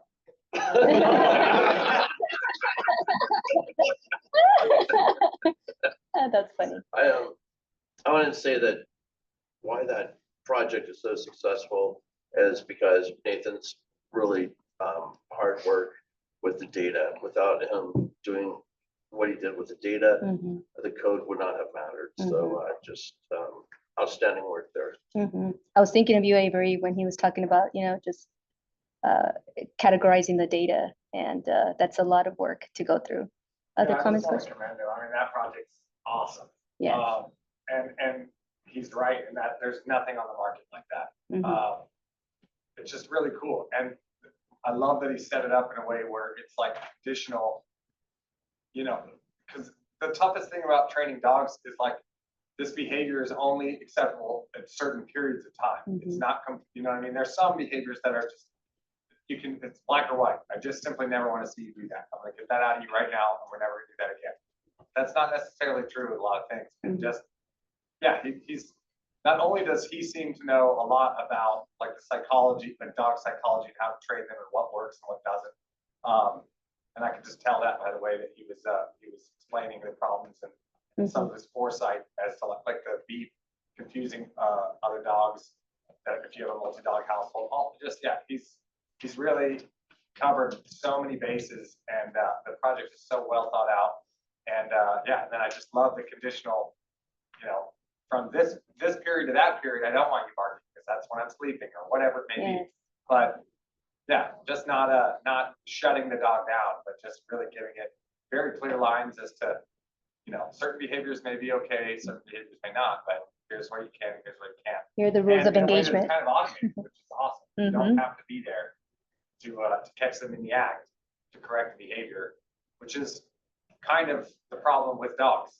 It's like, that's really what, up until a product like this, that's what you have to be. Otherwise, they often do get confused. So it's just, excellent job. Such a cool project. Professor Prater? So if you shared it, 2 questions. First of all, is the AI located? I know you had a light version and a full version. Is it located on a computer, or can you load it on a Jetson or a Nano or something like that? First of all, and second of all, if you have it on an Orin Nano, or if you have it on a computer or something like that, how does it know which dog did the barking? So it's trying it in a multi-dog household. We got more than one dog with the buzzer on it. How does it know which dog is barking? Yeah, I thought wasn't it a wearable device? Like, wasn't it a collar of some sort? But the collar you showed only had an ESP32. You can't run an AI on an ESP32. So if it was on a computer, then that computer is centrally located. Maybe he would have a microphone, but it gets messy. Okay.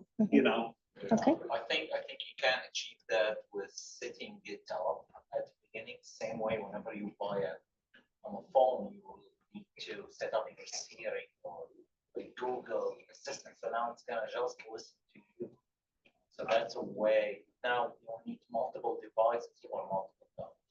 I just, because the one thing is building this training model, to have, to be able to tell between barks between dogs, then his training model is thrown out the window, because he trained it on hundreds or thousands of barks. I just, he didn't categorize them as thing. this bark is this dog, this bark is this dog, this bark is this dog. And it would take more than one. I mean, if you could do it at 10 barks or 15 barks, then why go out and ask for everyone else's barks when you're not using them? So. Unless it only gets to know your own barks of your own dogs. Yeah, but then you have to train it to a couple hundred barks. Sure. Or like I can see, if you have a multi-dog household, but only one with the collar on. The one that without the collar barks, but the yeah, exactly. That's where I'm going. Yeah. Sounds like sibling trouble. That's where I'm going. Yeah, I can see what you're saying. I mean, if it was I'll let Tyler take a second here. Because what I was saying, or what I was thinking is, if it was like the Jetson or Nano or something movable, then you could look for intensity and compare the intensities. So if the one with the higher intensity is the dog where the bark began, but if it's a central computer where you don't have where it's co-located, then you lose that. So I'm sorry, Tyler. I think that disconnect thing with the AI that you're talking about, that could be achieved by making it connect over the internet, making it an IoT device. Yeah. If the ESP32 connects to the internet, the AI can be hosted on a machine and then connects back to that. Yeah. If it uploads it, you could probably get away with that. The latency good. Yeah, well, but a dog, it's only like you a missed a 4 bark second or two, clip, as long as it's got the first one, Yeah, it would probably, you could probably do it. The thing is though, like Tyler said, 4 seconds is a long time for correction for a dog. Yeah. One of the things about training dogs is like, you really kind of need to address the behavior in like a second or less. Yeah. Otherwise, they don't know how to associate. Yeah. Why am I getting this punishment? I don't know that it's that behavior 5 seconds ago. So you got to kind of treat it like a goldfish brain. If you miss the opportunity, you miss the opportunity. Yeah. I believe 1 hour of dog years is 7 hours to humans. So if you divide that by minutes, every second counts. I Yes. think we fix the problem with the mixed dog barking, but by adding the kilometer, because the dog doesn't just stay still when it barks. It like barks. You So could by put making an that IMU jerky on the back. motion. Yeah, on the back of its neck. You could have an IMU in that, or actually on the throat. Yeah. Because then if it's located on the throat, it would notice the Adam's apple or whatever. You could definitely tone that accelerometer. Then it'd be like $2 to do it. Yeah. Professor Sharon Bowman says Nathan's intention is to make it a collar, but the SIP is the model. Okay. All righty. Thank you very much, Nathan. That concludes the AI portion. Next, we go to Advancing Computer Science major Dylan Maxwell with Copay. Have you ever gone out with friends, split the bill, and then completely forgotten who owes what? Or maybe you've had to awkwardly chase down a roommate for their share of the rent this month. Or maybe your family is planning a vacation and keeping track of who paid for what feels like a full-time job. It's a hassle you and I are both used to and face on every single day. And it's exactly the problem Copay was built to face. Hello, my name is Dylan Maxwell and I'm an ACS major here at UAT. And today I'm here to introduce you to Copay, the app aimed to streamline group expenses.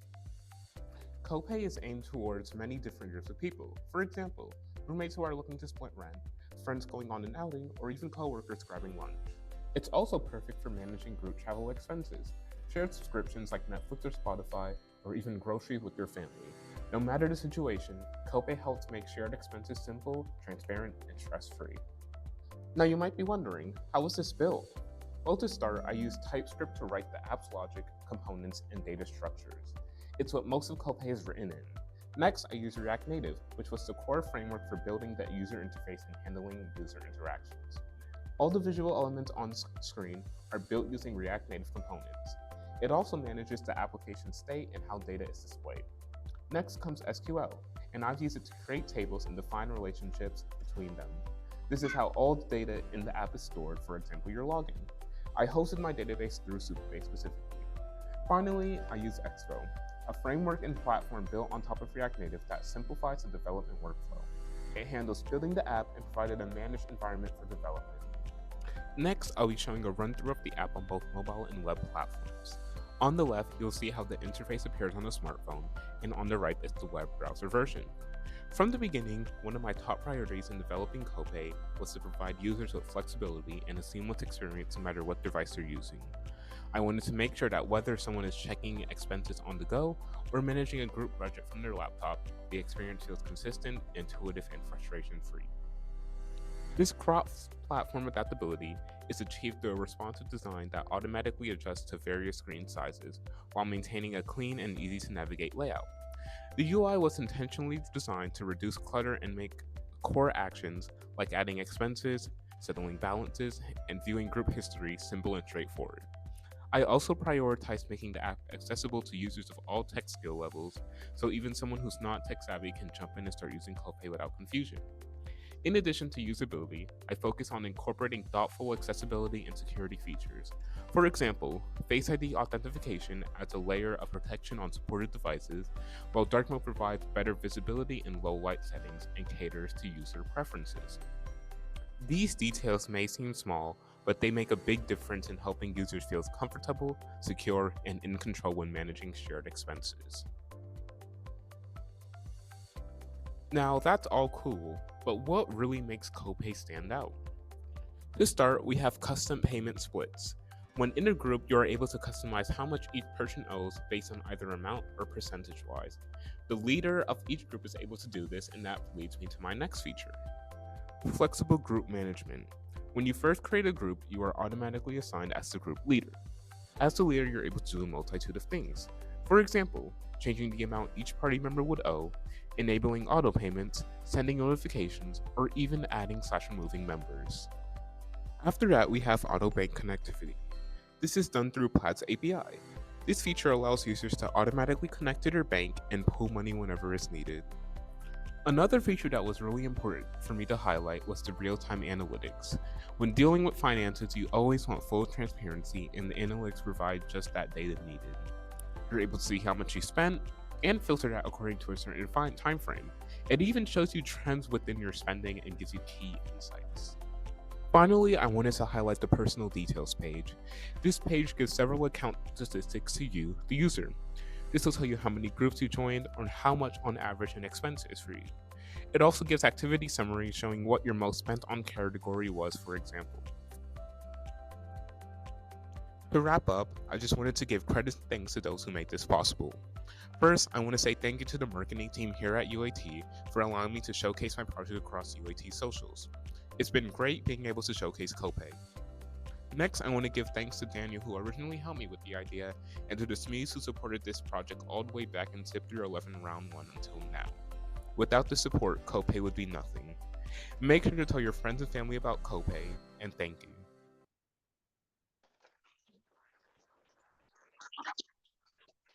Well done, Dylan. Okay, Professor Crusoe. Yeah, so it looks like it's really, I mean, awesome job. I mean, just like so cool and such better products than the app I have when I try to do stuff like that. As far as like, it looks like it's really set up for like groups that you're a part of. Is your vision like if you just need to like buy something from somebody like one time, you could use it for that too? Yeah, so I have it planned for more like long-term groups, but you can definitely do short-term groups as well. As a group manager, able to like create a group with ease and delete a group with ease as well. So even if you just want to do a single purchase, and those groups will stay permanently, so in case you went out with those same people, you always have that group, and you can easily add an expense to that and split it out easily. Yeah, I would, and it was designed for more long-term, but it functions for both short and long-term. Because it's easier just to do one Yeah. app than have to like. Yeah, exactly. Yeah. Professor Kareem? I just have a comment, and this comment I think I've told you many times, but to see it finished, I think the UI and the user experience of this is incredible. You definitely knocked it out of the park. It looks very, very professional, especially how seamless the transition was. I don't know if I got to see the website interface as well, so seeing that now finished is awesome. So super happy to see this project go from HCI 101 all the way to here, so props to you. Props to you. Professor what? Yeah, I just want to say it's an awesome job, and I'm witness for the whole hard work pushed for this project. I just want to also echo what he's saying. It looks a lot cooler, a lot easier to use than other tools they are in the market. Professor Prater? So one thing that might be interesting, especially when you have a group with friends, you could add a button to like roll the dice. And what it would do is if it was like, instead of, you know, like, let's say it's 4 people, normally you'd all pay 25%. If you hit roll the dice and then set like a level, then one person pays 27 and another person pays 23 or whatever. And you could, exactly. So you could have that be a fun little side game. You can even call it a tipster and have the person cover the tip. Actually, the second person's coming to add some sort of like randomization. Toss a little literal Monte Carlo in there. That's wonderful. Other comments, questions? I do have a question for you, Dylan. Are you planning to continue with this project post-graduation? Yes, I do want to. I think it's a really good idea and something that could be expanded on a lot more. So I do want to continue work on it. In the future, I think if I was able to get like a team as well, that would help a lot. The biggest like roadblock for me was a lot of financial technology services that like I could use for the app are more geared towards bigger projects and bigger scopes. Like most of them want you to like pay for money or like put down a lot of money, and I just didn't have that because I was just working as a student. So in the future, definitely. Yeah, consider production studios. And one thing I wanted to point out about the app is the analytics. I think it's important for, you know, every generation to understand financial literacy. And I think that that's a great way to introduce the concept if those have been ignoring or maybe just avoiding the responsibility of managing your money once you start making it, especially if you have the funds to go out and eat together. Any other comments or questions? Levi. For the analytics, would there be a way to compare against like previous months? So say this month I spent, let's say $300. The next was like $50. Would it show that difference? Yes, I believe on the analytics page I have currently, it shows your spending between months, and I believe you're able to like filter between months, week, and year. I'm not sure if I showed that off in the video or not, but there's a little drop down that's saying you can show by month, by week, by year. And yeah, I think having a comparison is definitely a really good idea, showing how you can improve your spending and definitely the different categories that you're spending on to see like how you can improve. Good question. Yes, I realized that this in the video you said that the group leader has the opportunity to auto pay. Yes. So does that mean that I would do auto pay for somebody else? Somebody else like would do auto pay on me? Because the reason why I asked, this has been like reasons why some friends have broken up because they never got paid for a night out. And the security reasons why I bring that up, when we recently did the patent in Deep Row, I was thinking about like maybe adding a feature of contracts that's already on there. Like we went out as friends and you gonna split this bill, the contract, like you're on a contract. You that money out to somebody, they're like not do that. Is that something you're thinking about adding in the future, or is So to like answer both parts, currently it is the leader. So say for example you were the leader, you can set it up like you can ask amongst yourself, do you want auto payments? Do you want money to auto come out? So that's something you would have to like ask yourself, and you could just, I guess, screw over your friends and have them auto pay for stuff. I definitely want to like improve on that feature specifically, because currently how it works is it connects to your bank, and from there it'll automatically pull the money out. But I don't have access to that bank since I'm doing it through Plaid API. I don't like actually have access to that. So that's something I'll have to consider. And in terms of like contracts and stuff, it's weird because with an app like this, you can't always enforce people will follow the rules perfectly. Like people, I know all the time, like people will, for example, call their bank and say they never got this when they didn't get that. So it's just weird to deal with. But I do think it would be cool to have in the future, like when you sign up for the app, you like sign something saying you fully owe anything that you spent, blah, blah, blah. Krista? Oh yeah, I just wanted to say that you are was pretty clear, and I'm proud of you. Dylan and I going back. Yeah, one last point that I wanted to give you, Dylan, is maybe the contractual component might be difficult to enforce, but penalties, little icons that say, hey, this person didn't pay when they agreed to. And so it'll keep track of the little emojis. Yeah. So that way, if this person has 4 or 5 penalties, I don't know if they're invited to the next luncheons. Or get free escrow. Yeah, You that's can true. set up an escrow account where you pay Sure. into it. All right, that's another conversation, but thank you, Dylan, so much. I appreciate it. Okay, we have 2 more presentations. Zaraya Stoker, ACS major with Fate Finder. Hello, my name is Zaria Stoker. My major currently is computer science, and I'm enrolled in SIP 405. And this is my SIP final project. So this is Fate Finder. This is a website that I created for spiritual findings as well as religious findings. This is the home page. I have images. I also have some animations going on in the front. I also have the button. This navigates to the quiz part of the website, but I'm first going to go over a quick overview of the home page. So here I just, to make the website feel a little bit more personal, I have some personal guidings from other people that you would say use the website as well. And then I also just have an overview of the evolution of religion and the different religions that are put into my website as well, since I didn't just want to base it off of one religion itself. So here I'm going to click begin your journey, and what this does, it takes you to the quiz part of the website. So I'm going to go ahead and click through the questions. I have a series of 20 questions that the user can choose from. These are just basic yes or no questions, no inputting or typing at all. So I'm going to go ahead and I'm going to click through the questions just randomly, since I am on time, on a time frame here, but I'm just going to go ahead and pick the answers to the questions so we can go ahead and go to the results page itself.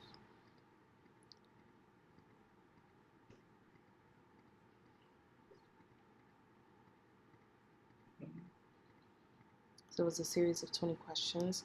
So you can select from doing a short summary of what your results may be.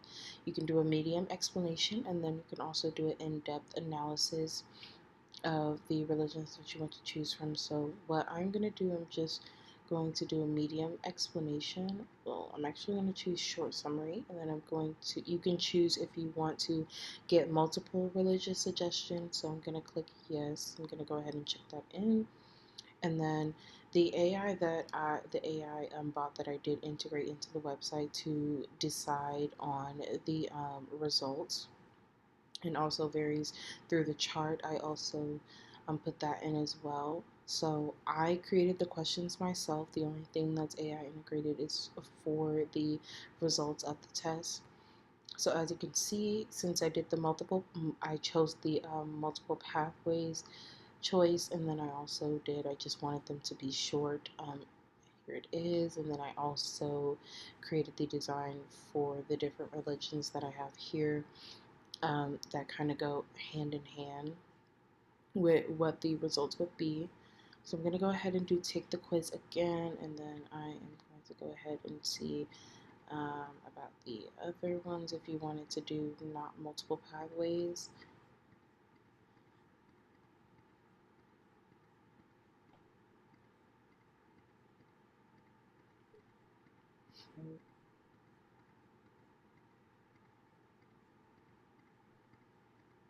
So I'm going to do medium explanation, that I'm just not going to choose that I want multiple. So it gives you a medium insight, and then it does only give you just 3 insights, since it does contain, it doesn't only just give you 1 suggestion, but it won't give you more than 3. And then medium insight, these are just some medium ones, and then these are just some of the religions, again, from the results. And then here I have my about page as well, which just gives a short explanation of what Fate Finder is about. Fate Finder was born from a design to explore spirituality beyond boundaries, whether you seek peace, purpose, tradition, or transcendence, and we guide through thoughtful questions to uncover your deepest beliefs and match them with belief systems from around the world. The experience is powered by AI, introspection, as well as universal love, because your path is unique and beautiful. Though mindfulness, ritual, logic, or the stars, your soul already knows the truth. Fate Finder just simply helps you find it. And so that is my final project. And then, of course, this is just the results page. But then, just to wrap it up, this is my final project, Fate Finder.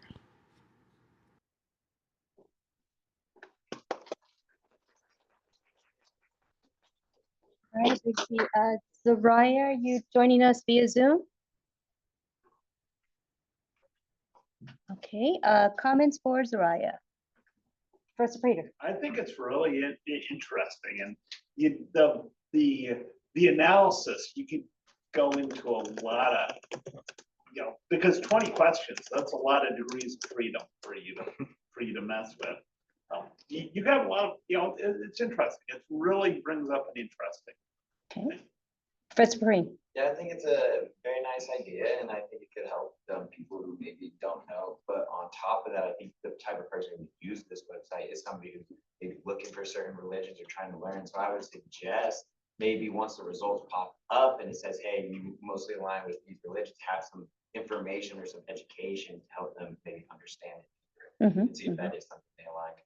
Okay. Any other comments, questions? Yes. I noticed that she has the 3 different types of summaries based on like length or depth. My suggestion would be maybe try to construct 3 different types of quizzes. Or I know this one was 20 questions.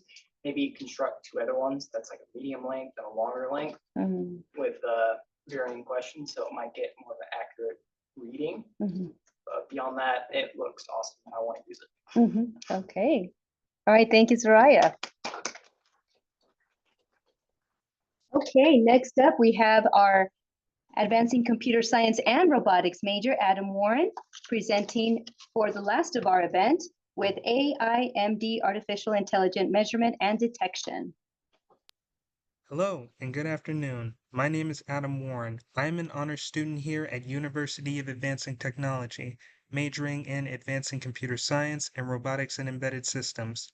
My skills include a variety of coding languages, including C++, CSS, JavaScript, HTML, Python, Kali Linux, Arduino, as well as experience in 3D modeling and printing and command prompt interfacing. Now let me ask you a question.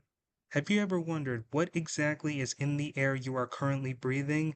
Are you located within a trouble spot or looking at your phone, looking at your basic air quality system and wondering, is the data accurate? Well, that's where my project comes into play. My project is known as Artificially Intelligent Measurement and Detection, or for short, AIMD. Now, what exactly is AIMD and how does it operate? Spatial correlation and leveraging are both key components to this project. AIMD is a Python-based application used to monitor real-time trouble spots, find any future trouble spots that may come to bear, and reveal to you what form of contaminants, toxins, or pollutants are found within the air, as well as how high they are and why they're so problematic.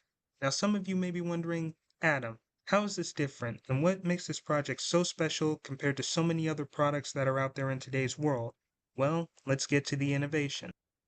This program uses a layout of spatial and temporal correlated signals over the air computation to monitor such air emissions. These signals are capable of calculating where the issue is originating from, in turn, literally tracing the problems back to their original source. But the real work, it all begins with data leveraging. From a variety of open data sources obtained, a data fetch is initiated within this program. Now, in addition to the signal correlation, a custom-made server-sent event-based algorithm organizes each individual dataset into autoencoders. This is a big help with calculation and data coverage. Once this algorithm completes the data processing, the signals come into play. Each byte of data is then carefully placed onto these signals, which are carried to certain points all around the globe. The trouble spots are then highlighted onto a dramatic amount of modeling, telling you where these trouble spots are and what contaminants are in the air. Here is a little behind the scenes look of my program and the work I did when I first started constructing it. So as you can see in the opening, I have my libraries all listed here. As you can see, they are fairly extensive to see that this project works to full fruition and there are no aspects missed whatsoever. So to start off, I have Streamlit here to have this project open on a basic web browser tab. Next comes request to pull the incoming data from the individual datasets I have listed within this code. These next 4 libraries are fairly self-explanatory. JSON processes the incoming data, while these next 3 initiate the math part, calculating and finding the consistent patterns that may come to bear within the program. These next 2 are all about graphing, so the data is openly displayed and the person can see the patterns found. These next 3 are more deep in depth. They're all about machine learning, so that the program can learn from each set and find any patterns that may occur in the future. Here I have the configuration of the web page itself as well as the opening part of the algorithm. And you may have noticed this has been divided into a few functions, so there are no parallax, latency issues, or unnecessary entanglement. So to start off, here I have my distance matrix to enlist each of the locations as well as their precise coordinates, hence the enlistment of latitude and longitude. Here comes my more mathematical aspect, which searches for different aspects within the air quality data, such as molecular weight, temperature, which has been configured to Celsius in my case, and barometric pressure. Here we have our data fetch, which holds our data sources and provides us with active coverage for each source.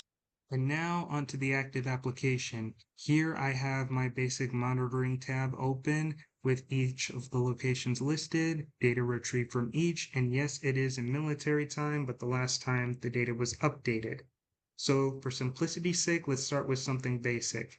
At this point, new data has been retrieved for each of the locations and their patterns analyzed. Any pattern that has a normal outcome resides in the blue, and any one with a higher count resides in the red here. Now let's dive into the whole signal correlation part of the project. This all needs to begin with getting data from a specific location. First, we're going to go into raw data and select, say, Brazil. So I'm going to plug the coordinates in for Brazil. And initiate the data fetch, and we should get the readouts for Brazil, currently anyway. And voila. And here we are provided with the current readouts for particulate matter in the air. Next, we have sulfur dioxide, and we have readout charts for each of them. And finally, to show where the trouble spots are coming from, here we have our mapping system, which is useful for highlighting where the trouble spots are in specific continents around the globe and how high they are. And that concludes the live demonstration of AIMD as well as a short explanation of its fundamentals. Now keep in mind, I'm always willing to hear any major change that could be added to improve this project, or even the smallest suggestion. And let me tell you, creating a project like this was no simple feat, but if there's one thing I've learned here at UAT, it's a learning experience in the long run. And I truly believe that given enough time and enough research onto the subject, this project could one day be capable of so much more. Thank you for watching and have a nice day.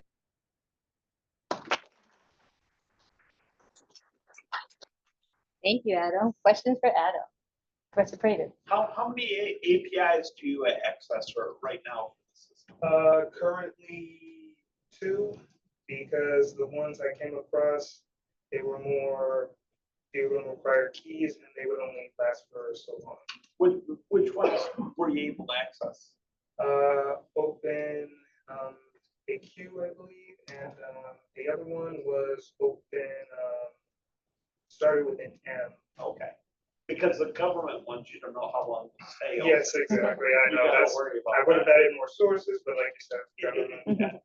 Yeah, who knows if. Professor Free? Awesome job, Adam. I think you did a really great job really putting that website together, and I know we talked a lot about the outputs, seeing those graphs on there was looking awesome, so props to you on that. My question is, now seeing those graphs, I see how much the multitude of data you're pulling there. Who do you think would get the most value out of your product? Is it the average Joe, maybe the traveler, maybe some military, somebody flying? Military and state countries that have more high pollutants, like I don't want to point fingers, but like China, for instance, pollution there is high. Awesome job. Any other question, Professor Rod? Yeah, I just want to say also that's awesome. I just want to highlight that Adam has passed his boards today earlier. Now, so this. Yeah. That's awesome. Avery? I have a question. Super cool project. I loved like the machine learning side of it. I saw in the import statements that there was something called an isolation course. Is that similar to like a random course? And how does it work, high level? That was actually, I meant to get rid of that. It was just something that I just, Professor Caruso? It came out great. Nice job on that. I think my main suggestion was just the ability to drill down a little more specifically than, because the United States is pretty big, some parts have good air quality and some parts don't have. Same, to be able to like check like more local where you were in great future edition. Yes, thank you for that. All right, thank you very much, Adam. All right, everyone, that concludes the Summer 2025 Student Innovation Project Showcase. Thank you to everyone who joined us here in person earlier today, this afternoon, and also those that joined us virtually via Zoom. Please make sure that you cast your vote for your Pupils' Choice Award for all of the presentations, including all the ones from earlier today. You can cast your vote. It'll only be open for a few more minutes, so that way you can select your favorite. Please join us this Friday at 10 a.m. in the theater and also via Teams, so that way you can learn who won the best sit pitch, most market ready, People's Choice, and most creative. The announcements will be made at 10 a.m.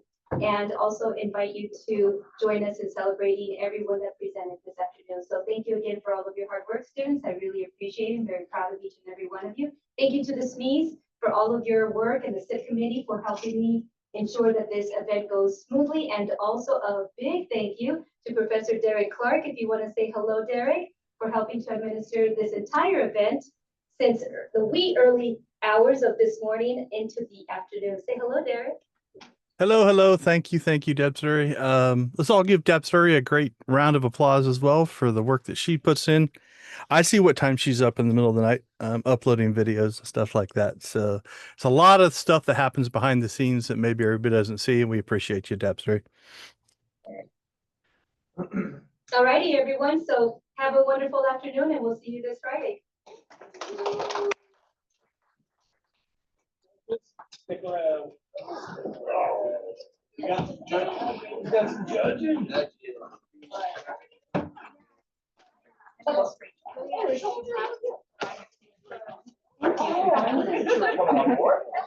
Took me an hour drive.